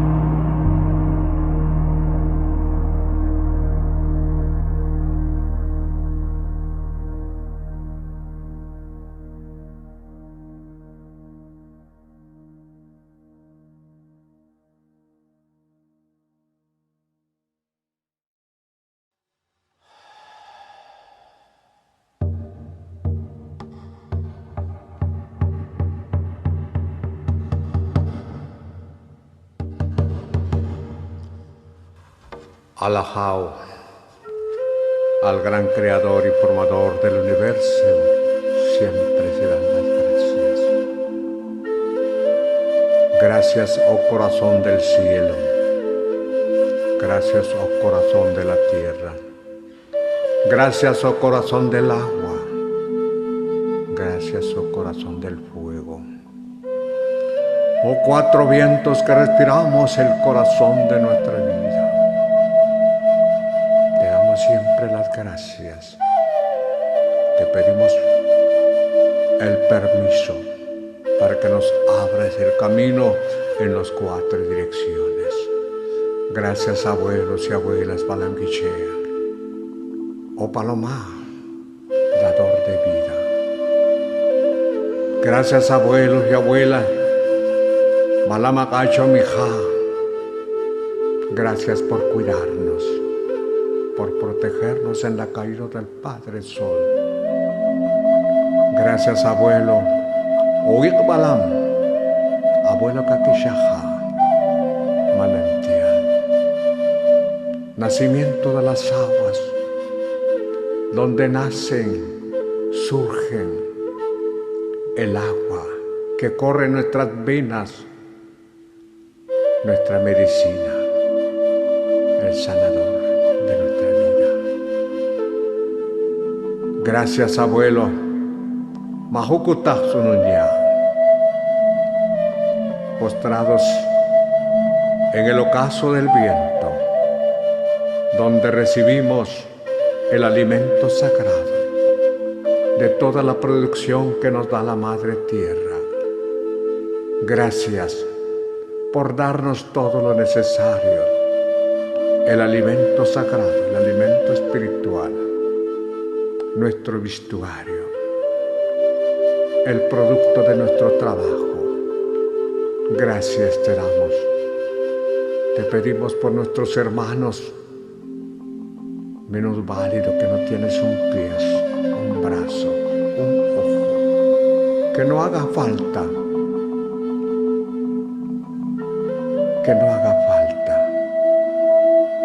la abundancia que haya siempre en todos los hogares.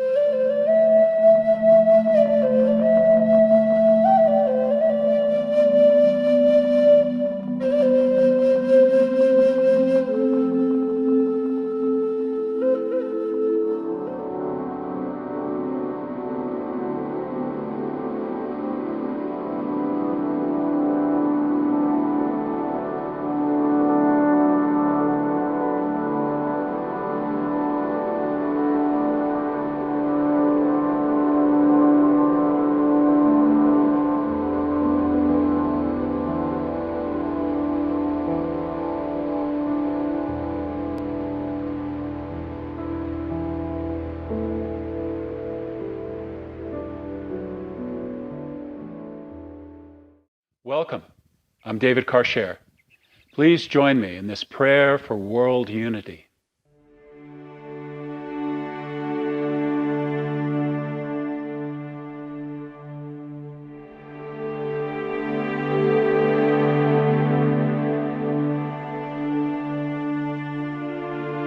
I speak with the voice of distant stars and galaxies, nebula and planets, I speak for the deep, for the space in between celestial bodies, full of love, vibration moving through primordial being. I speak for the nearness of presence which surrounds us all, infuses us all, lights us all, loves us all. I speak for the presence in our midst, the fire and the light of the divine that is not only across the universe, but right here with us and around us.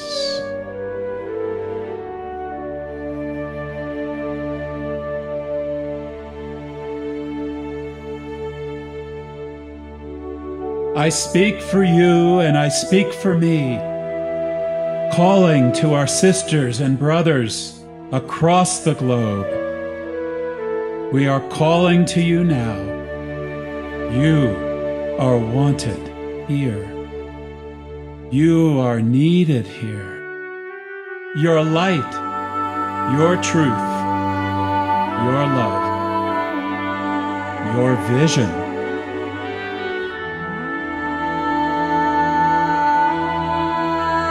Come forth now. Join hearts with us now.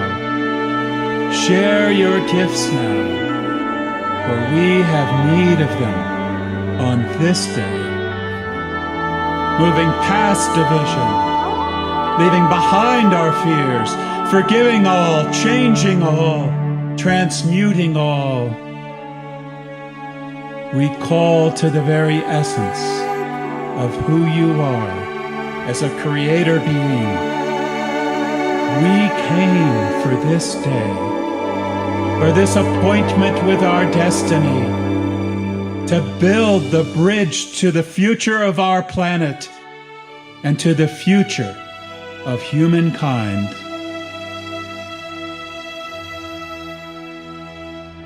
And here we are, right on time for this mass awakening, this world unity, this experience of solidarity as the highest love unites us as one body of humanity in all our blessed plurality.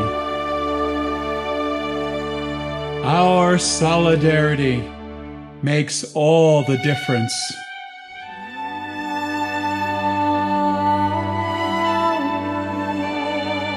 The sun is rising within us all, and this is the dawn of a new day.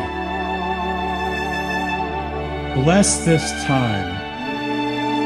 We fill the path before us with shining light.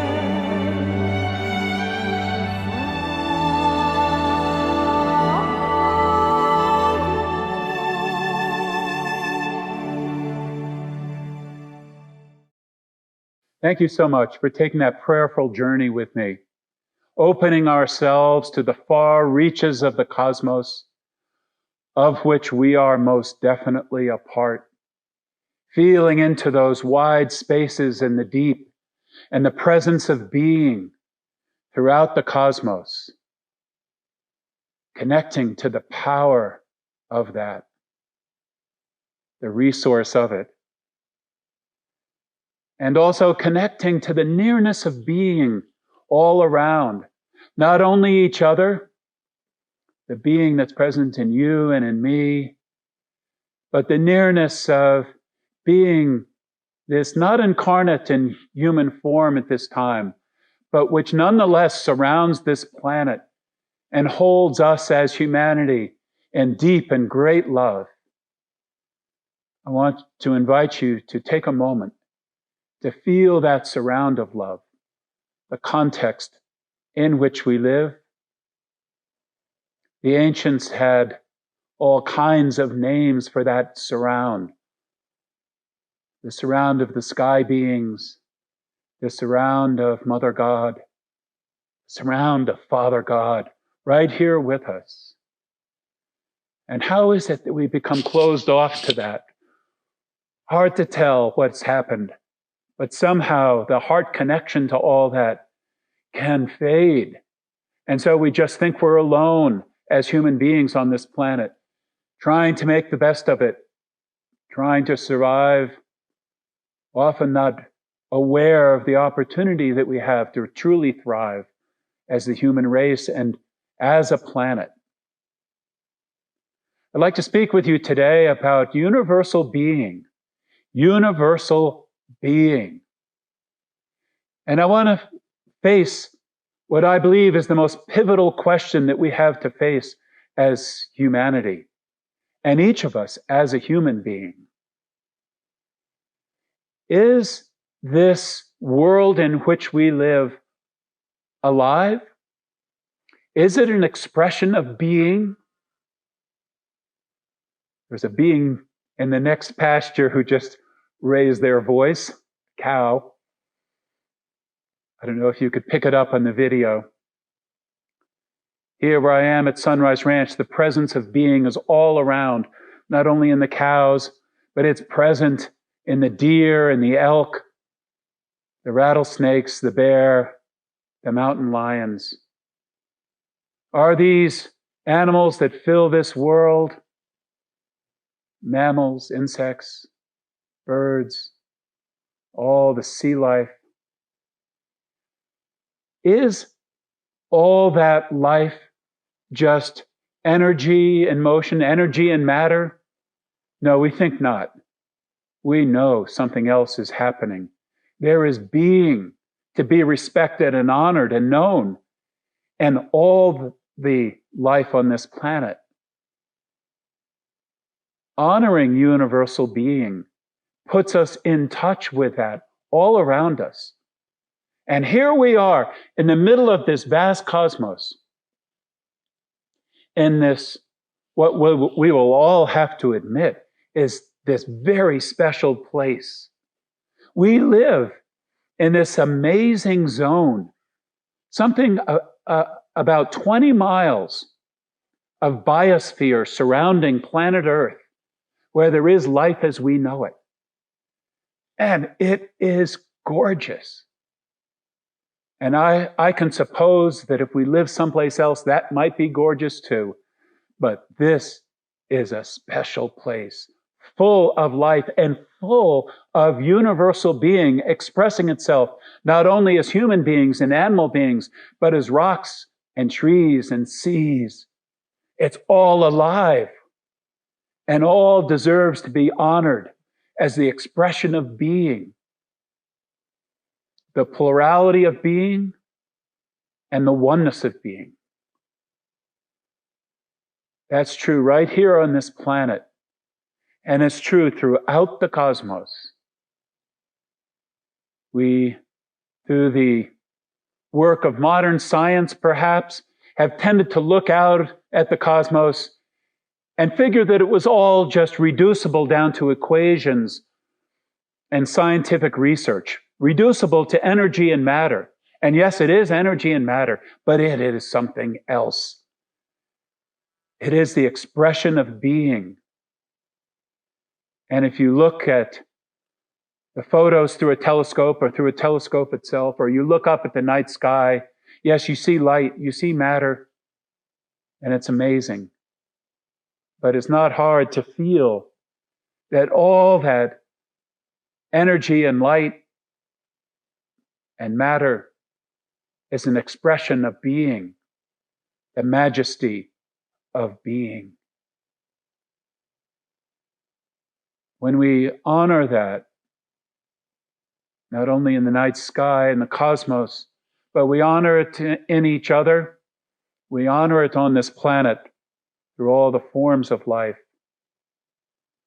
something happens for us. We redeem our own soul. Because if we take away the honoring of universal being, the recognition of universal being, and other people, and other species, in the planet itself and in the cosmos, we rob ourselves of our own dignity and of our own beingness, of our own potential and power, of our own humanity. Our humanity, our beingness, and our knowing of that relies on our honoring of that in each other and in all of life on this planet, and our honoring of universal being in the universe. So that's the journey we're on, all of us, as part of this harmonic convergence. We're on this journey of opening up to and becoming aware of universal being, not on a suspicious basis, not on a speculative basis, but with an absolute recognition that this universe is alive. I'd like to read a poem that I wrote that is about the voice of being. It's from my book, Becoming a Son, Emotional and Spiritual Intelligence for a Happy, Fulfilling Life. It is an I am poem, an I am poem. Have you ever written an I am poem? I highly suggest it. It's amazing that you could write a poem using the words I am, expressing universal being and all its shapes and colors and all its manifestations. And it's true. It is true. So that is what this poem is. The voice of being. I am the voice of being, speaking in human hearts and minds. I am the living word, creative vibration, born in the highest heaven. I am the sacred presence, which lives at the heart of all creation. I have more faces than there are rocks in the desert or stones on the ocean beach. I have been here many lifetimes, through all history and before. I am born again with each baby who comes into the world, with each inspired thought, every longing for home, and I am present with each one as they leave. I am the voice of being, the sacred presence of the one who dwells. I call all people, all lands, all kingdoms to my spirit. I invite all hearts to melt, all consciousness to turn, to face me and know me as I am. I am heard by the innocent, by the open-hearted, by the one who is not too proud nor too humble to see my face. I am heard by those who know that human effort, human belief, human feeling alone is futile, and that all understanding, all compassion, all power, and life itself abide in me. I am your voice. I am the true voice of every man, every woman, of all human being. Hear me, know me, embrace my spirit, your spirit, now. Be me in human flesh. I am the voice of being, the sacred presence of the living God.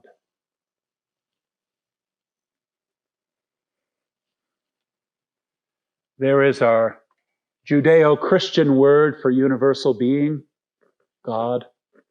It's become so restricted in human consciousness that we hardly dare to use the word anymore.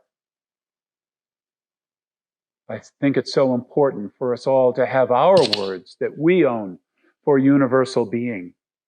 That reality that shows up in all its faces, each unique, each uniquely itself, and yet all linked, all part of the circle of life on planet Earth, and part of being throughout the cosmos, part of one being,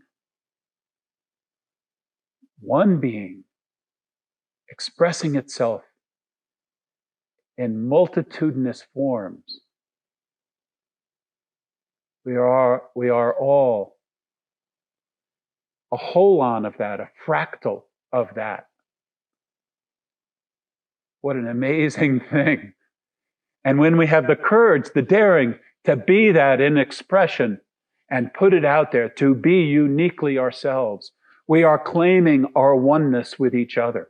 We are claiming that together we are one reality. We make up one reality that is bigger than any individual.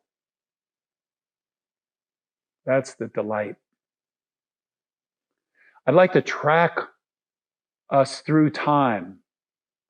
We've been exploring something of the space in which we live, which is vast from the far reaches of the cosmos beyond what we're even aware of, all the way down to the immediate space that we share as human beings.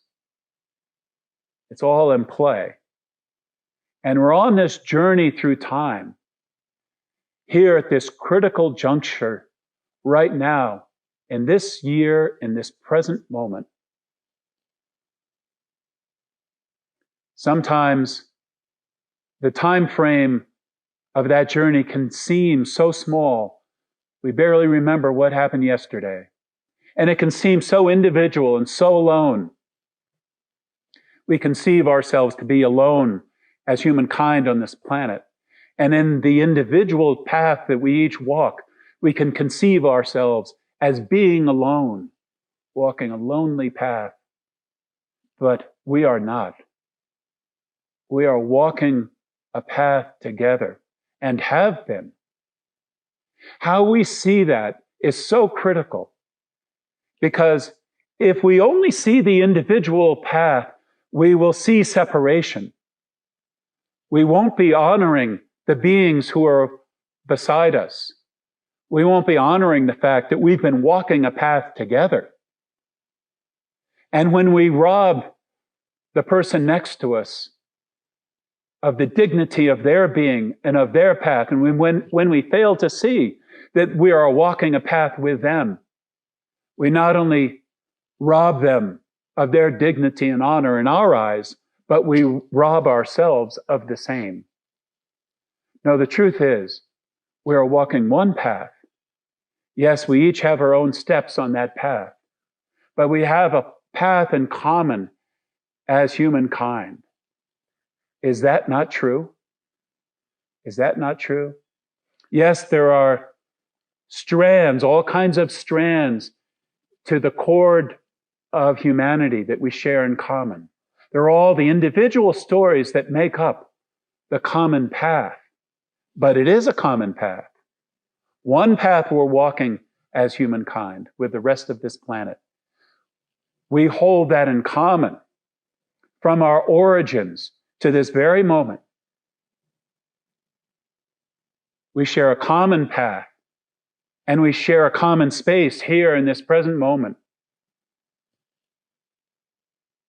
And then we are sharing a common destiny. That is becoming so vivid today, is it not? That your destiny and mine are intrinsically linked. That there's no success of me over you or you over me. No, we're on the same path as humankind.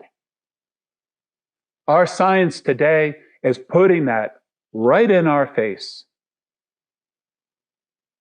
No, this is not a local epidemic of your village or mine, your town or mine, your country or mine. No, this is a pandemic. This is about our common destiny, the destiny we're sharing together across the globe. Global warming is not a local phenomena. It's not a you phenomena or a me phenomena. It's not a China phenomenon or a France phenomenon or an American phenomenon. It's our phenomenon. It's our destiny that we're talking about here, our common destiny. When we look out at the world today, we see all this separation between ourselves as human beings. And of course, between ourselves and the vastness of the cosmos in which we live. It's all the same separation.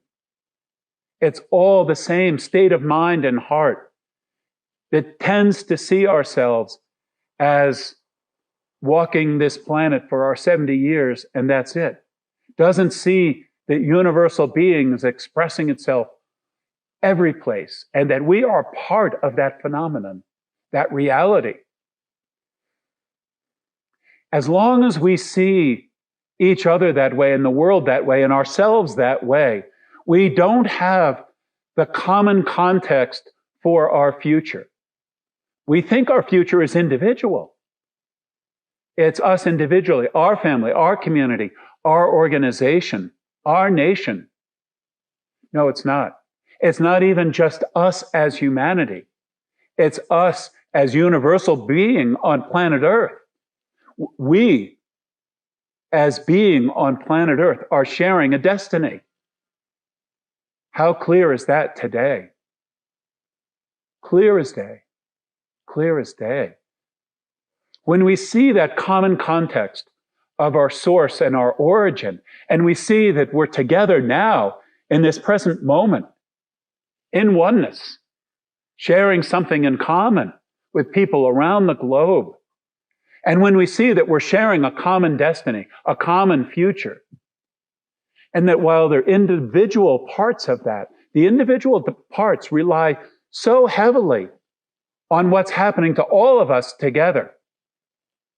Now there is a different context for what we think and say, what we do, what we become aware of, for how we respect and honor someone who is different than us, for how we walk on this planet, how we think of this planet and all the life on this planet, and how we relate to it. Only so will we take that course that's open to us as humankind to walk into the future that is there for us. For it's only there for us together. We cannot walk into that future just for me, just for you, just for us and not them. When we see that it is our shared future and that the upliftment of all is the upliftment of everyone, each individual. When we see how much we have at stake in our commonality, then the decisions that we make change. Our lives change individually, and our collective life as humanity changes. This is the shift in consciousness we're talking about.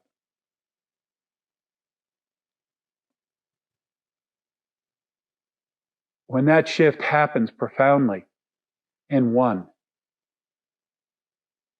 it is expressed and embodied and communicated to all human beings, because in truth, we're tuned into each other. At some level, we are one. We are part of one body. And when something happens for you, it happens for me. At some deep level, in the deepest reservoirs of conscious awareness, I'm aware of what is happening to you, and you are aware of what is happening to me. So at that very primal level of our communication, when there's a shift in our consciousness, we are broadcasting that shift. At the same time, we have a chance to put words to it, to produce art and culture that represents it, that speaks it, that carries the vibration, the resonance of universal being. A word can do that. A piece of art can do that. A song can do that. It's the form of the art or the word. What is being said or what is being portrayed in the form of it. But if it's living art, if it's a living word, it's not just the form. There's a vibration of universal being, a frequency that's coming in Because the universe is vibrating. It's all vibrating at many, many levels. And we're here at this level to vibrate with universal being and the voice of universal being that's vibrating through us individually, and through all human beings who are tuning into it and allowing it to happen. That vibration for planet Earth and for us as human beings is unique to us. There are frequencies here on planet Earth that carry a unique spectrum and pattern. It's oh so beautiful.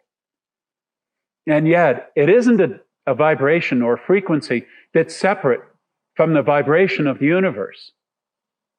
When we go inside this biosphere, we didn't somehow leave the cosmos.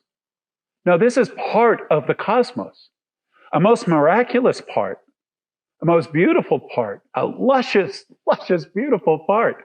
But it is part of the cosmos. We are in the cosmos right here on planet Earth, vibrating with the cosmos in the beauty of life, in the beauty of what we experience as human beings.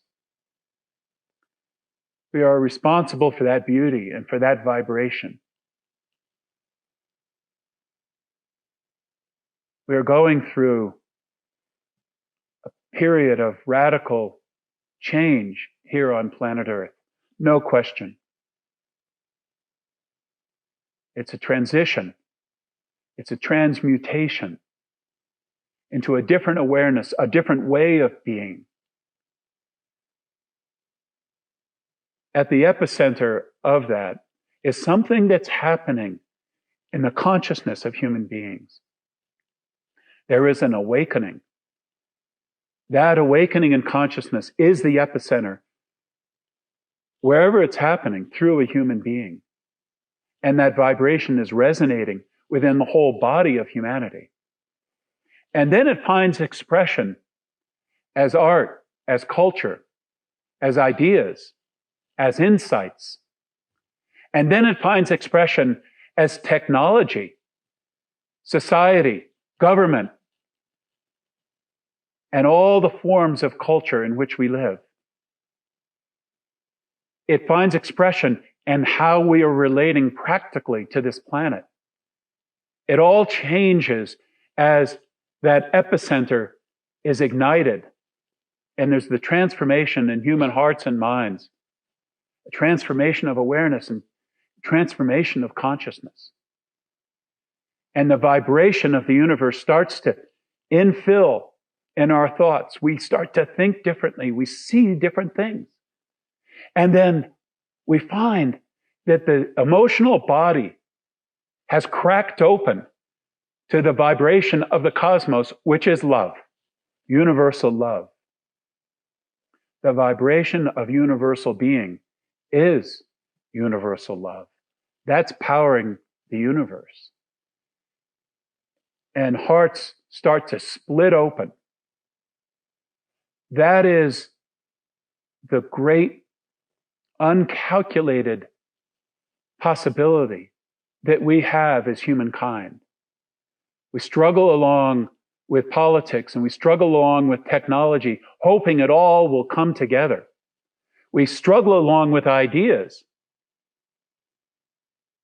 not recognizing that the frequency of universal being comes into the human experience at its origin point, at the epicenter, through the emotional body of humankind, which is meant to vibrate powerfully with universal love, which is the vibration of universal being, of the cosmos.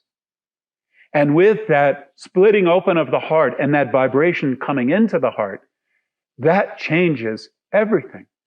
It changes what we think, what we see, how we relate to each other. And things come together in that vibration that can't without it.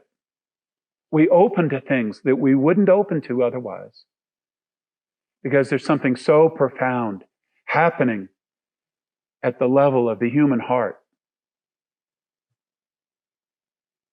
As human beings, it seems like we've hardly known what this emotional body was for, never quite appreciating that it's our tuning mechanism to tune into the vibration of the universe. And for those of us who are having that experience, we are being transformed. We are seeing each other anew in a way we never saw each other before. We are seeing our oneness, not just as an ideal or a vision, a goal, or an attempt to do what we think is right. We're seeing our oneness as a living reality in a way that we couldn't see before. Because the instrument of the heart, the tuning mechanism of the heart is cracked open. And there's a download, a cosmic download. That download has us welcoming universal being in each other and wherever it appears. Welcoming universal being throughout the cosmos that is no doubt tuning us in right now and empowering us. We don't have to wait for spaceships to land for that to happen. It's happening now. The vibration of universal being throughout the cosmos is sharing with us its love and support, its generosity. The question becomes, are we receiving? Are we open to it? Are we empowered by it? Are we getting the big picture, the vast context in which we're living? We are, I know. And so good to be getting that big picture with you, to be cracked open with you, to see what is happening here, and to embrace our common humanity and our common destiny on planet Earth. So what do you think is happening in this amazing juncture that we found ourselves to be as humankind on planet Earth? There's so much that's obvious. There's so much about the culture that we're living in that's past its sell-by date, ways of thinking and acting that are just so old. They're out of a sense of smallness and separation without an appreciation for our commonality, our common humanity, without an appreciation for what we share with all life everywhere. So those things that are falling apart are obvious enough. The old ideas, the old ways of being, the ego-based personality, it's plain enough for all to see. Anyone who has some honesty and clear-eyed vision. But do we see the great activation that is taking place for humankind on planet Earth? There is a cosmic download that we are receiving as humankind. And for many, they're not open to it. They're not listening. The heart is so encrusted, so filled with some kind of egomania that it can't open to that cosmic download, to the vibration, the frequency of the cosmos that's coming in to activate new consciousness. So our first step as humankind is to open up and listen, to receive the activation, to allow that empowering, energizing frequency to come into us, animate us, transform us, crack us open. And then the next step, having received it into us and been activated, is to be an expression and an embodiment of the activation. Now that's what we're here for. I believe all of us who have gathered for this convergence are now in a place where we have been activated, and that activation hasn't stopped. It's continuing. And now we're called to express and embody that activation and in fact, to be the activation within the body of humankind. We're receiving the download of the activation, and then it's moving through us, through the body of consciousness of humankind. That's no small thing. to be the living embodiment, the living expression of that every day. And each of us has the opportunity to face all the broken things in the world around us and the things that are breaking apart in our own heart and mind, all the things that are personal, that have passed their sell-by date, that are over. So we have a chance to let them be over and then receive the activation of our new life and the new life that we're here to share on this planet.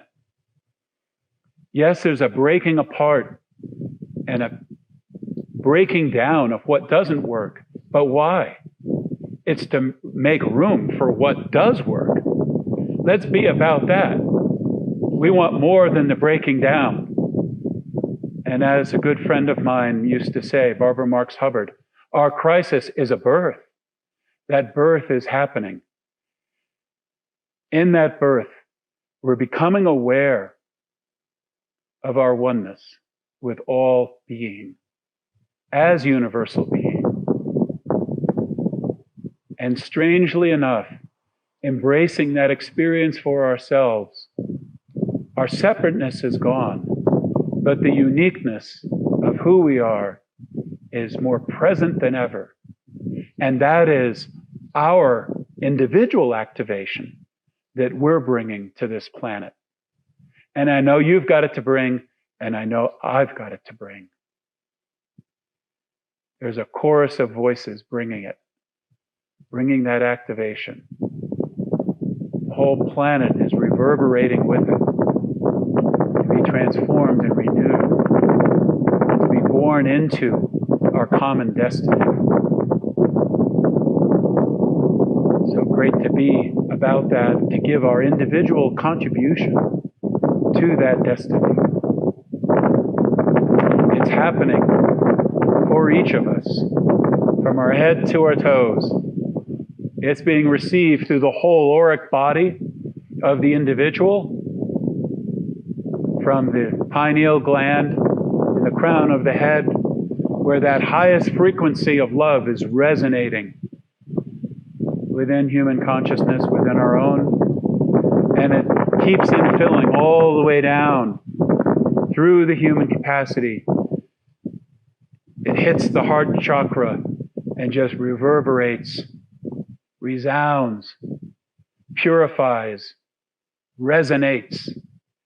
And all that doesn't belong just gets rattled and shaking and breaks down. And then it comes all the way deep down into our physicality, into the very root of our energetic body, the very root of the auric body for us as an individual. So we know that process for ourselves, that process of resonance and reverberation and transmutation personally.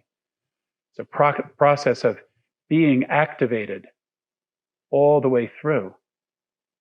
But don't you think that same process is happening within the body of humankind? At the highest level, in the awareness of humanity, just as it is in the crown of our head for us individually, at the highest level, we're tuning into that activation. We're receiving it. It's resonating. The frequency is so high that many are not tuned into it. They can't hear it. But we can. It's real. It's real. That highest love, the beauty of that, it's the frequency of the cosmos calling to us. And then it's resonating within the body of humanity. Just because we don't yet see it in the outer layers of the auric body of humanity, never mind all through the culture, still, it's poking through. It's showing signs that it's there. The activation is there. And we're tuned into it. And we're not only tuned into it, but we are that activation of that highest love. I think our challenge is not to lose track of our humanity, not to lose track of our human souls, of our physicality, and all the human experience that we carry with us and that we're in the middle of. So we know it's there. We haven't lost track of it. but we have eyes on it from a higher perspective. And we're bringing the activation of that higher perspective to our own humanity, navigating our own lives, and then using our own human experience as a resonating chamber for activation within the body of humankind. And I say that's every day. It's every day for me, and I will bet you that it's every day for you. Everyday activation of the own individual experience so that the individual experience, this human soul, can be used for the activation that's taking place in our common sphere in the larger body of humankind. We're about that work, about that activation in ways large and small. Some of them become visible. They pop up in the culture here and there. And that's important. It's important that we have voices within the culture that are bringing the activation.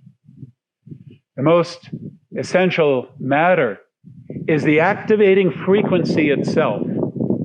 And that relies on the authenticity of you and me doing our work to let the activation in, to let the old crack away, to let our crisis be a birth, and to be an activating voice within the body of humanity. That's the crucial thing. The whole world's watching, the whole world's listening for that, waiting for that. And when it shows up, it's heard at all the various levels of human culture by humanity. And humanity is actually made to tune into that activating frequency. Just like you and I are meant to tune into it individually. We're built to tune in to the activation. We have a human tuning mechanism, often unused, but it's there. That same tuning mechanism is within the body of humanity. It's made to listen. And it can't help but listen when the activating frequency is right within the body of consciousness of humankind. You get that? That's you, that's me. We are that activating frequency. Be that, and cheer it on when it comes through a friend. Applaud it, honor universal being, and honor the frequency of universal being coming through a human being here on this planet. A beautiful thing. There's nothing more beautiful in our life than to be a witness to that, to honor it, and to be it ourselves. So happy, so proud to be that with you. Never forget. Never stop being that. No matter what breaks apart, we are that activating frequency within the consciousness of humanity. We are the voice of being in our own human experience and for all of humankind. That's not overly grandiose. That's just plain old true. That is what is true. Making no claims for ourselves, just acknowledging what is true and embracing that truth, honoring it in ourselves. Never selling ourselves short, but being it. And in being it ourselves, we are encouraging every last human being on the planet to be it themselves. So I hope I did a little of that for you here today. I know we're resonating together with that frequency. Good to feel it vibrate and move out into the world. Thank you so much. Geologic timelines warp here. Glaciers that predate humanity cling to vastly older mountains, while islands spontaneously arise from the steady flow of silt. To millions of approaching birds, the Copper River Delta is an oasis in a world of ever greater danger. A 50-mile-wide spray of braided channels, themselves migrating, dances and twists out to sea. For millions more spawning sockeye, there is no other way home. Their serpentine journey comes full circle in upstream rainforest heavens of hemlock, iridescent berry-lined muskegs, climbing through misty glens along with their guardian brown bears. They ascend toward the wrinkled faces of mountain fortresses that speak the tumult of eons. As ice retreated long ago and forests grew up, the Eyak people grew to fill their place in this habitat. This heaving, rippling fabric of life holds them and their dreams. They look at these mountain peaks and see allies, not coalfields. And so far, they've stood the siege of a schizophrenic modernity and the straight lines it swears by. Road, rail, mine shaft and pipeline, the path of bullets, the myth of progress. Their fight for conservation is self-defense, but they have Earth's power behind them, and their victory will belong to us all. Stand with us now to protect one of this planet's last truly wild places.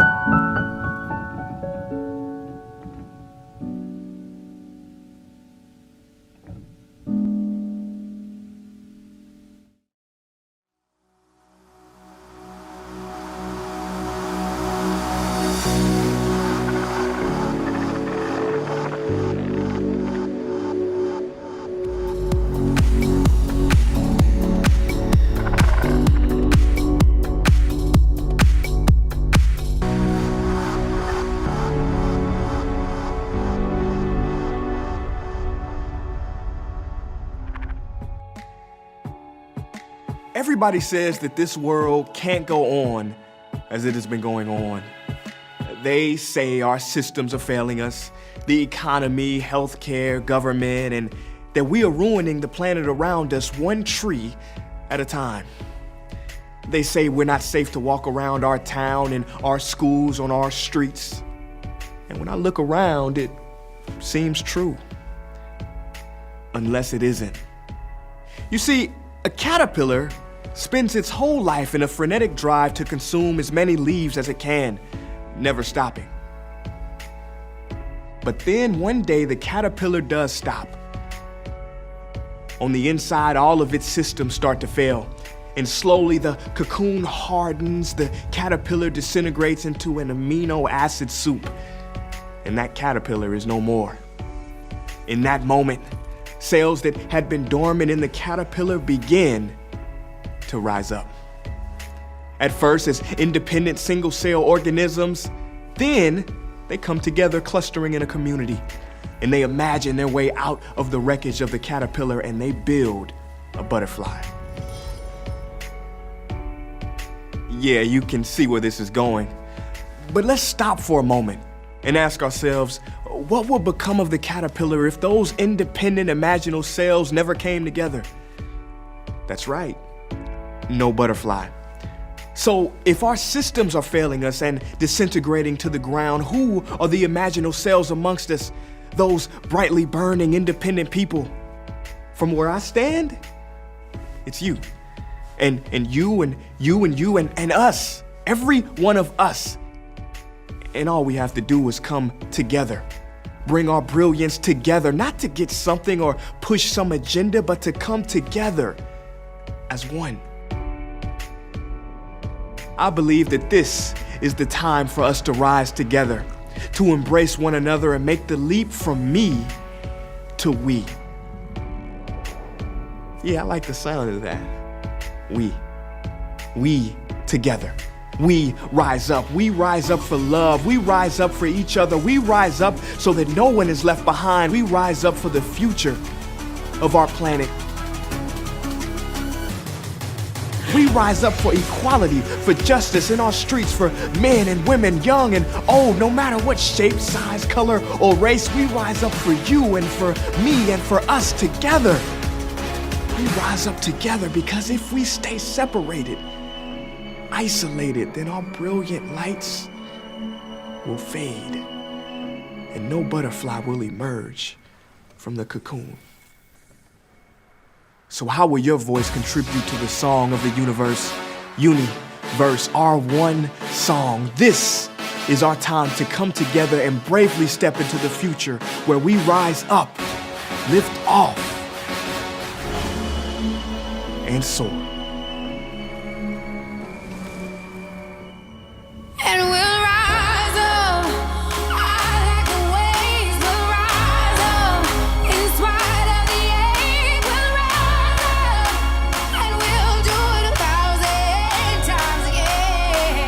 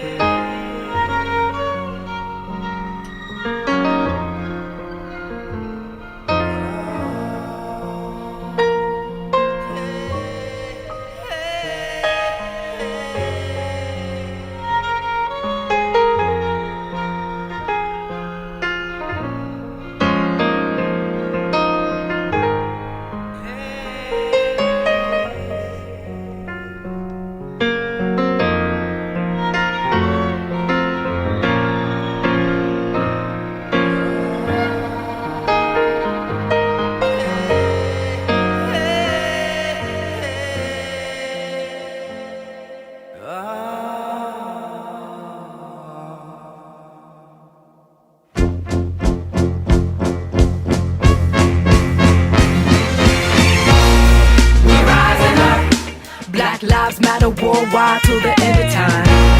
We rising up. Can't nobody stop us. The love we got's colossal. We rising up. White supremacy, your throne's about to topple. We rising up. All imposters of power petrified like fossils. Keep the glow in my smile. I ain't big and I ain't mild and I ain't running. No, I ain't running. Wear my shoes, walk a mile, left my stride in my profile. Yeah, yeah. We're rising up. We are rising. Learn to survive, taking a stride, break all the modes they used to contrive. We be alive no matter the gun. Nooses and whips, we be our son. Cops on repeat, inside the lie. We be the truth no matter the time. Yeah, we arrive, fist in the sky, shatter the virus. We be the ones. We be strong inside this fight no matter what. Don't be polite. Make this freedom look so bright. Running at the speed of light. The saints are on our side. Look at how we ride. We don't need your guns. We got people power and a plan with the divine. Mira para allá, tira pa' acá la historia en una lanza que nos quiere asesinar, pero la gente se resiste. Resistance is a natural response. How you gonna tell me that we ain't bound for freedom? Man, you can't trick us. We got eyes to see us. We be looking beautiful despite your amnesia. Against the contagious trigger happy fever. Your violence needs a surgical procedure. You try to rock the boat. We can't be stopped. We can't be stopped. Tick tock, now is the time, and we are one. Keep the glow in my smile. I ain't big and I ain't mild and I ain't running. No, I ain't running. Wear my shoes, walk a mile, left my stride in my profile. Yeah, yeah. We're rising up. We're rising up. Black people are powerful beyond measure, beautiful beyond imagination. The children of cosmic dust wrapped in enigma made flesh. Black people are supernatural, drum magic and time travel. Black people are rising. Black people are significant, magnificent, omnipresent, resilient, immeasurable, unstoppable, indispensable, brilliant. Black people are eternal, ancient ancestors of the entire planet. Black people are breathtaking, the creators of this nation, the cornerstone of liberation. Black people are genius. Black people are people on a mission to get free by any means necessary. Black people are the heart of my soul, my breath. Black people are the source. Black people are a gorgeous rebellion by the simple act of being born.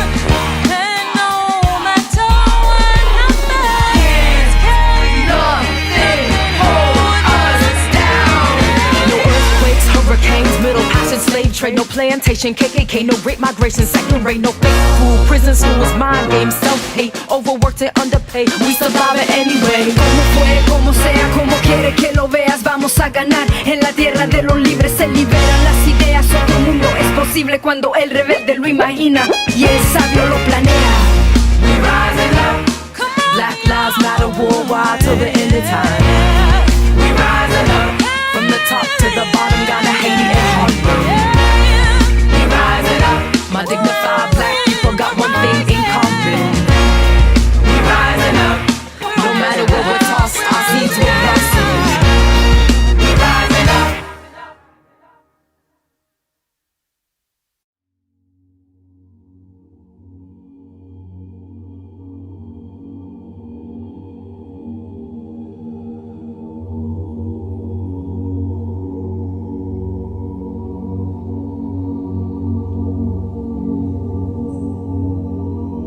As we push through the threshold, we break free and let go. Divine time aligns minds as the journey unfolds. We respect to the utmost creation of the ancients, preservation of the sacred in all manifestations. From the land of Kemet, ancient technologies and intellect as a collective for perspective to put into introspect. We call in Anubis as guardian of the temple as we set into motion the power of the symbols. Hieroglyphics is the God's linguistics, the call of the mystics, the power of the words and the sigils inscripted. We asking for Horus to keep his eye on us, calling Isis to guide us and Osiris to show us the journey of initiates, to vision it with vividness. We make offerings and prayers so the spirits guide and visit us. Benevolent work, connecting heaven and earth for the spiritual rebirth, visualize freedom and search. Within for the answers and reverse the curses. The journey begins to disperse the hurt. We take a breath, hold it in as it starts to emerge and give thanks to each day our feet touch the black earth.